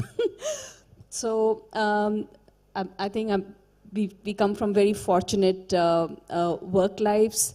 I worked at the National Institute of Fashion Technology for over 30 years, and I have 3 people on this panel who've been at the institute. So obviously we've been doing some great work in this direction. So I'm very proud of where we are coming from. Some of the things that we have done over our lives, and I won't take credit for it alone, but we did a lot of projects through the Ministry of Textiles, through other ministries, Ministry of Rural Development, Ministry of Northeast, Ministry of Minority Affairs, and of course many of our students, Nisafi, one of them worked in the Northeast for their doctoral work. So one got to really understand and learn a lot about the textiles and the lives of people there. I'm very quickly going to just talk about one project that we did there. We did several, but I'm going to just talk about one which was in a place called Rajapukri in Assam, a village near Guwahati. And we went there, and it was like a village which was maybe 100 years removed from the city we live in. And the women were all weaving, some of them on the pit loom, some of them on the lion loom, and some of them on the treadle loom. But what was beautiful was that the traditions of the handloom were being very beautifully sustained in their villages. And I see some young people over here, many of them have disappeared. But you know, especially for the young people, I would like to say that we are today at such a fortunate point in the history of time. Just yesterday, I was reading an article on a cafe in Amsterdam, which is a digital detox cafe. So you cannot carry any digital device inside this cafe. You can only go in and play board games, you can sing, you can dance, you can do whatever. So the world is beginning to recognize the value of things which are away from the digital, which are away from the fast track, and they are moving back to things which are slow. And really there's nothing slower than the handloom. But for the handloom to survive, we cannot just hope to sell it to an audience which is alien, because you know, trying to say they don't understand it, they don't recognize it. But where does handloom most survive in this country? I think the two places it most survives it is in Orissa, and it survives in the Northeast. And why is that? Can anybody tell me why is that in the audience? The reason is that the local people use their own fabric. And in Orissa, you can walk around, you'll see most of the women are wearing their ikat saris. In the Northeast, you can walk around, you can see on special occasions, people will be using their dress.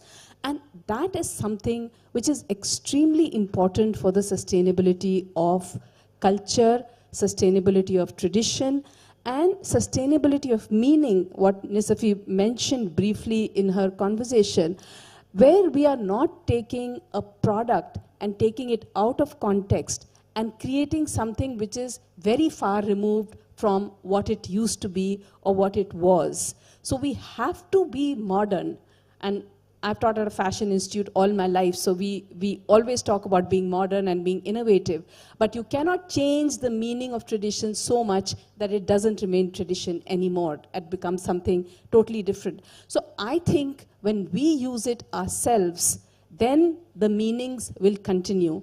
And India is beautifully poised to be #1 in this area, because the world is now looking towards the world is looking towards sustainability. Thank you, everybody. Thank you, ma'am. I think I take a cue from your last word, is modernity, but not losing tradition. You know, there's this great judgment of the Supreme Court of India, which says that you can do everything with the Constitution, but you can't change the basic structure. The Keshavananda Bharati case.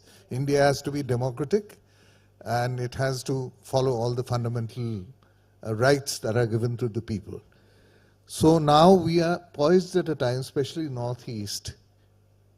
We are in the development phase, which is bringing in a tremendous amount of change, and also we are burdened with the responsibility of keeping our traditions intact. First amongst ourselves, in the community itself, and then again taking our place in the sun along with the other communities as a committee of communities. So this is a very important issue, I think, which we must address. And I think this is one of the purposes of this meeting. I don't know who's going to pick it up. That how do we preserve our tradition, yet take a step forward to be modern? I would like to say something else as well, in line with this. Just expand it a little bit, which has already been referenced by Vandana ji. So since we are at this great time, poised at this particular time, we have the advantage of great knowledge of the past, some contemporary knowledge, which allows us to think of the future in a more comprehensive manner. And the point you raised about fair trade and ethical practices, I think should be foregrounded in whatever initiative we take in the Northeast, because we are doing it now for a people who have been known traditionally to be fair-minded. I see. Profitability I think, has not been... would you like to add anything more to this, that how do we maintain the tradition yet to be modern?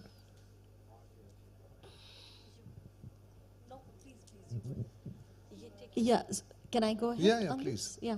So basically, this is exactly what we are doing at the Institute. Please give us an advice for overall. That is what.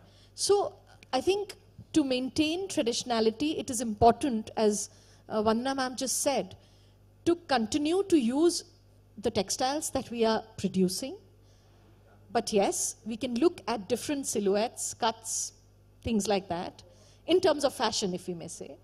So it is very important to also look at the current problems and use them. For example, there's this issue of sustainability, there's a lot of waste, etc., etc. To use this maybe in a way where we have traditional knowledge in terms of, say, weaving, pottery, multiple crafts that we have, how to take that as a different raw material and to use the know-how that we have already, and then to create another sort of set of things which can be taken forward. So the values have to be maintained, the traditionality has to be maintained, but it has to be very contemporary for the contemporary audience, for the youngsters. For example, just giving an example of block printing from another state, not from Northeast. Block printing has been in India since many years. But when they are to supply it to the Western market, you know, the lotuses become tulips. And when they are to supply it to, say, East, it becomes Saudagiri fabric, a different kind of fabric. So keeping the techniques and values same, but for a contemporary audience, the traditions, again, keeping the traditions same, the products can be new, is what I think we can do. Vandana, ma'am, hello. I want to, go for it. No, I want to speak on festivals. My doctoral work is on the Hornbill Festival, and we've been talking only about textiles. We'll come to the festivals part of it later. I want to answer your question. Yeah. With reference to festivals, is in the case of Nagaland, what we've done is we've invented one, Hornbill Festival. There's nothing traditional, there's no precedence, nothing. We've just invented one, and in this one that we've invented, we've put in everything. And it's worked fabulously for the state, because we literally don't have any homegrown industry. I danced in the rain last year. Wonderful. So, you know, answering your question is, you know, and so exactly what Ma'am Arshia was saying about Bihu as well. Although I do understand, in Nagaland also, every tribe has their own festivals, and each of these have, you know, sort of more traditional significances. But the thing is, I think the question underlying this, how to do this, is also, what do you think of culture? Do you think of culture as something that is fixed, or do you think of culture as something that you make as you proceed? It's and definitely something which keeps on moving. So when you think of culture as something fluid that you can participate in making, then I think you're less afraid to experiment even with things like festivals. Thank you. I would like to add, I think that's an excellent point. And of course, tradition, as we say, is never static. It just, you know, tradition is as we are going along. But what we need to really appreciate is that sometimes when, I mean, you started with the example of the British saying, let Northeast be a separate thing.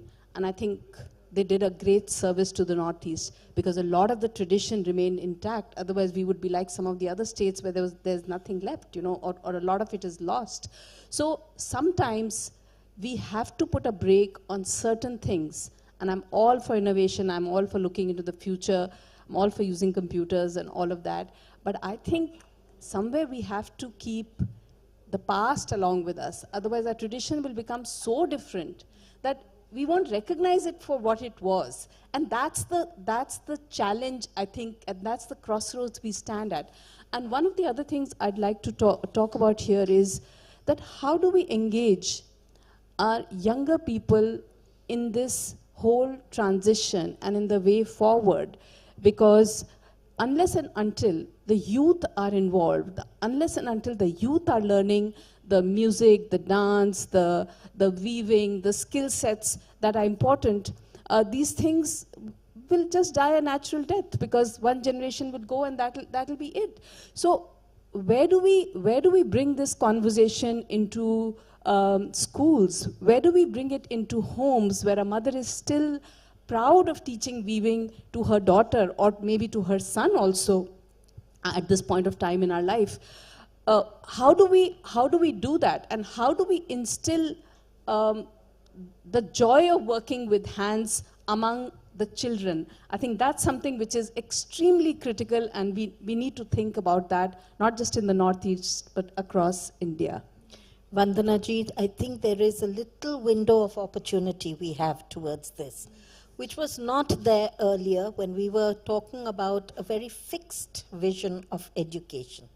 But with this new NEP, on which there are many problems, I'm not saying it's fault-free, despite its problem, its real big opportunity is the inclusion of A in the STEM, making it STEAM.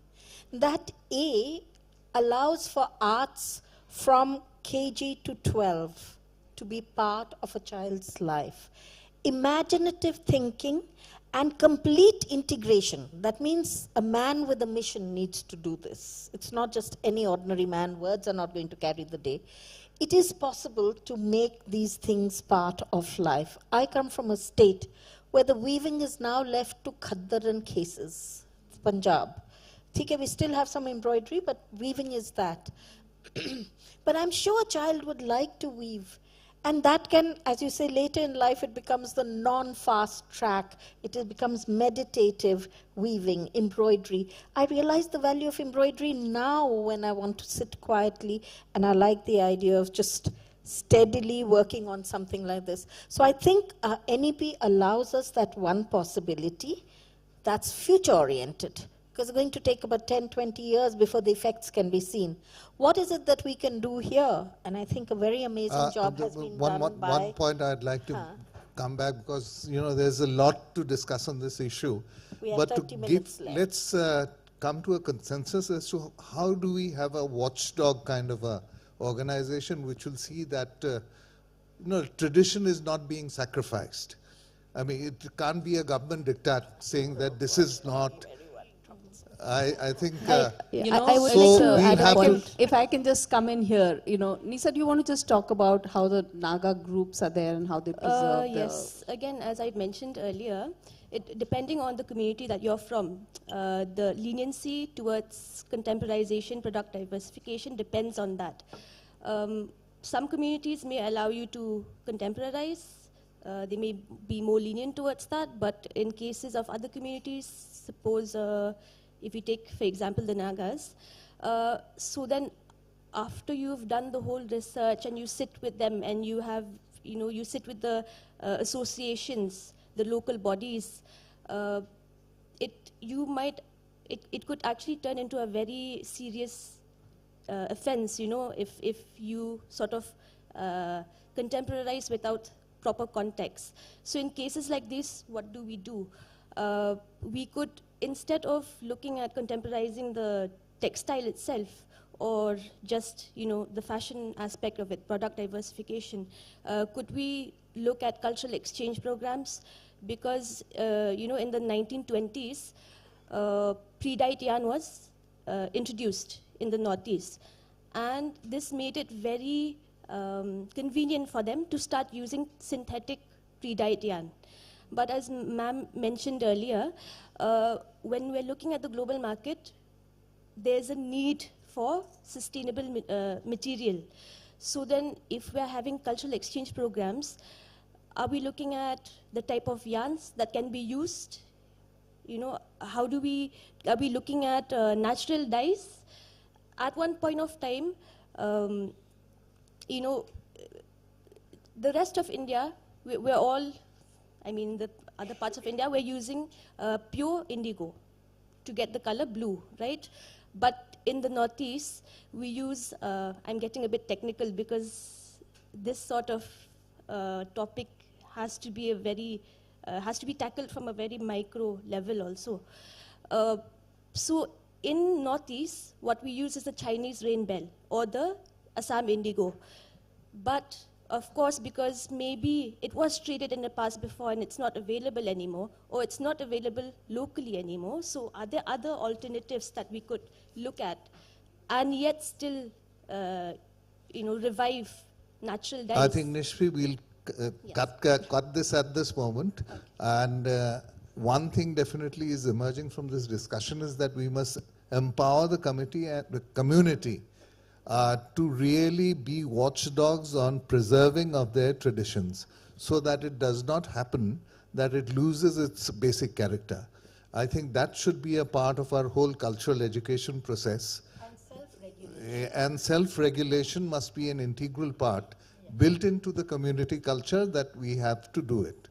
Now modernism is coming in, so alternative uses of traditional things are there, and who's the best person other than Dr. Sampath to tell us what does he see of modernizing traditional crafts for the modern day market?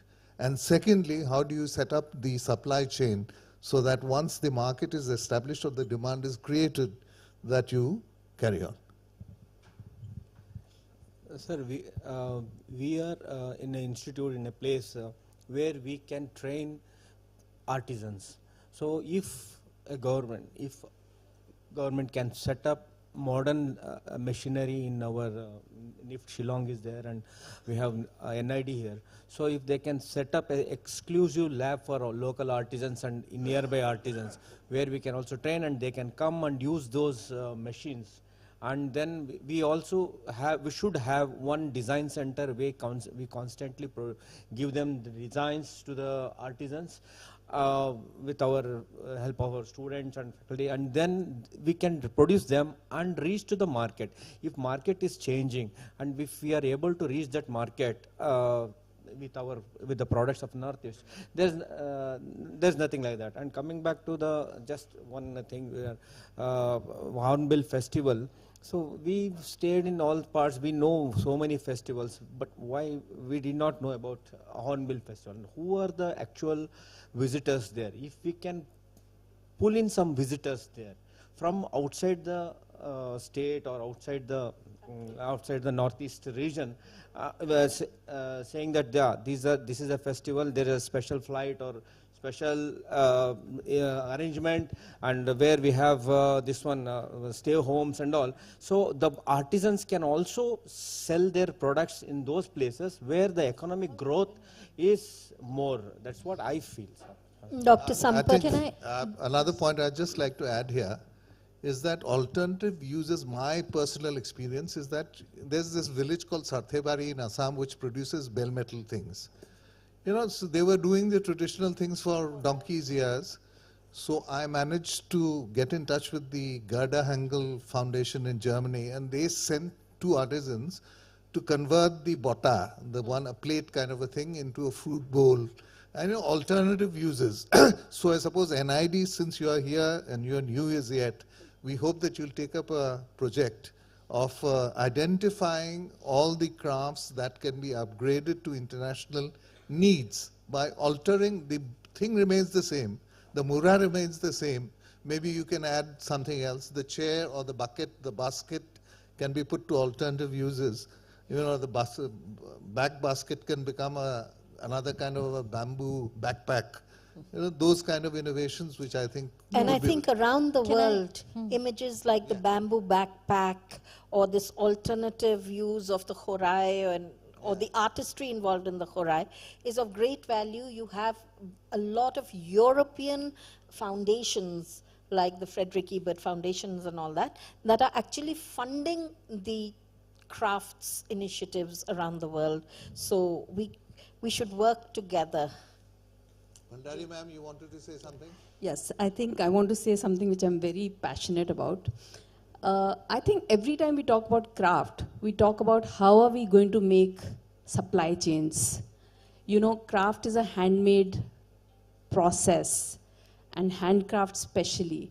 So if we are going to do supply chains, and we are going to do productions, and we are going to talk about exports, then we have to move to a different sector. We are talking about the MSME sector, or we're talking about a small-scale industry sector.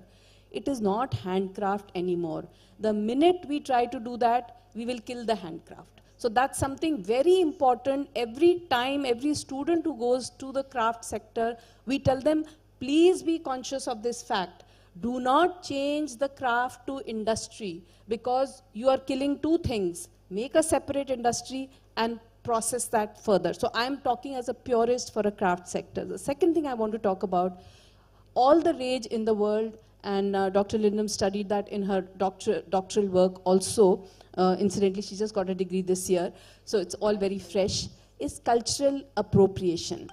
The West is now talking about how cultural appropriation is so relevant. India has talked about it through their geographical indications. The government is very strongly talking about it, that you cannot produce a Naga shawl in Banaras and say it is a Naga shawl. You cannot produce a Chanderi in Delhi and call it a Chanderi. So we cannot culturally appropriate products. We have to remember the sanctity of where they come from, and I think respect that and continue that. And please, again, I will say, do not confuse craft with industry. They're two separate things. I'm incidentally, in addition to loving craft, I'm also an advisor for the Export Promotion Council for handicrafts. So I understand the difference very well in these two things. The third thing I'd like to my little two pieces of advice to Dr. Sampath, since he's sitting there in Assam, in NID. A lot of crafts as we speak today are getting lost. They are becoming extinct. We don't know about them. Nisafi mentioned the indigo.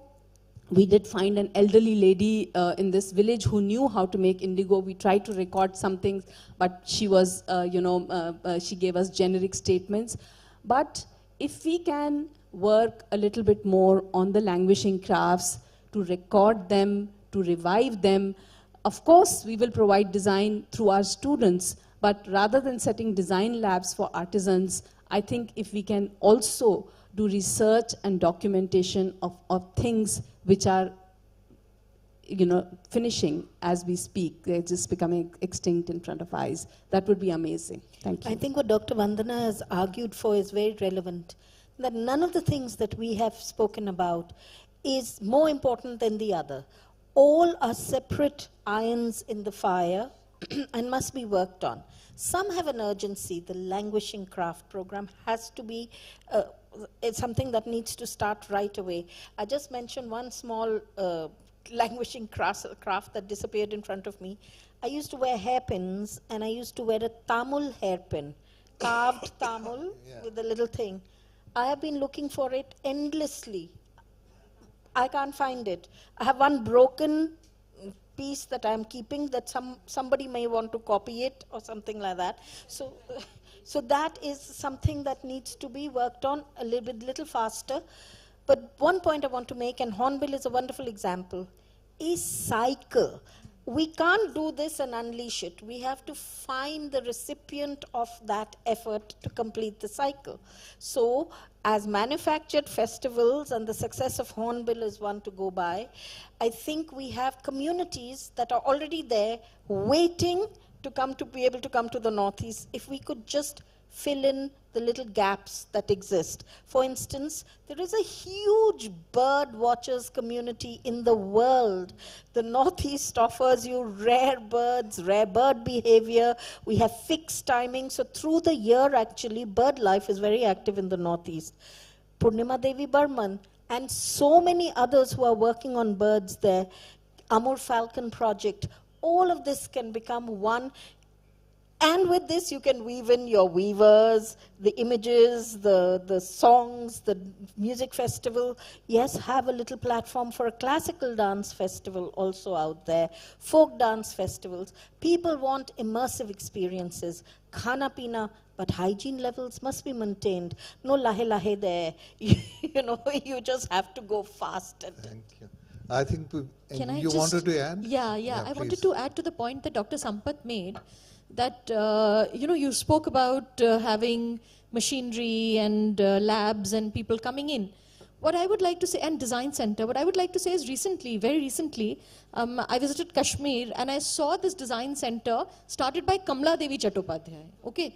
But there are no people there. So the thing is, there has to be a political will, there has to be a will in the community that they will take it forward. And I think more than machines or anything that may come in at a later stage, what is important is to make a community where people feel safe, that yes, this is the place where we can work around in crafts. There is, maybe yarn banks. People are not getting enough yarns, not getting enough material. So yarn banks, design ideation, places where people can come together, work together. And slightly I will differ from Vandana ma'am's purist approach, because what I see is when some people become too purist, then the craft is also lost. So, there has to be a balance. One has to look at, not that, okay, it will be like that somewhere, because people need to earn, the people who are associated with the craft. I mean, I totally agree with a lot of things, but I think here, a slight difference is that... Tulika, can I cut you down? Yes, please, sir. No, but the thing is that the sum and substance of this is that Government of India has a lovely program called the Guru Shishya Parampara. Yes. Unfortunately, the money available is very little compared to the number of dying arts. I happen to be the chairman of the committee of NEZCC looking after this program, and then I find it's very difficult to find people to really accommodate all that are required to be done. So I suppose the recommendations of this panel would go to the Ministry of Culture especially, that through its organs, the zonal cultural centers, the Ministry of Culture itself, and through the CCRT, the Guru Shishya Parampara allocations must increase so that more dying arts can be included and we can ensure the longevity of the proposal. But again, coming to the question of festivals, you'd be surprised that we have 400 tribes, sub-tribes in Northeast. So imagine 3 or 4 festivals. So, the tragic part of it is that even in academia or even in the cultural level, workers level, we have not been able to do the cultural mapping of the festivals. Yes. Which I think is a very vital issue. I think if you have anything to add to it, or if you can suggest a mechanism or organization as to how this cultural mapping has to be done, we'd love to have. So if I can talk about banglanatak.com, banglanatak.com is an organization that's working in this field, and they have brought to life the Baul, music in Bengal. And they were working also in Rajasthan recently with UNESCO. And I was supposed to evaluate, so I went around and I saw the Guru Shishya Parampara thing, because, when you talk to the musicians over there, they say that BA, MA में कोई नहीं सिखाता कि हम क्या करा रहे हैं, the music BA, MA. So our people have no knowledge. But basically, if we look at it, the apprenticeship or the Guru Shishya Parampara was the way of learning. So now their proposal, which I liked, which I put forward that time also, is that if, in formal training, the students pay the fee for some other program, but if they are to be given certification, of this Guru Shishya Parampara learning, if they can take it forward, maybe that is a better approach rather than the regular institutions. I think our sponsors, NEHDC, which is there, has a very important role in this, in the sense of documenting what are the dying crafts. And I think they can't really work unless the government comes to help them out. But I think it will be a part of the program or the assigned duty of NEHDC to at least document the dying crafts. I think NEC, for those who haven't seen them, is anybody here from NEC amongst us? They have done a lovely thing, is that we tend to forget houses.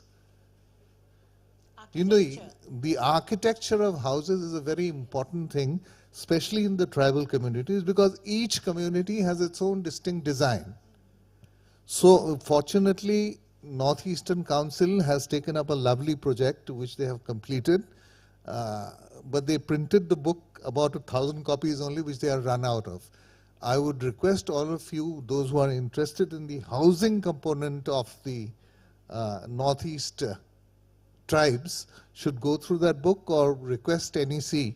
I take this opportunity of requesting NEC to please bring that out on a larger scale and make it available to all, because it is a culture which strives on. I think the attraction of Kisama is the different huts into different designs, which is an attraction by itself, as it gives an indication of the different tribes. So I think NID can also come into that and possibly do, model studies for your students, so that how they can adopt. Because I personally have associated, again, as blowing my own trumpet, is that we have built up a barrack for the forest guards of Pobitora Sanctuary near Guwahati. It's entirely made of bamboo. It's treated bamboo, so it's working out very well. So these kind of interventions and innovations, maybe we could think about. Now, I'll come back to the third point, accessories.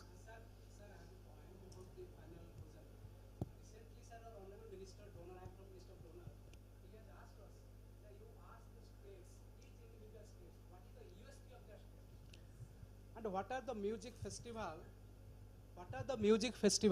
for next year lined? Okay, that is what I am asking you. In this context, this is very important. We have to decide what is the USP of each state, and how can we now every state. Now the difficulty about that is that every state will think that ours is a USP, but whether it's the USP for the third party is again a slightly difficult thing. So we shall not go into that. We'll talk.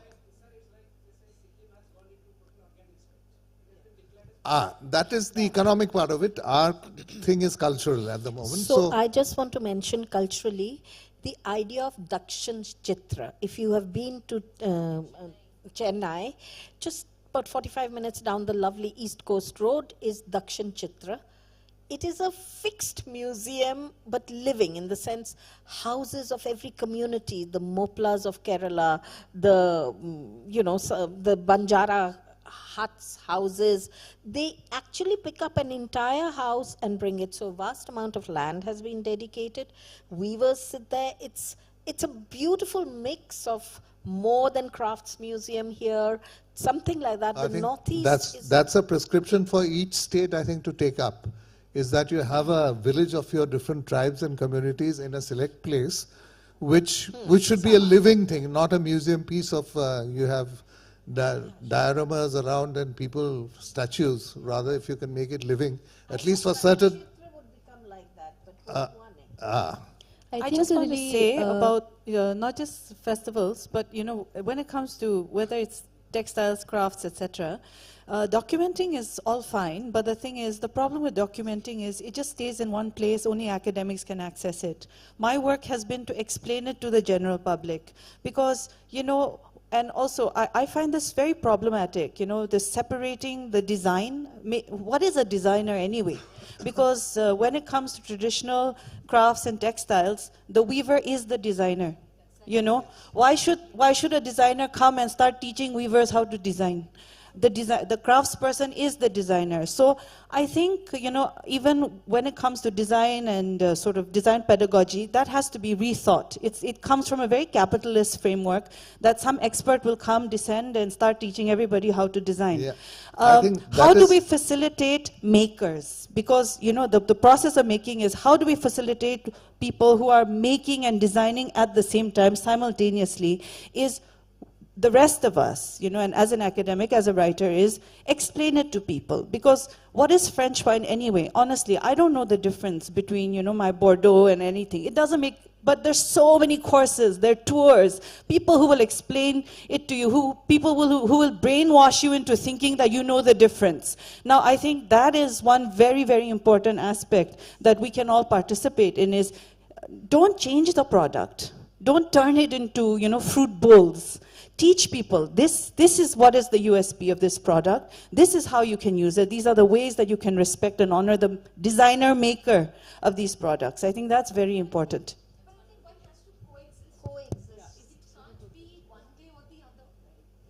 So that brings me to another point of today's discussion, is that survival of the crafts is very important in the sense that we must find a user, we have to find a maker.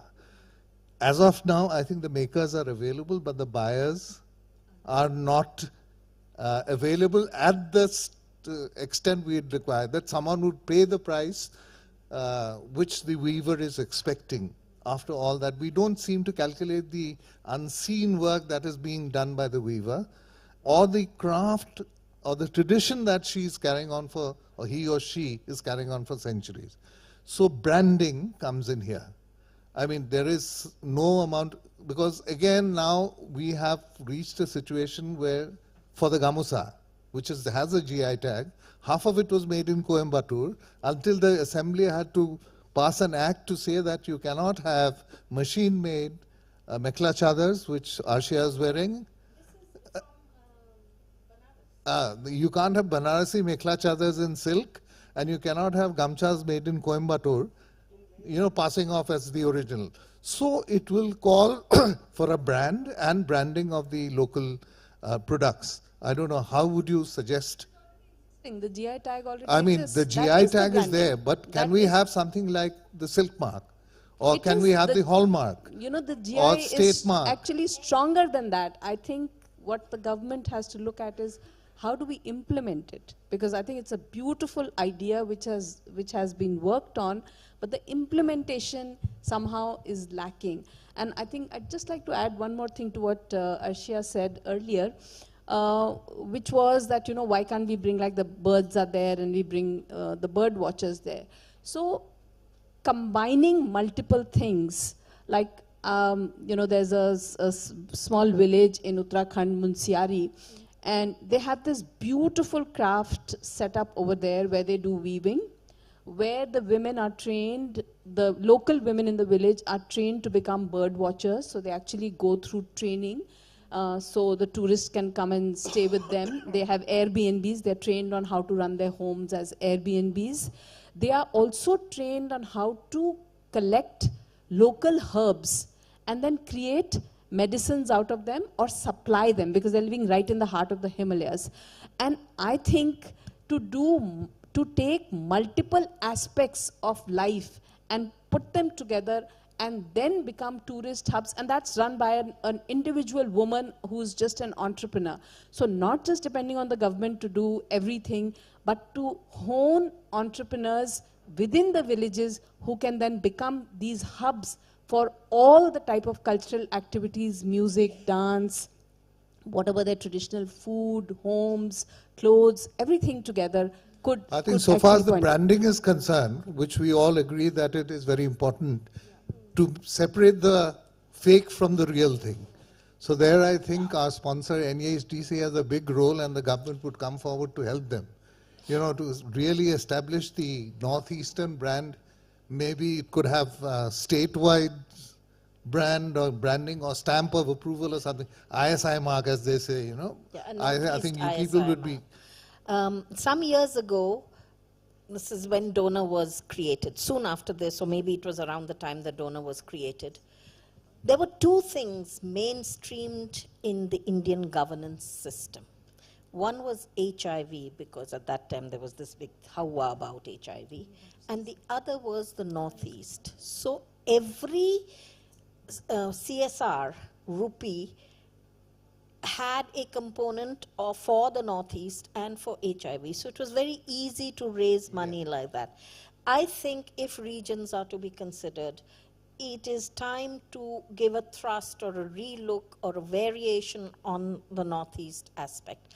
Aaj bhi chalta hai. I know that Kathak Kendra, for instance, often uses its Northeast budget and on to run a 3-day festival, for instance, and every day they will have at least one representation from the Northeast, and using that as a bahana, they get their money raised. I think it's time to also look at institutional changes, governance changes, which allow you. Give it a 10-year window, but give it.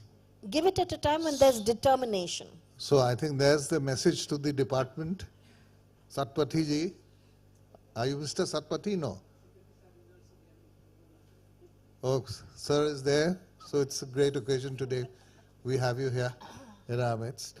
I think then again, I think we were talking about, you know, there was another thing which I see is that everywhere around the world, we have textile galleries. Even in Delhi, we have it.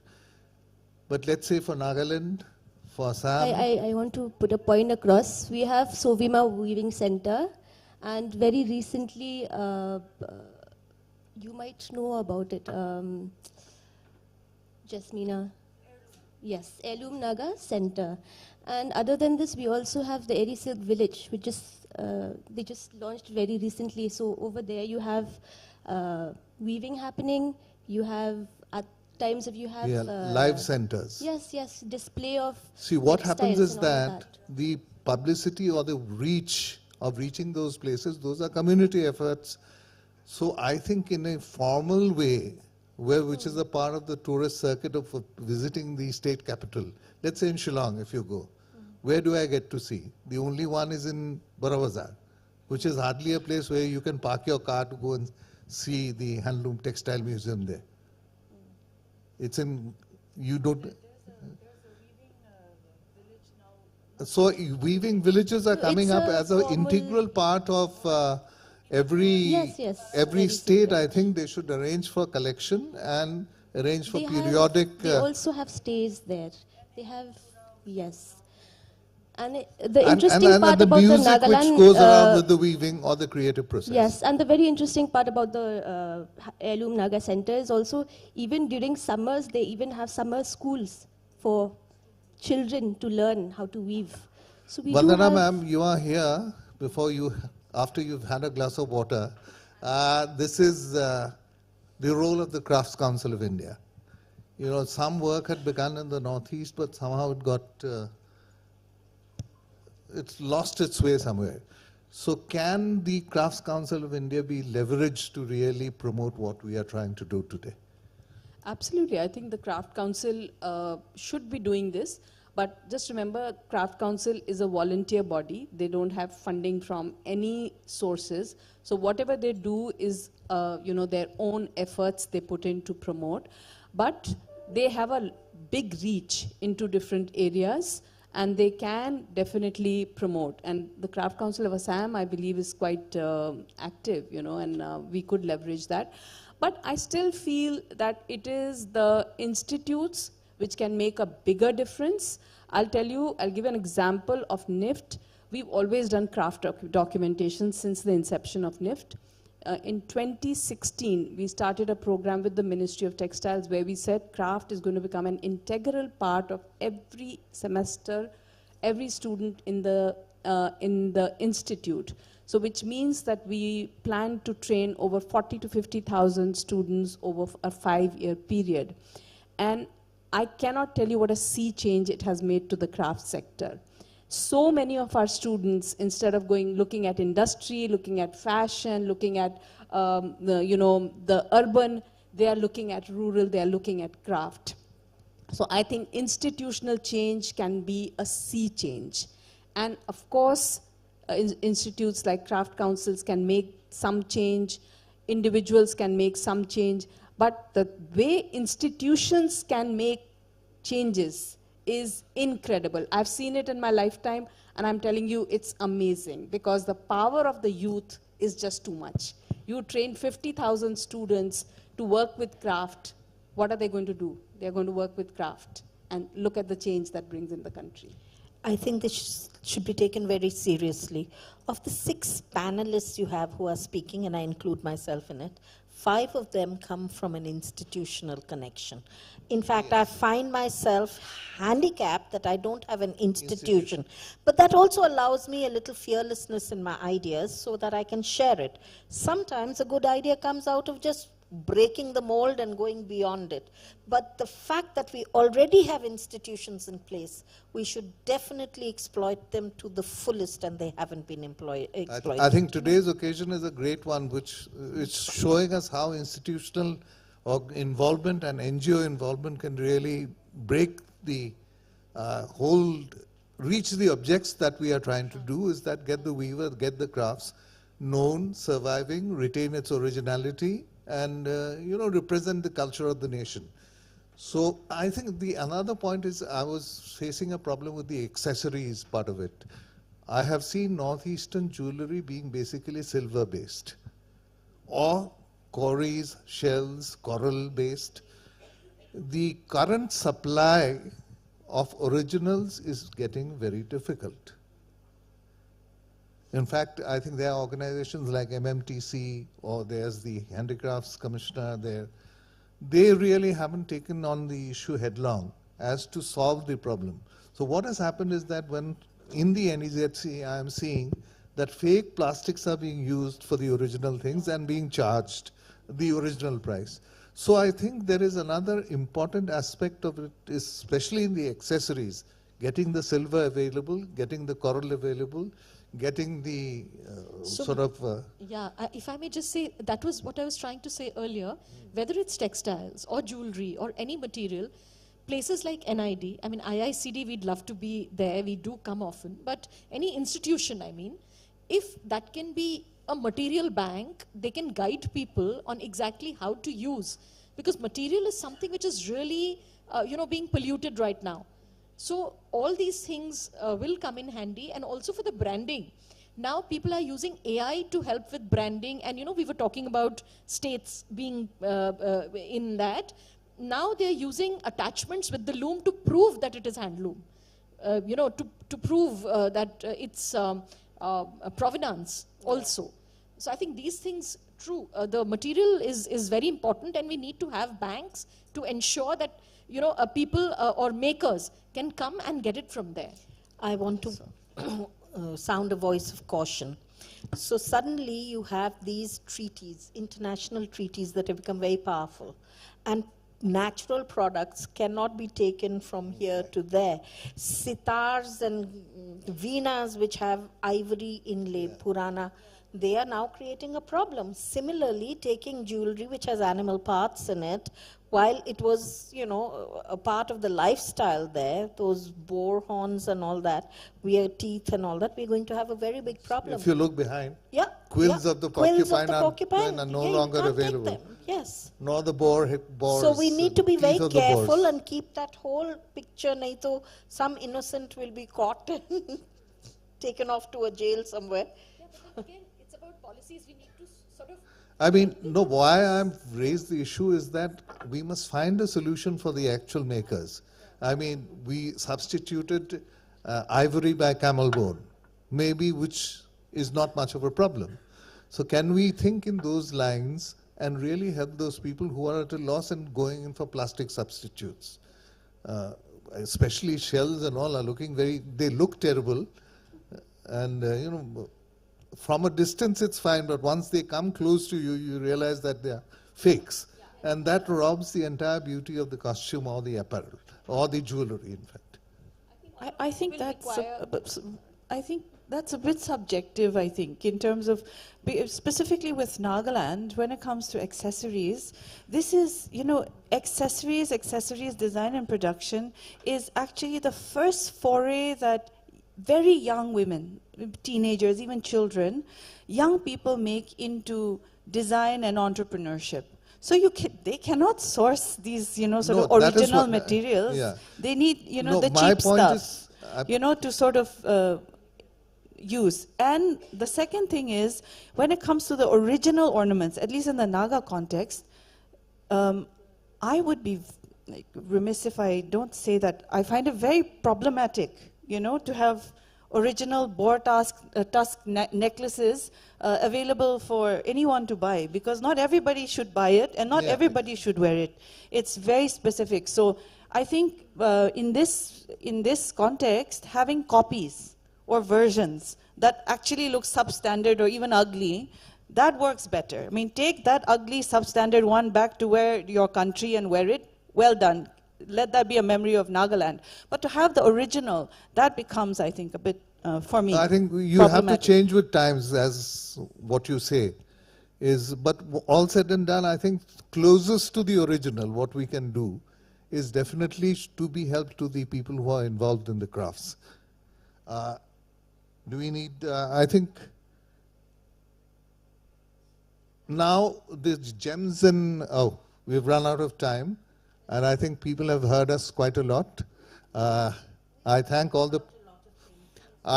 because culture is such a vast thing, it's no end to it, but thank you. We have just had flagship issues and pointers. So far as our panels are concerned, I think we have finished off with what we had to say. The summary of it is that we have to get organized to separate the fakes from the original, see that the tradition is maintained, find modern uses of traditional things, and government support to artisans so that the arts and crafts don't die out. And cultural listing or cultural mapping is very important in the whole exercise. And all the ministries involved should have a certain apex organization to sit together, which Arshia had mentioned that without an institution, getting things done becomes very difficult. So we shall now go to our representative from Donor Ministry. He had a question to ask. Please.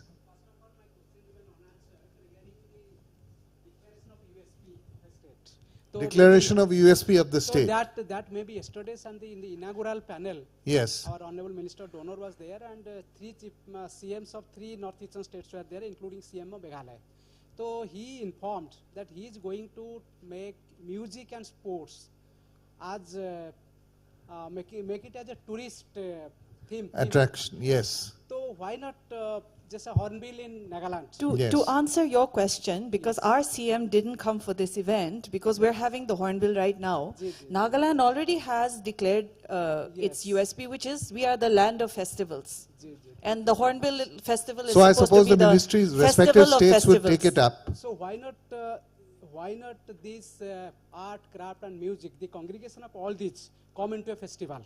So why not we organize such events in all the states? Besides the regular items, let us make the festivals in all the states and brand that festival, and make the theme art, craft and music, bring it together in one forum, along with the handloom, handicrafts, those who are dying. We are saying that those are dying now without proper government support. I think. Thank so you. I think we already have this kind of a mechanism. Ministry of Culture has this festival called the Octave, which is of 8 states performing in different parts of the country.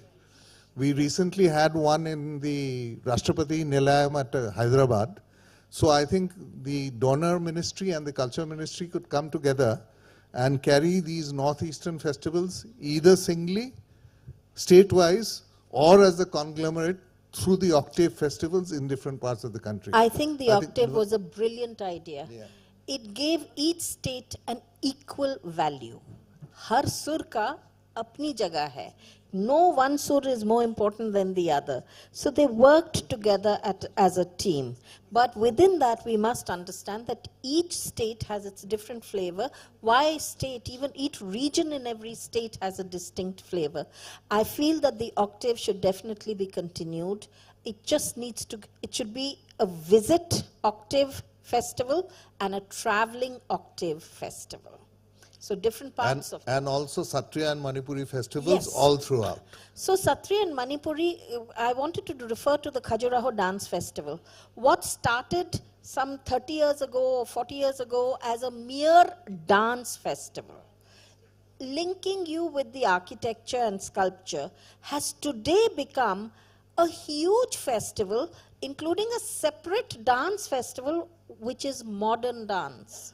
वो सब link between the temple and all that, वो अपनी जगह, that also happens. But you today have a modern dance component of it. You have fabrics, you have paintings. So Arshia, we have run out of time and my warnings have come. So the last question, if anybody has. Yeah, hello. So just wanted to know, whether this committee could suggest something teething to this implementation of Handloom Act 1985. Because the whole thing, what problem we are having is just textiles, mill products, mekhala chadars, everything is coming. But this act is already there, 1985 Handloom Act was already there. How we can strengthen that so that this machine material cannot come? In governance, it is the political will. If the government of the day decides that we shall do something, it will happen. So I think that is the first pass, and to make the government do things to happen, will depend on how the people and the media especially react to it. Yeah, just wanted to know if there is a recommendation. Can I suggest one thing? I think it's happening a lot with single entrepreneurs, where it was also mentioned by one of the panelists that, you know, we are talking about at source who has made it. So we talk about traceability of a product, and you have QR codes on the product, and you can scan that and say who made my clothes. So in fact, in fashion, it has become a very important thing where you can scan the QR code and say where this product is coming out of. Handloom, some people have started to do that, but I think that is something which needs a greater impetus. Again, it gives a sort of transparency, total transparency. So thank you between very the much. I buyer think we've and the absolutely run out of time, as all panelists, the moderators have to say, whether it's in TV or on live situations. I thank the panelists for giving their insights and inputs into the whole thought process. I think we have come off with a lot of points to really take forward to, and hope NEHDC would take it up. We thank the Ministry of Donor for holding the Ashtalakshmi and giving us an opportunity to be here. It's a bold initiative, as I said in my opening remarks, that the Lakshmi has been brought in. So the money and the name and the fame and the peace of the house will start from the Lakshmis. The 8 have been identified separately, but as a part of a total conglomerate. This again is a brilliant idea coming from the Prime Minister, the Honorable Prime Minister, in breaking traditions which was there from 1826. So we look forward to more kind of meetings this, and hope that the Ashtalakshmi festivals do their rounds throughout the country, starting with the Northeast. Thank you very much. Thank you, ladies and gentlemen. Thank you, our panelists, for your efforts and time. It was really a riveting session. Indeed, Northeast India's arts, crafts, and music hold immense potential to contribute to both the economic and cultural revitalization of India, given their uniqueness, diversity, and rich tradition. As we wrap up this session, I request Ms. Monalisha Das, Joint Secretary, Ministry of Donor, to kindly do the honor to give a small token of appreciation as a gift for our guests, please.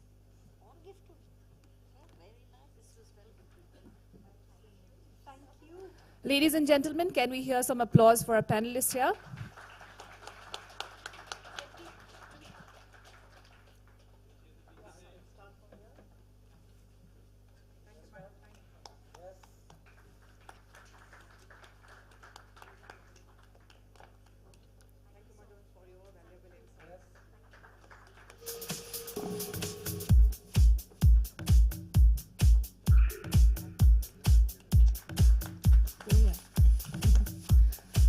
I would also like to request Shri Chanchal Kumar, Secretary, Ministry of Donor, and Brigadier R.K. Singh, Managing Director, NEHDC, and Dr. Shriparna Ma'am for a group photo with our panelists, please.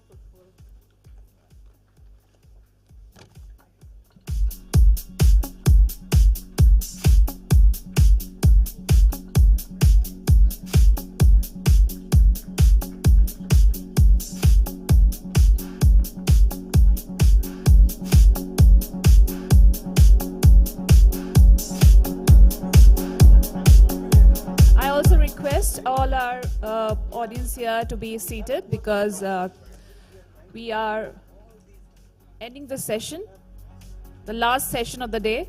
That's Culture, Materiality, Life Worlds, Northeast India in Contemporary Times, organized by the Special Center for the Study of Northeast India, Jawaharlal Nehru University, New Delhi.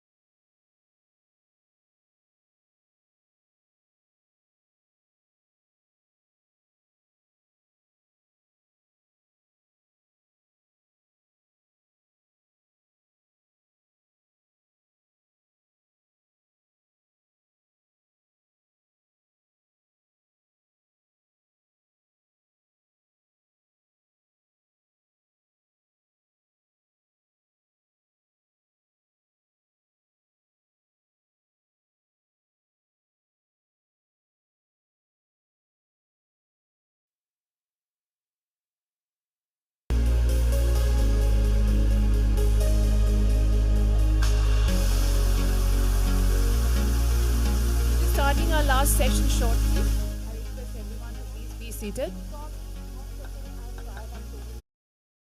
Of today, I request everyone to kindly be seated.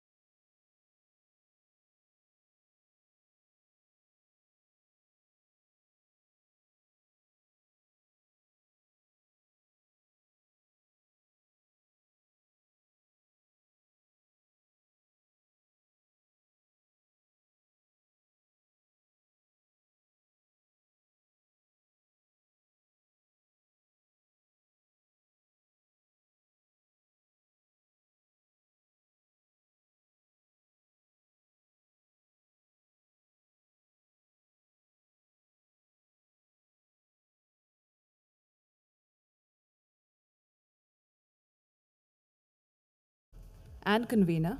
The convener for this session is Dr. Manjeet Borua. Borua is a faculty at Special Center for the Study of Northeast India, JNU, New Delhi. His areas for research interests include history of literature and culture, intellectual history, oral history, space and text, and frontiers and borderlands. I welcome Manjeet Borua, sir, on the dais, please.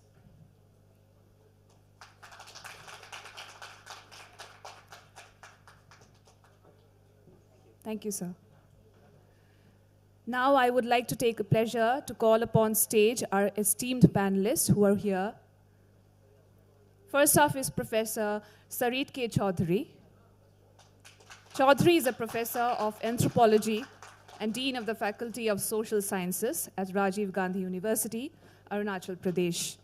He has extensive experience in indigenous religion, art, and cultural heritage, with a focus of India's northeast borderlands. Thank you, sir, for joining us here today. Next up, we have Dr. Rashi Bhargava. She's a faculty member at the Department of Sociology, Northeastern Hill University, Nehru, Shillong. She has previously taught at Christ University, Bengaluru, and Maitri College, Delhi University. She holds a PhD in sociology from the JNU. Her research focuses on stand-up comedy, sociology of humor, politics and culture in Northeast India, gender, urban spaces, and visual culture. A huge round of applause for our panelists here. Thirdly, we have Dr. G. Kando Chopi. Chopi is a social anthropologist by training, currently teaching at the Department of Anthropology, Dibrugarh University, Assam. He was a postdoctoral fellow of the Center of Excellence, Center of Northeast India Studies, Utkal University, Bhubaneswar. His research interests include tribes of India, political anthropology, comparative religion, and ethno-history of Northeast India. Another great round of applause for our panelists. We have Dr. Hemjyoti Medhi.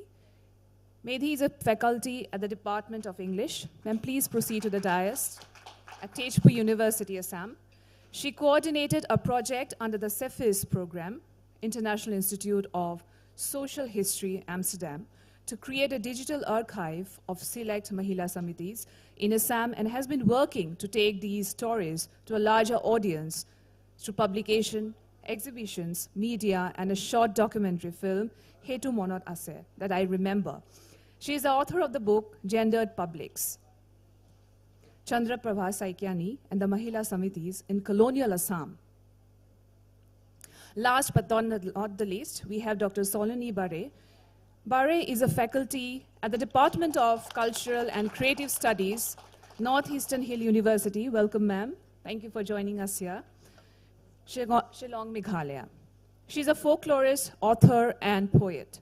She's member of Khasi Authors Society, Meghalaya member of Senking Klang and Senkhasi, the socio-cultural religious organizations of the indigenous Khasi, and life member of All India Poetess Conference. Her research interests include folk literature, folk art, and craft, including textile. A huge round of applause for all our panelists here. Before we start the session, I request Dr. Shriparna ma'am, if she's here, to kindly felicitate our guests.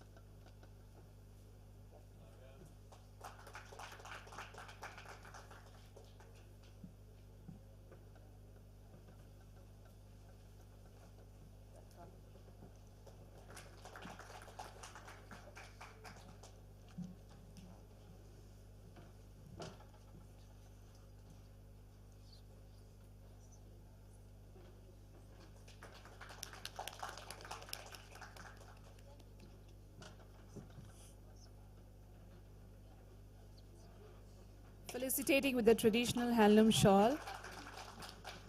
Thank you so much. So we are all set to start the session. Dr. Barua sir, can we start it? Over to you. Thank you.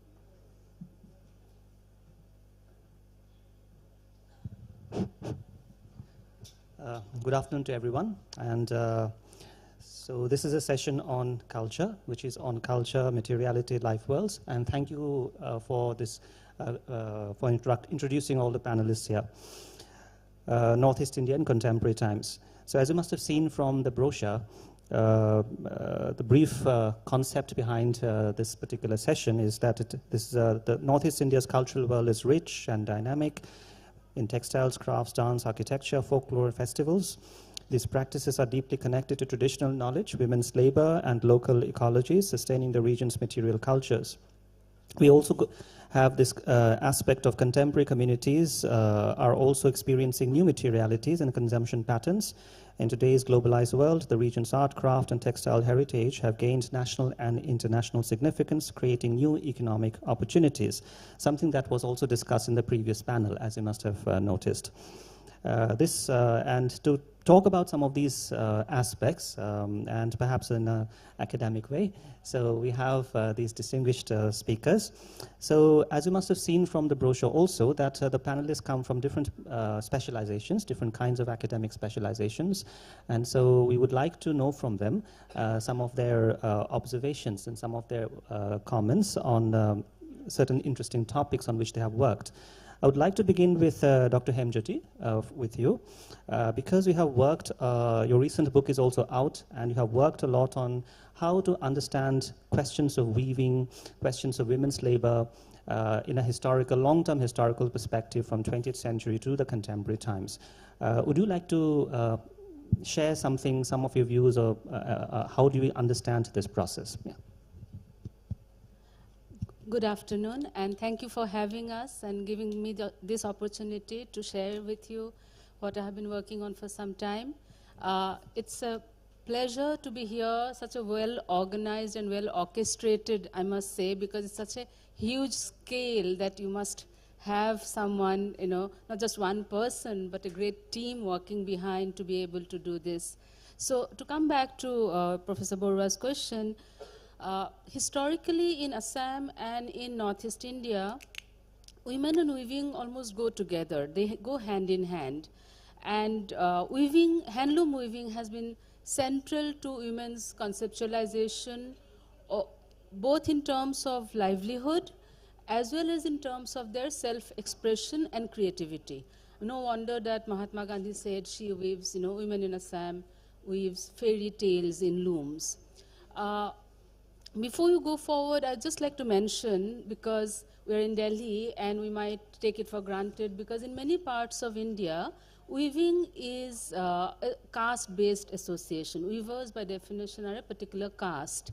However, in Assam and in other parts of Northeast, weaving is gendered. For instance, in my own language, Ahomia, the term for a weaver is hipini and buoni, and both these are gendered terms. So women and weaving are like two sides of the same coin. They are integral to, you know, weaving is integral to women's lives.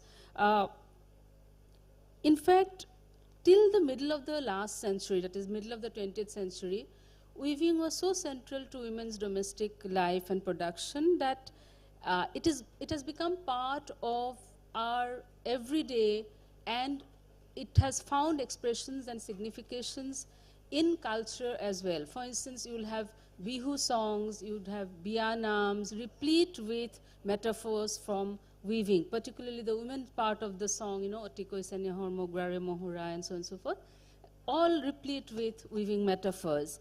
So what I'm trying to say is that weaving has been an exclusively female domain in Assam and in parts of Northeast. It has been mostly done as part of household activity, household production, not a professional production, so domestic. And traditionally, the skills were handed down from one generation to the next, so from mothers and aunts and neighbors to daughters. And interestingly, till the middle of the last century, weaving skills were also linked to marriage prospects. So, Buakota Zanene Nai, does she know how to do spinning and weaving? So these were some of the, so one of the associations that I have worked on is the Mahila Samitis, early women's associations founded in the 1920s and 30s, and they saw that there was this deep connection between women and weaving, and they tried to tap this resource that women already had, the livelihood possibility that women already had, and they started establishing what they call Hipini Bharal, or weavers cooperatives, since 1928. In fact, they were so successful that till the 1960s, almost all the major Mahila committees across Assam had weaver stores or weavers cooperatives.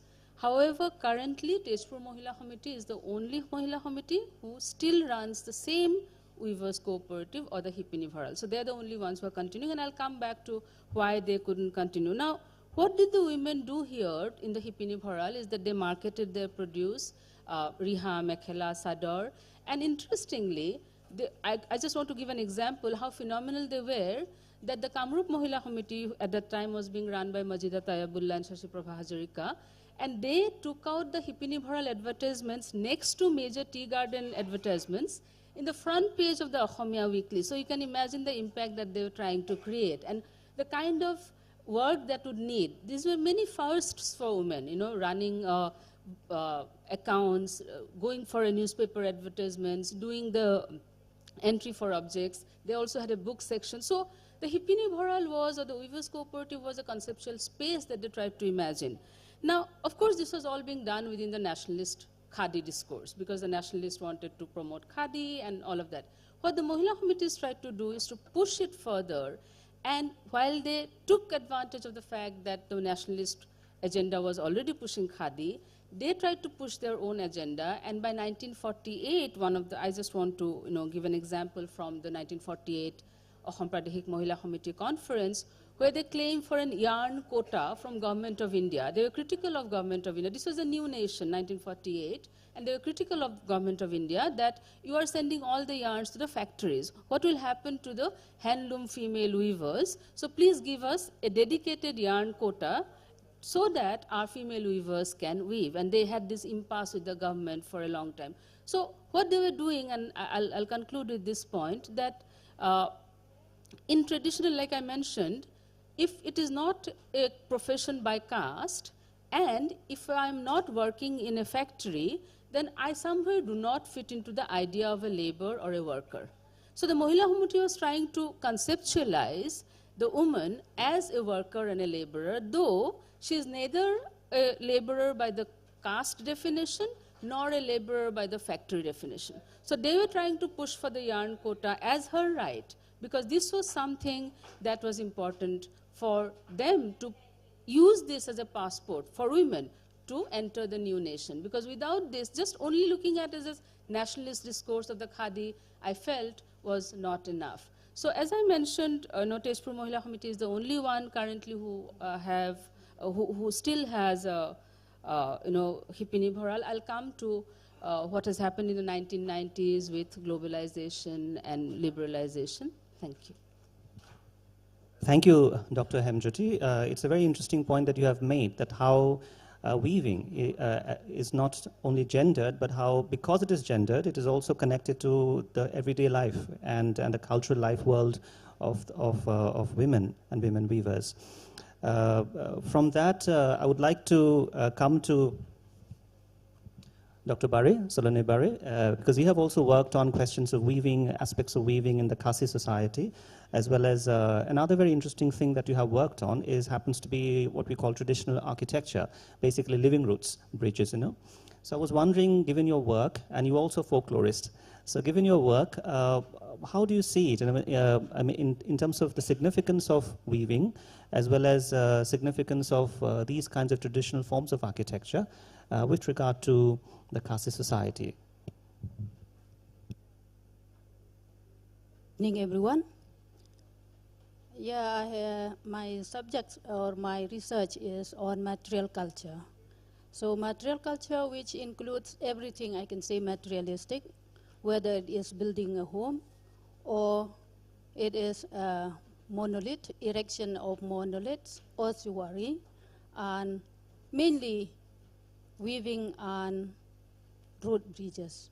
So with regards to weaving, we can see that in the last 50 years in Meghalaya, the weaving process or textiles were concentrated mainly in northern part of the state and in Garo Hills. But for the last decades, I have seen an improvement and then a speedy improvement in the field of weaving, especially with regards to eri yarn, which we call in Khasi rendia. So rendia nowadays is very popular among the masses in Meghalaya, and not only in Meghalaya, but also outside the states and even at the international level. Why it is so popular? This eri yarn is derived from the worm. Okay, it's derived from the cocoon. But of course, there are many eri production center in Assam and all, but what I am concentrating is in Meghalaya. Because we have the yarn that is very good in quality, and then it is a natural fiber. Natural fiber in the means that it is collected naturally from the cocoon, and then spin into a yarn and made into a fabric. And at present time, you can see that in Meghalaya, they are making an export of eri yarn also outside, where people from outside, not only outside Meghalaya, even outside India, they had come only to buy the eri products or the rendia of the Khasis, which are very fine in texture, and moreover, it is environmentally friendly. It is very friendly because, as I said, it is a natural fiber. We don't use the chemicals, we use the natural dyes, natural fiber with natural dyes, which is also known as the vegetable dyes. So it is also branded now as the peace silk. Why it is a peace silk? Because animals or the caterpillar or the larva is not killed.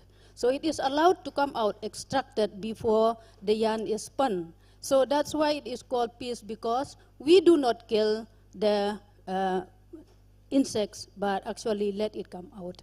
So in Meghalaya, we also have nowadays the product where the logo, I can say the logo, where the logo of the Megatex or the Sericulture and Weaving Department is the cocoon, the fabric, and the dove. As I said, it is a peace silk, so the dove is the symbol of peace. We are using this as the logo of the rendia in Meghalaya. Whereas if we look at the road bridges which is made from the Ficus elastica, okay? The scientific name is Ficus elastica. Actually, I don't want to dwell too much on that because everyone have seen, you have read in the in YouTube, okay, in the internet. But the thing is that I only want to stress here how we preserve this very important heritage of Meghalaya.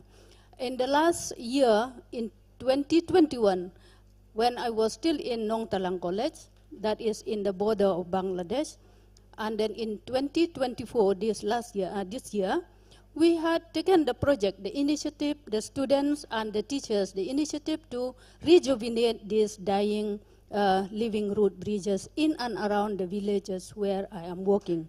So this is we can say that the Indian knowledge system that an EP really stresses on that, we can find it in the folk tradition of the people of Meghalaya, especially, I can say, in the parts of Khasi and Jaintia Hills. Jaintia Hills, I mean in the southern parts of Jaintia Hills. Okay, that is for now. Thank you. Thank you, Dr. Bare, for these very interesting observations of yours, especially that how folk traditions, if weaving and traditional architecture are forms of folk traditions and folk knowledge, then how they continue to remain very relevant and very vibrant and very significant, both at a practical level in terms of weaving and also at a level of symbolic significance for societies and communities. Thank you for these initial comments. This brings actually me to Professor Sarit, because you have worked you have a long experience of working in this particular field of culture, traditions, and also of indigenous communities in the region, especially work on Arunachal. So I was wondering, over these long years that you have worked on such societies, what kind of cultural change or transition have you seen societies undergoing or communities undergoing in this period that you have studied them? Yeah. So thank you, Manjit. Welcome to all the participants, the distinguished panelists who are right now part of this wonderful session. Let me tell that first, thanks to the organizer who could have imagined the possibility of having such a great celebration of the spirit of the Northeast. And this is reflective of, if you just have a visit to the different stalls located around, you can understand for which Northeast stand. I didn't came with a very distinctive structured thought process, but as you have told, as I am part of this region called India's Northeast, I'll try to briefly and broadly, and I repeat it again, briefly and broadly shared my ideas in relation to the question of the tribe, the question of what we are trying to understand in terms of everyday's negotiation of life in the, more specifically in the Arunachal. I came to India's what we call the Northeast in 1990s, and then still I exist. I didn't try to go back to any other places living this place. So in that sense, some of the people who came from different other parts of our nation state and made Northeast home, not house, perhaps I am one of them. Secondly, what I'll say that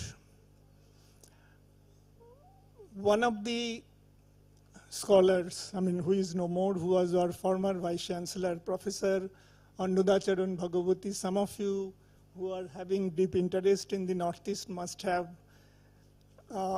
be aware of his ideas, his writings. Now he is the person who has brought me into the system.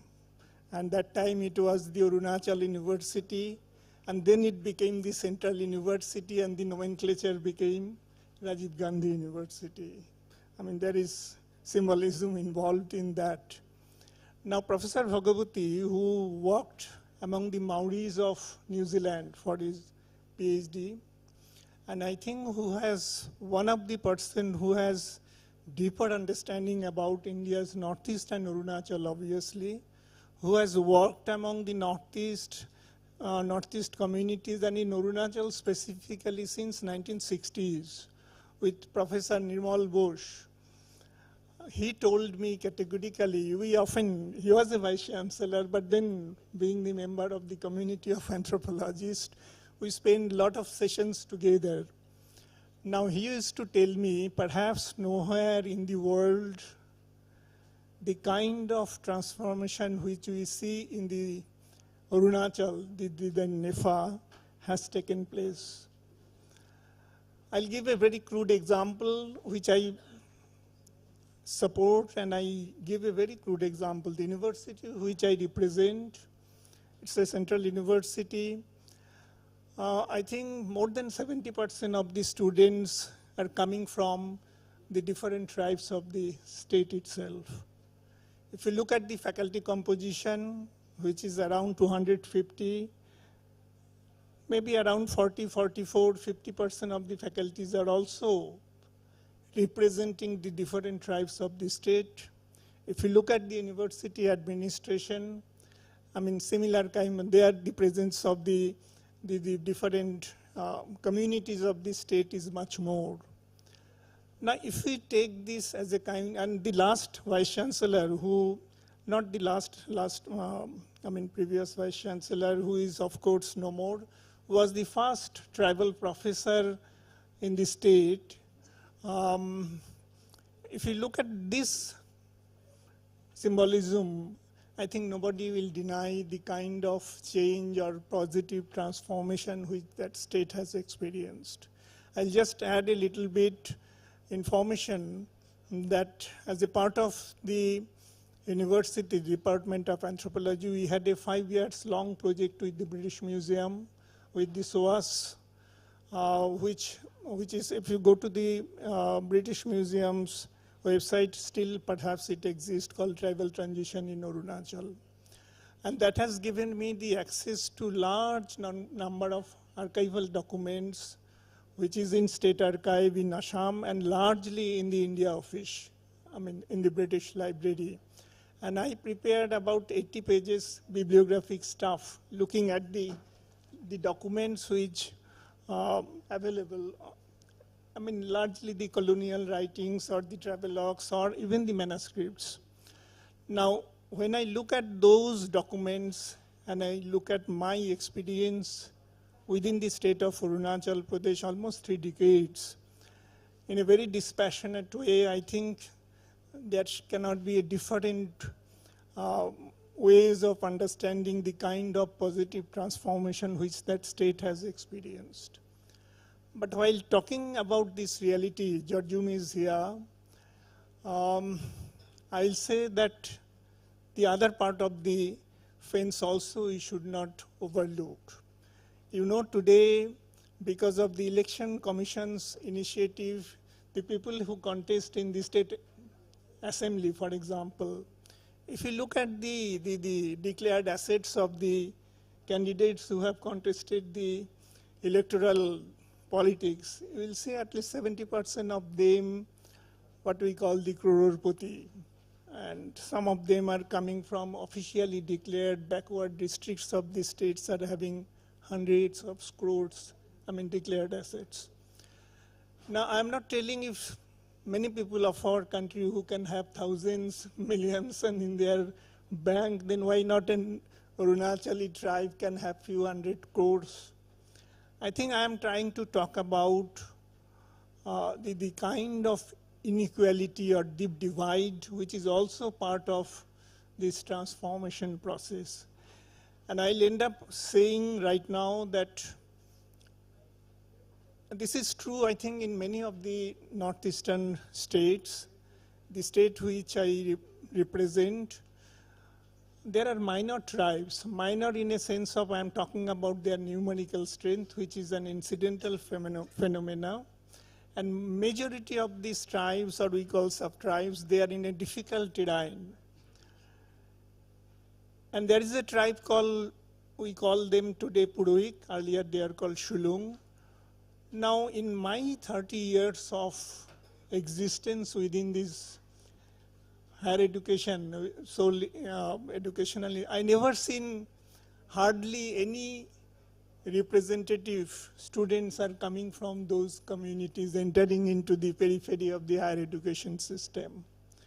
So when you are talking about Northeast, when you are talking about the positive vibrations, celebration of Northeast, which Northeast really deserves, we should not overlook the other side of the realities also.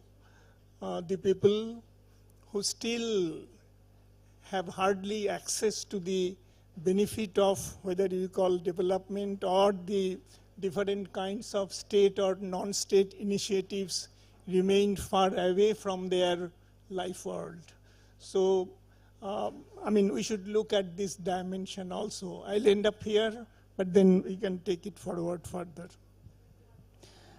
Thank you, Professor Sarit, for your thoughts. What I think is coming out from what you're saying is how if education is, or the culture of education is an important means towards development and growth, then how to make it more inclusive and have more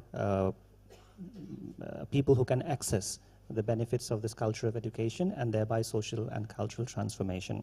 Thank you, Professor Sarit, for your thoughts. This, in fact, when we talk about culture and questions of change and so on, this, in fact, also brings me to Dr. Rashi. Though you have worked on something different, in your works you have worked on the question of visual image, the question of visuality and materiality, right? And would you like to tell us something about this question of visuality and materiality, and how do we, because the work has been more conceptual, I guess, so how do you look at these questions, you know? Yeah.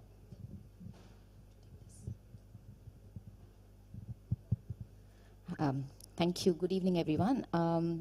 So I'll join my co-panelists in thanking the organizers and appreciating the organization of an event like this, which has brought us to rethink a lot of different kinds of notions and perceptions that we have about the Northeast and revisit those ideas. So as Manjeet pointed out, my work is a lot more conceptual in nature, in the sense that everybody here sort of agrees to the fact that Northeast India has a very rich tapestry of cultural forms, both material and non-material. And when we look at these cultural forms, one of the questions that has intrigued me for a very long time was what makes certain cultural objects or certain cultural forms much more visible or much more relevant than the others. So, so it kind of brought me to look at the concepts of materiality and visuality, where each of these concepts helped me unravel the very notion of what makes certain things visible and make certain things more relevant. So just for the benefit of the audience here, so materiality in a very simple sense is basically looking at how objects have their own agency, and certain objects matter more than the others, and when these objects become more significant, they sort of, they create a certain kind of perception and meaning with regard to the spaces that they are in and the times that they are in. Visuality also, on the other hand, is kind of looking at the idea that there is a social construction of the visual and there is a visual construction of the social. So if you create certain things or prioritize certain things visually, then they have a certain social life of their own and they sort of become more relevant and they become more visible. So when it comes to the Northeast India, my work was largely looking at the idea of how Northeast India has been the object of, and I say object as in quote and quote, object of inquiry for a very long time, starting from the colonial period and many decades after. So what really happened beyond that? Once we look at the various socio-political changes, the cultural changes, the historical changes in the region, and that combined with how social sciences, methodologies, and theories were changing, we came to a point of looking at the possibility of how Northeastern subject can be created. So these are attempts and very conscious attempts that I've found in my work, where people from the Northeast, communities from the Northeast are trying to reclaim their subject position with regard to their culture, with regard to their life world, with regard to their worldviews, which fits really well with the parallel move that we have, emphasizing the indigenous knowledge system, sustainable development, sustainability, and so on. So the idea here is that if we look at the Northeastern region and we look at the material and the visual culture there, how do we understand those? And how do we understand it from the perspective and the meaning that are being attached by the people themselves? So in that sense, I took two examples. So one of the examples is to, how exactly do we look at the fashion that emerges from Northeast India? And when I say fashion, I'm actually trying to also give you the idea that there is a global discomfort with fast fashion that we have now, because we are obviously placing a lot of emphasis on sustainability. So with the global discomfort of fast fashion and the consequences for the environment, there is a turn towards traditional handicrafts, traditional handlooms, weaving patterns, as my co-panelists have also talked about. Notwithstanding the problems that come with them, there have been attempts to prioritize indigenous knowledge systems and the indigenous ways of, let's say, what attires are and how clothing can be looked at. That's fine, that's one way to look at it. But what really brings them to the fore is also the attempts made by a number of people who have brought these traditional attires in the form of global fashion to the global stage. So we can look at few designers from the Northeast India who have made it to the global stage, visibilizing and making the patterns and the traditions and the traditional attires from Northeast India as very significant. I can name a couple of designers here. So we have Sanjukta Dekka from Assam, who has recreated Mekhela Chador as something very significant. We have, since we are talking about the Rindia and the Eri silk, We have Daniel Siam from Meghalaya, who's made it big on the global stage. I would also like to mention that we have Dr. Kiritsu here, who goes by the name of Mekla Nama, and I've been following her for a very long time. So on the social media platform, as an influencer, you try and bring forth the very rich tapestry of what traditional attires could be, what what exactly is, let's say, patterns from Northeast India, and how you as a person from Northeast, as a person from community, so there's no cultural appropriation happening there. You sort of bring those things out to the world as something that belongs to your own community. So it's not something that happened in the colonial times or times after that, where someone else was trying to portray these things. You are doing it on your own, and you're bringing the values and the cultures and the meanings and the perceptions attached to it. I sort of agree with her when she spoke about it in the last session, that it's better to have imitation than the original ones, because the original ones have a cultural value attached to it. They have a very different meaning and perception that comes from the community. So that's one example that I have. The other example is to look at the bamboo products from the Northeast India. So the bamboo products, it's not that it's new. I think when we look at the Northeastern region, the use of bamboo products, the different kinds of things and objects that are created from bamboo has been there for a very, very long time. I mean, we can also call it for centuries. But suddenly, something that was considered to be a poor man's timber is now the green gold of the Northeast India. So, the focus on sustainability, the focus on ecological preservation, the need to look for raw material which is not so harmful for the environment. So it has become an industrial raw material. But most importantly, also the government initiatives with regard to Atmanirbhar Bharat, Vocal for Local, has made something which was considered to be not so relevant, as I said, the idea of materiality, something that did not really matter on the global scale is now considered to be so significant. So how the visual and the material aspects, as we portray them, as we visualize them, as we visibilize them, makes a huge difference to the way that indigenous knowledge systems, cultural forms, cultural objects, their meanings and perceptions can be understood. So with these sort of transformed and constantly transforming cultural narratives, we have seen the Northeast region and the products from there, and of course people like, kind of owning up these products and bringing out the values that are there as part of the cultural values of the communities, has made that as the unique selling point of the visual and the sustainable economy that we are part of. So thank you. Thank you, Rakhi, for these very interesting thoughts. I mean, one of the things which comes out from what you're saying is that when we talk about globalization, it is not necessarily that globalization is defining the quote-unquote the local or quote-unquote the regional, but the quote-unquote the local or the region is as much having an agency in finding its place in the global map or globalization process. That agency is important, that agency is interesting, and that agency is also, in a sense, a source of power, isn't it, for communities to self-define themselves on a larger stage. So thank you for these ideas and for these observations, which brings me to actually to Dr. Kanatu Chopi, and he has worked on, till now our panelists have talked about well, by and large what we think as quote-unquote traditional in terms of weaving or textiles and change and so on. But he has worked on, you have worked on what one call new materialities, and that is something that is very much a part of our cultural practice now, the use of plastics, right? Exactly. And consumerism, the use of plastics, and how do we relate it to questions of environment, ecology, and so on. So your thoughts? Yeah, so thank you, Manjit, for raising a very important issue there. Yeah, I want to thank the organizers for giving me the opportunity to be part of this very important deliberation. Very quickly, I would like to say, just quote one scholar whom most scholars from Northeast India are familiar with, J.P. Mills. So if you look into J.P. Mills' writing, he says that wherever road goes, two things follow. One is venereal disease, and then the second thing is money lenders. So wherever road goes, he means that wherever development goes, these two things, very difficult forms of change that follows.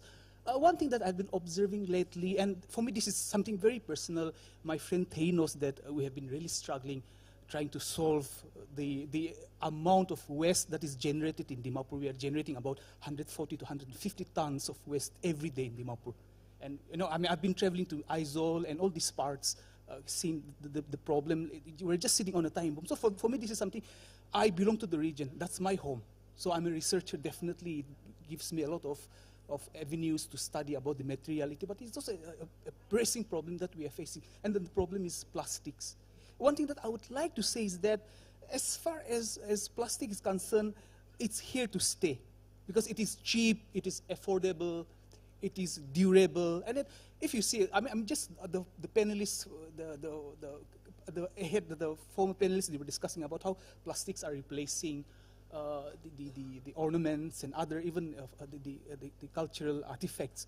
That's reality. Plastic is here to stay. It's like the government everywhere, not only in Nagaland, but even every other Northeast state, Professor Sharif knows, they're trying to ban plastic, which is not working. So it makes us think that how do we negotiate, or how do we, with fast modernization, with fast development that is happening, it made me think as an anthropologist. So it's like, because for someone working quite some time on indigenous knowledge system, I would like to say plastics starts where indigenous knowledge systems ends. That's the problem. I'm just, please, you are free to challenge me, but the problem with Northeast India is that this is a new form of materiality. If you look into Arunachal, Sikkim, Nagaland, Mizoram, Tripura, or even for that matter, Assam, the materials that we used in our daily lives for our culture, for our housing, for all sorts of purposes, these were biodegradable. But plastic is one form of materiality which is completely changing our lives. And it is creating such an ecological, environmental hazard to not only Nagaland, but to all the states across in Northeast India.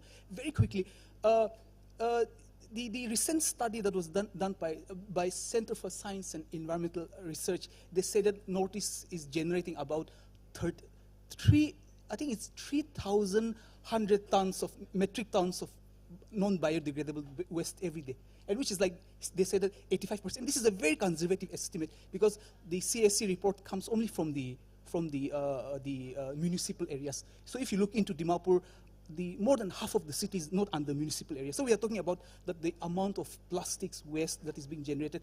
And then what CSC said is that 85% of our waste, especially the plastics, diapers, oh my God, big problem.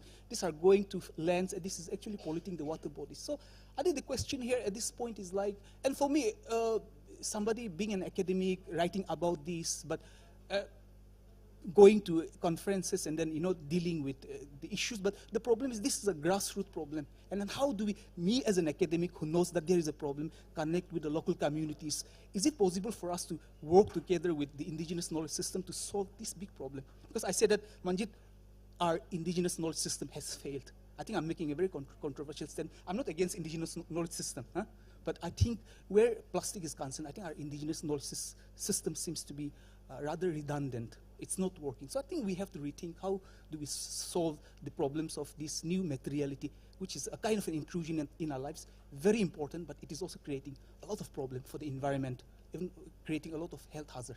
That is what I want to say. Thank you.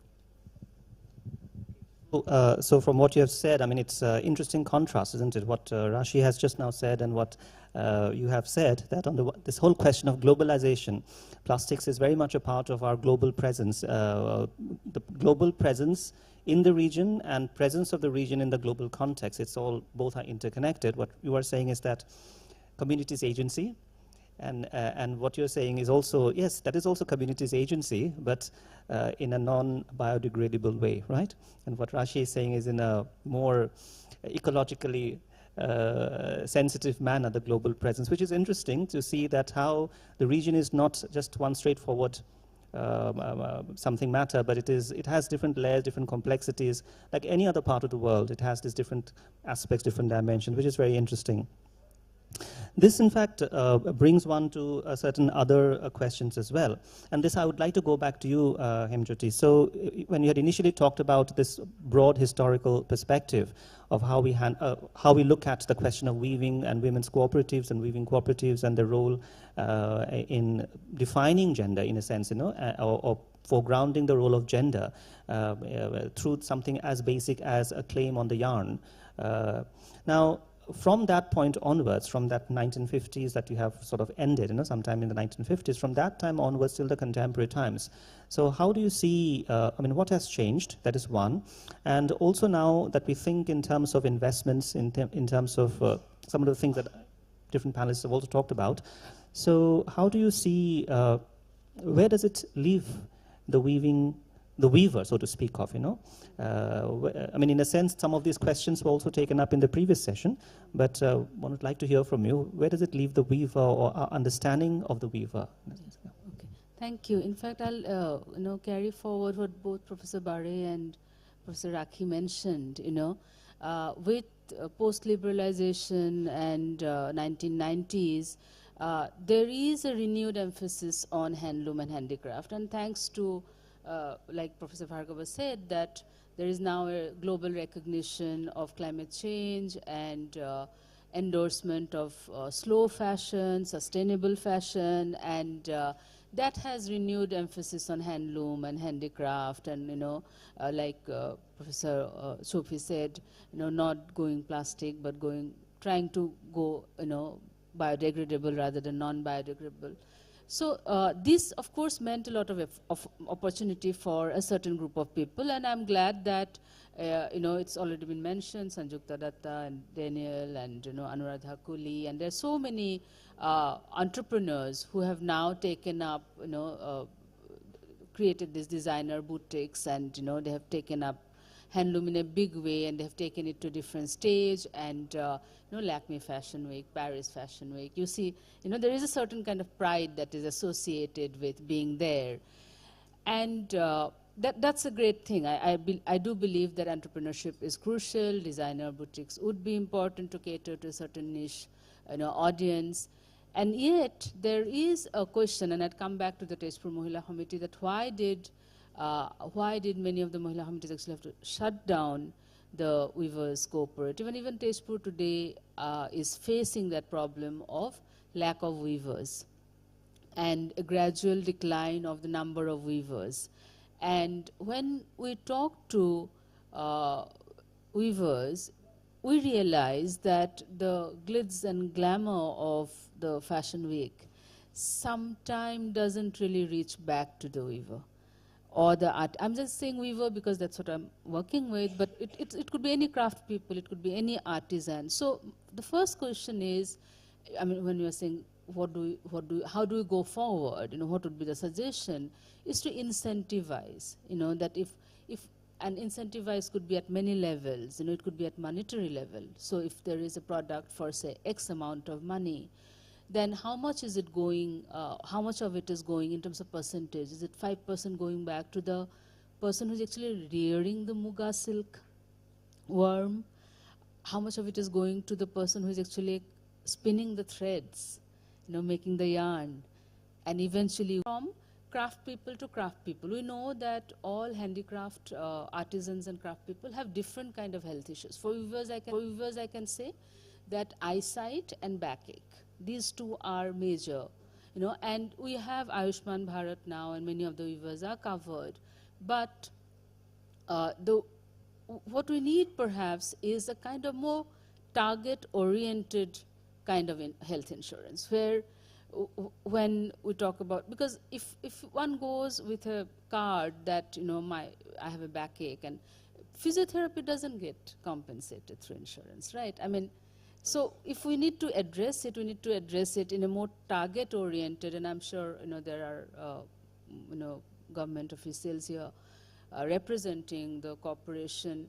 Unless and until we have a target-oriented kind of insurance system, health insurance system, it would not really reach where we want to reach. And health is a major concern, and we all agree that public health services are hard to access very often, though it's better comparatively than maybe 10 years back, but private health systems are, I mean, through the roof. I mean, they're so expensive. So how do craftspeople, kind of engage with life? And we talk of them as heritage sustainers, people who sustain our heritage. So how are we really looking after them in being able to sustain? So how do we make it lucrative for the next generation, for the new generation, to engage and sustain and continue with that craft if they want to, if they choose to, rather than going away. Of course, it's not necessary that everybody has to sustain. Now, with weaving, what we have seen is that some of the motifs have been taken, and they have been taken, and we have a problem with that. Okay, fine, it's a bag. But what I would like is that when we take this, Boro Aronai, or the missing design, or the Homia Pari, and make it into the bag that becomes should be respectful enough of the craft that it has now embedded. That somewhere is not always happening. And we really need to respect the craft that we have appropriated, if we have appropriated a craft. That is very, very important. So that's something that we need to address. And I'm sure those who have addressed that have really done well. So in a way, if we have just made, copies in a way which is not respectful of the original, then it hasn't really gone down well. But copies which are respectful to the original have always, I think, done better. Last bit is about sensitization of ourselves. And when I say ourselves, I include also the entrepreneurs and the trading community who are working with these artisans and weavers and craft people. I'll just give an example. This is the season of paddy reaping in Assam. And many of the weavers, because as I said, weaving is still a domestic production, they're also downies, in the sense that they are also the ones who reap paddies in their own field or somebody else's field. So these are also part of their cultural life worlds, and they're not just weaver. It's not a caste-based thing. They're weavers, they're cooks, they're working in the paddy field, all of that. Now suddenly a designer would come, I have a order to finish by 20th of December, you just weave. That is not what we can do. That is not what I feel we should do. When we talk about professionalization of the craft and, encouragement of the craft, I'm all for that. But we have to respect the craft in its context. We have to respect the crafts people in their given context. So I hope that we facilitate through these platforms, through Ashtalakshmi, through NEHDC, all these different platforms, facilitate a life world which retains the organic linkages, and yet they have the agency to go global. That is what I am rooting for. Thank you. Thank you, MJT, for this some of these very important points that you have shared. And what comes out, in fact, is that when we talk about these traditional crafts, from what you have suggested, or in fact recommended, when we talk about these, as well as on, in fact, you have worked on, I think, preservation of root bridges, isn't it, in your earlier professions? So could you tell us something about if these traditional crafts or this traditional knowledge or architecture is so important to communities even today, they are very important, are very relevant, very important, then what could be some of the ways, or you think, how have you done this, to promote it, to preserve it, that they continue to stay relevant for the community? Would you like to share some views?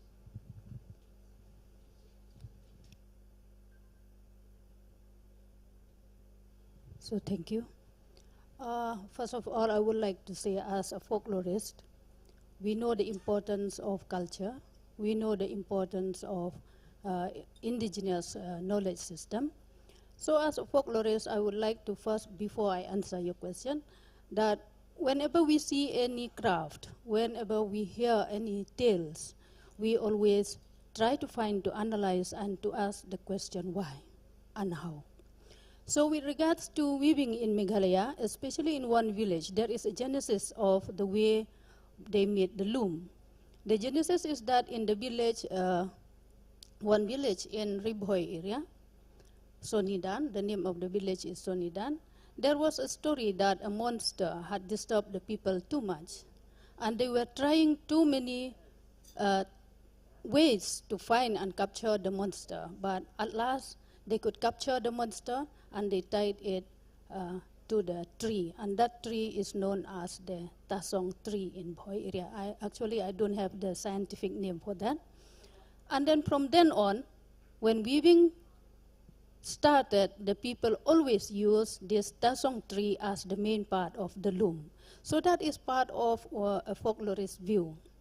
And we can say that this is how the people try to not only to manage how they weave their clothes, how they use, or we can say textile, combining dyeing and weaving, spinning, and everything. So we can see that how it evolves, how it develops till date. And with regards to this, we can say that Eriyan, I'm leaving this silk, okay, silk, mulberry silk and eri. I'm concentrating on this eri silk or Eriyan, which I am using this cloth also. It's made out of, this is also an eri shawl, and this is an eri kruang, which is a Penar dress. Okay, I'm not wearing the traditional khasi, but it is Penar dress, or the dress worn by the people in Jaintia Hills. So this is how the people, how the work evolved from the folklorist point of view. And then we can say that in Meghalaya, now with what I had mentioned earlier about the logo, the tagline of this is that Meghalaya, made in Meghalaya, from thread to trend. I can also say that Eriyan in Meghalaya is from the worm to the yarn, from the yarn to the fabric, from the fabric to the fashion, and from fashion to international. Because nowadays it has gone international. We found so many problems in purchasing this Eriyan cloth because always it is exported to especially Japan, Korea, and other parts of the world like UK and America. So that is with regards to the Eriyan weaving. But with regards to these living root bridges, what I had mentioned earlier is the rejuvenation of these bridges. You know, these bridges, as time goes, other bridges made of iron or cement, as time goes by, they will be destroyed, they will be spoiled, they will be rusted. But with regards to the living root bridges found in Khasi and Jaintia Hills, you will find as time goes by, they will become thicker and bigger and stronger. So that is bioengineering of the Khasi people, of the Khasi Penar people. But we find also in many places, like I mentioned earlier, that in my village, the people sometimes because of the ignorance and all, especially the tourists, they will come, they will pluck and they will carry something as their souvenir. So there are about 3 bridges that had been, I can say they are about to die, the dying bridges. So when we started to rejuvenate this one from our college, what we did is that we used this dry erica nut, the hollow dry erica nut, to take out those roots. And then with the topsoil, or if topsoil is not available, we use the cow dung, okay, to fertilize the roots. And then in 2021 we had started, but this time in 2024 we have seen the result, that the roots are coming out from those dying bridges. So this is the way I can say that Indian knowledge system should be preserved, should be protected, at any cost, whether it is art and craft or this bioengineering. Because, and then one more thing is that I want to say here, these types of environmental products, this type of like living root bridges, they have also AI. According to the belief of the Khasi, when I say AI, it doesn't mean artificial intelligence, but it means animistic intelligence. That is when the people were trying to plan this type of rubber plant, what they do, first of all, as a folklorist I had observed, they will speak to the nature. They will speak to the animals. They will speak to the surrounding area that we are going to plant this type of plant, rubber plant, which will become a bridge for the people so that they can use. So that even Sigmund Freud also, he agreed to that, that plants, which we say they are non-living things, actually they have the souls. So when we speak, if the environment, if the surrounding area does not accept that, the speakers the requests, the prayers, then that rubber plant will not grow. But if they know how to speak, to invoke the spirits in and around that, then that plant will grow, and then after 20 or 30 years, the people, they can use it. But interlacement and weaving of the bridges is very important. So I think with that, I can answer that. So we need to preserve and protect, whether it is textile, weaving, whether it is handicraft, basketry, or any other material culture, we should protect and preserve it. Thank you. Thank you. That was very well said, in fact, especially the point that while in the contemporary times there can be situations when traditional productions, for example, the living roots, can get damaged or can get affected because of contemporary practices, let's put it that way. I suppose you were referring to tourism. So despite that, it is still, once again, traditional knowledge which can be harnessed to revitalize these kinds of traditional architectures and traditional, as we are calling, bioengineering. So this is a very good and practical example of how knowledge remains vibrant and flexible, and it somehow has a capacity to get innovated on its own in terms of its uses. That's just very interesting. Thank you so much. Coming to you, Professor Shari, just a small years, let's say, in the region, if you can collect, or table lamps, and so on, which gives us a sense of what has been the everyday life, maybe, of people across, whether it be urban, rural, across classes, rich, poor. They have all been using different kinds of material things to live life and give us a sense of this aspect of their life. What do you think? Okay, thank you for bringing the museum dimension. But before I talk about the museum aspects, let me again back to Professor Bhagavathi. We are talking about the question of the whole issue of culture change or the transformation. I don't know how many of you have access. There is a fascinating writing by Professor Bhagavathi on the Tangsha identity issue. Tangshas are one of the group in Arunachal who are adjoining to the Burma border. And Professor Bhagavathi built up an argument, a conceptual frame, which I feel very interesting to look at, to understand the nature of transformation which is happening in the context of not only Arunachal, Northeast, in any part of the globe you can think of, especially in relation to the indigenous communities.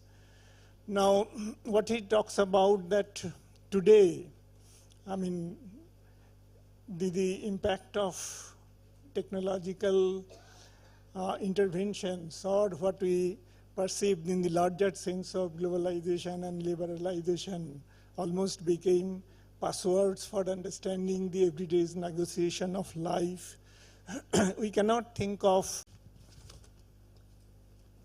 and the moment you bring the fixity in understanding these two concepts as a bipolar concept, forgetting the continuum processes, then the problem, the illusion starts. And I'll say that there is a fascinating book.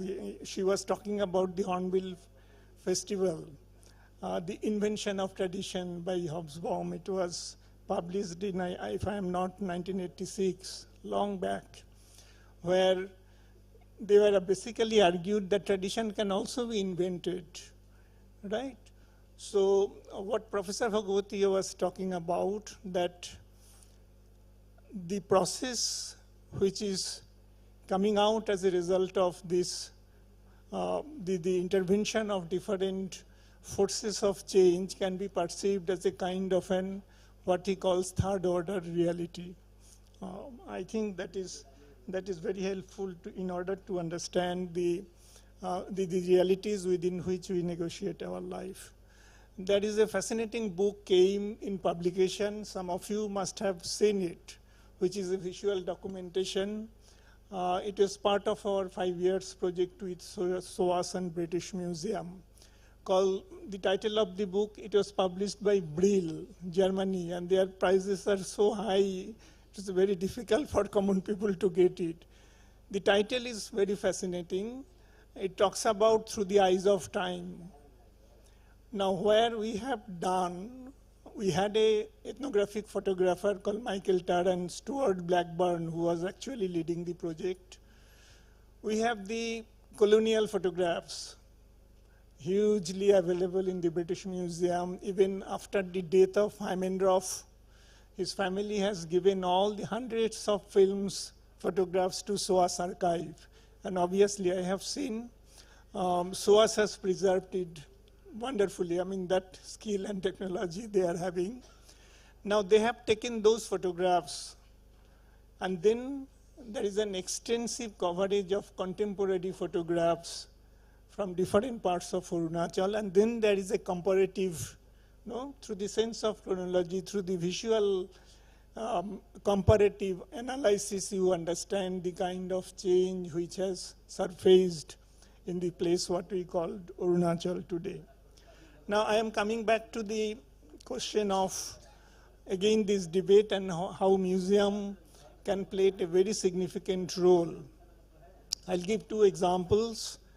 One, first I'll tell, somebody was talking about the museum in South India in the last panel. I think that museum came as a huge inspiration from the museum which we call Indira Gandhi Rashtriya Manav Sangrahalaya, or the National Museum of Mankind in Bhopal, which is located on 200 acres of land. In fact, that is the largest national museum leaving our Calcutta and the Delhi Museum. Now, that was changed the whole notion of, or the concept of museum as such, what we call the new museum movement today, where museum is not much about the question of surrounded around the objects. It is much more the question of ideas.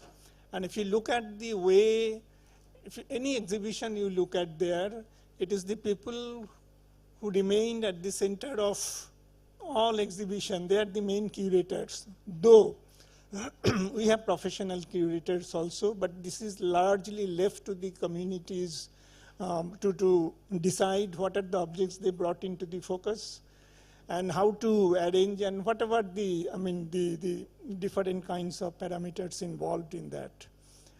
I'll give an specific example.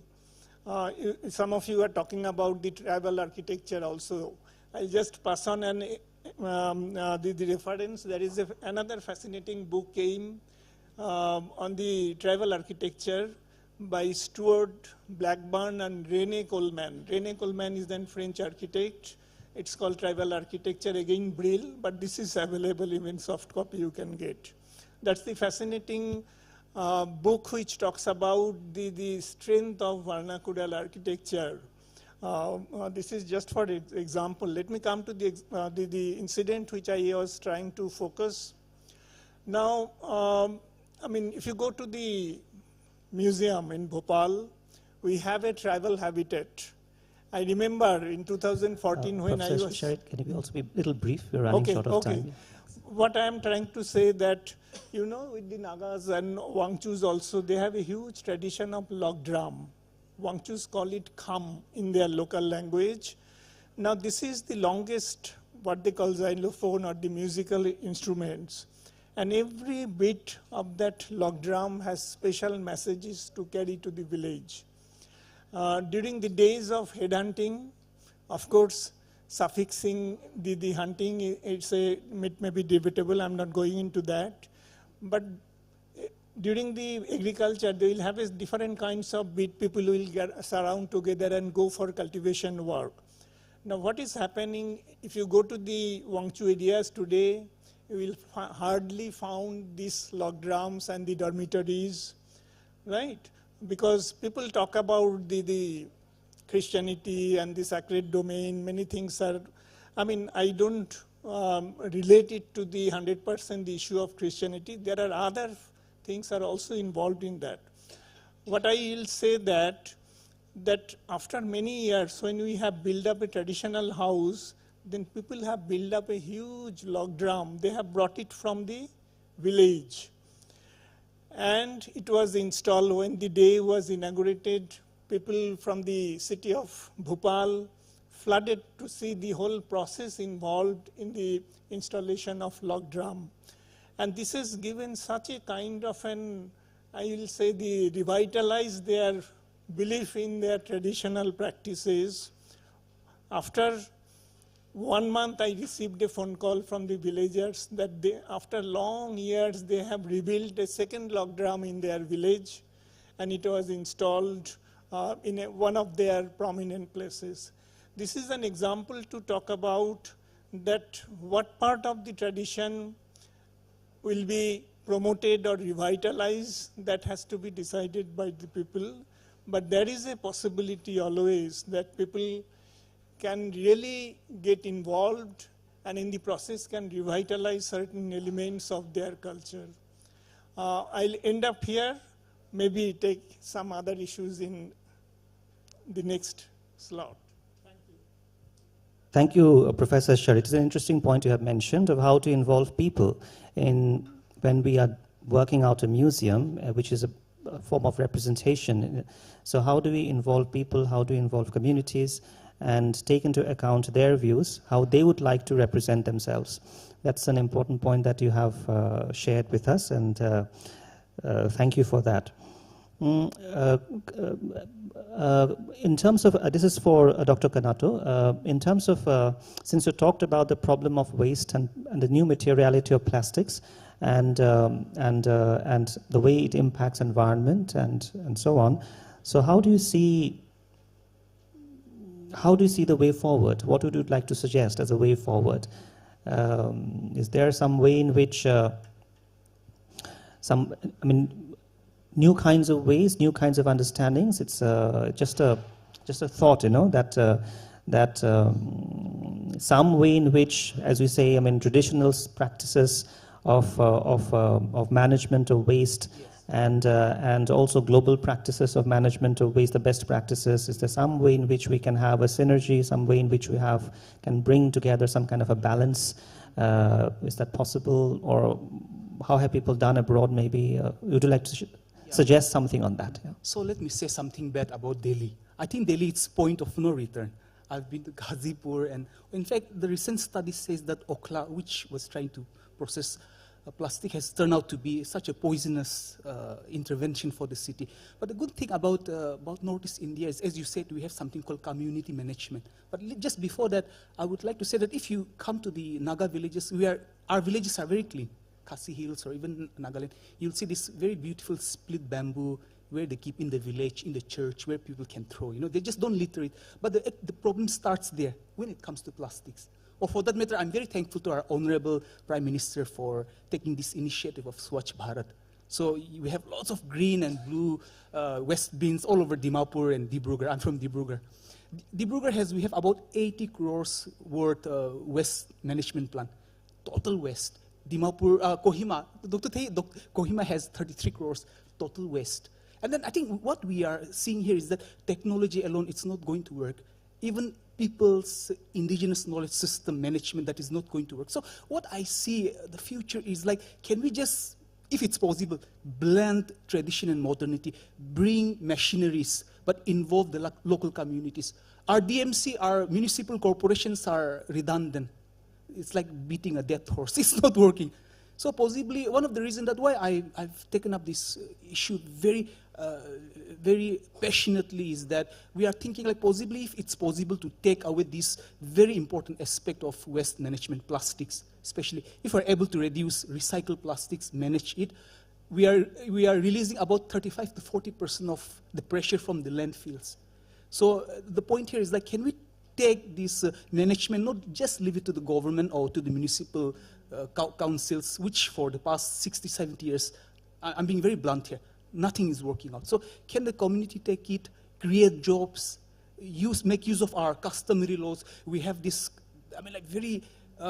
for that matter, we have this, till today, Nagas, we listen to the church, to the elders, and possibly that can be utilized to actually effectively manage the West. So that is where the traditional knowledge system, our values and our practices comes. But point here at the same time is we also, and that is where Northeast cannot be shut isolated from the mainstream anymore when it comes to issues like plastic and waste management and other forms of waste that we are undergoing at the moment. Is that perhaps the government come halfway where we get machineries, where we get technology. We are a very poor state. That, as I said, plastic will go on until unless something happens. And where, when it comes to the local communities, make use of our social capital, our way of organizing. Delhi is a very chaotic city, so I don't think, even if you bring the best technology, I don't think Delhi has the proper social capital or social management system in place. So maybe they have lots of money, but that's where I think Delhi is failing. So if we are able to do that, blend tradition and modernity, I think that's where our answer lies. So thank you for that. Yeah, I'll stop there. Thank you, Kanato. It's just that we're running a little short of time, so I'm having to cut short most of you for your recommendation suggestions. So that brings me to you, Rashi. Your last thoughts, suggestions, recommendations, a little quickly, but. I think I'm going to take from all of them and kind of find it up with my recommendation. So one of the things that I would want to flag here is that it came out through the discussion that we are not looking at Northeast like, this homogeneous monolithic category, because there are various levels in there, at levels of culture, at levels of inter-community dynamics, in terms of, the relationship between the government and the community and their role in different spheres. But taking from my own work, I think notwithstanding the unique cultural sensibilities and the regional consciousness that has developed over a period of time, we have to remember that Northeast is part of a larger global framework now. So with the global flows of much taking a front seat, we still need to understand that that's not something that is prevalent throughout. There are levels at which different people associate differently to their own cultural systems. Sometimes you become more of a global citizen than a Northeasterner. And those clashes are what we have to also acknowledge and maybe work with. So probably as institutions, as government agencies, we need to include the community, we need to include the perceptions of the community, but also acknowledge, not fall into the trope of exoticizing and essentializing Northeast again. So that's my last. That's my last thoughts. Thank you. Thank you. In fact, with that, we also come to an end of this panel discussion, this very interesting panel discussion. And I suppose to sum it up, one of the points which has really emerged as important is to take the communities into account in whatever we plan, whatever we think, and whichever way we are looking at the future, to take the communities into account. And communities, of course, not a monolithic something. It is itself can be variegated in different ways, and how to keep the interests. For example, as Dr. Hemjyoti pointed out, the weaving has so many stages, so the community is at so many stages in that sense of the weaving community, and how to take everyone into account. That's one thing which seems to have come up very importantly in whatever we plan. And the other thing which I think has, and I end with this, the other thing which seems to have come up very strongly is that different organizations which are involved in questions of culture, for example, cultural products and creating products and so on, somehow it is creating these products or dealing with the products is not merely a matter of the product itself. It's not something purely functional and purely in the coming years, coming decades. That could be one way forward. With this, I'm sorry I have taken some time, and with this, we come to an end of this panel discussion. I would like to thank all the panelists for their great suggestions and recommendations. And though there is, I think, from my end and on behalf of our center, Special Center for the Study of Northeast India, who has conducted this panel discussion, I would like to thank the Ministry of Dona for the opportunity it has given us to do this discussion. I would like to thank NEHSDC for this brilliant organizational support that we have received in doing it. And I would like to thank our university administration for the support, and the audience and the staff and everyone. So thanks. It was a great time. Thank you so much. Thank you all for your time. It was indeed an enriching session. All our participants, thank you today for joining us here. It's been a pleasure to host such a thought-provoking session. A big thank you to our distinguished speakers for their valuable insights, and to everyone for their active engagement. discussion. A special thank you to all the members of NEHSDC for hard work, for making this entire event, in fact, a success story. With this, we come to the conclusion of this session. Now, I would like to request Dr. Sriparna Barua ma'am and Ms. Monalisha Das to kindly make your way to the dais. We have a small gifts for each of our panelists as a token of appreciation, please. Thank you.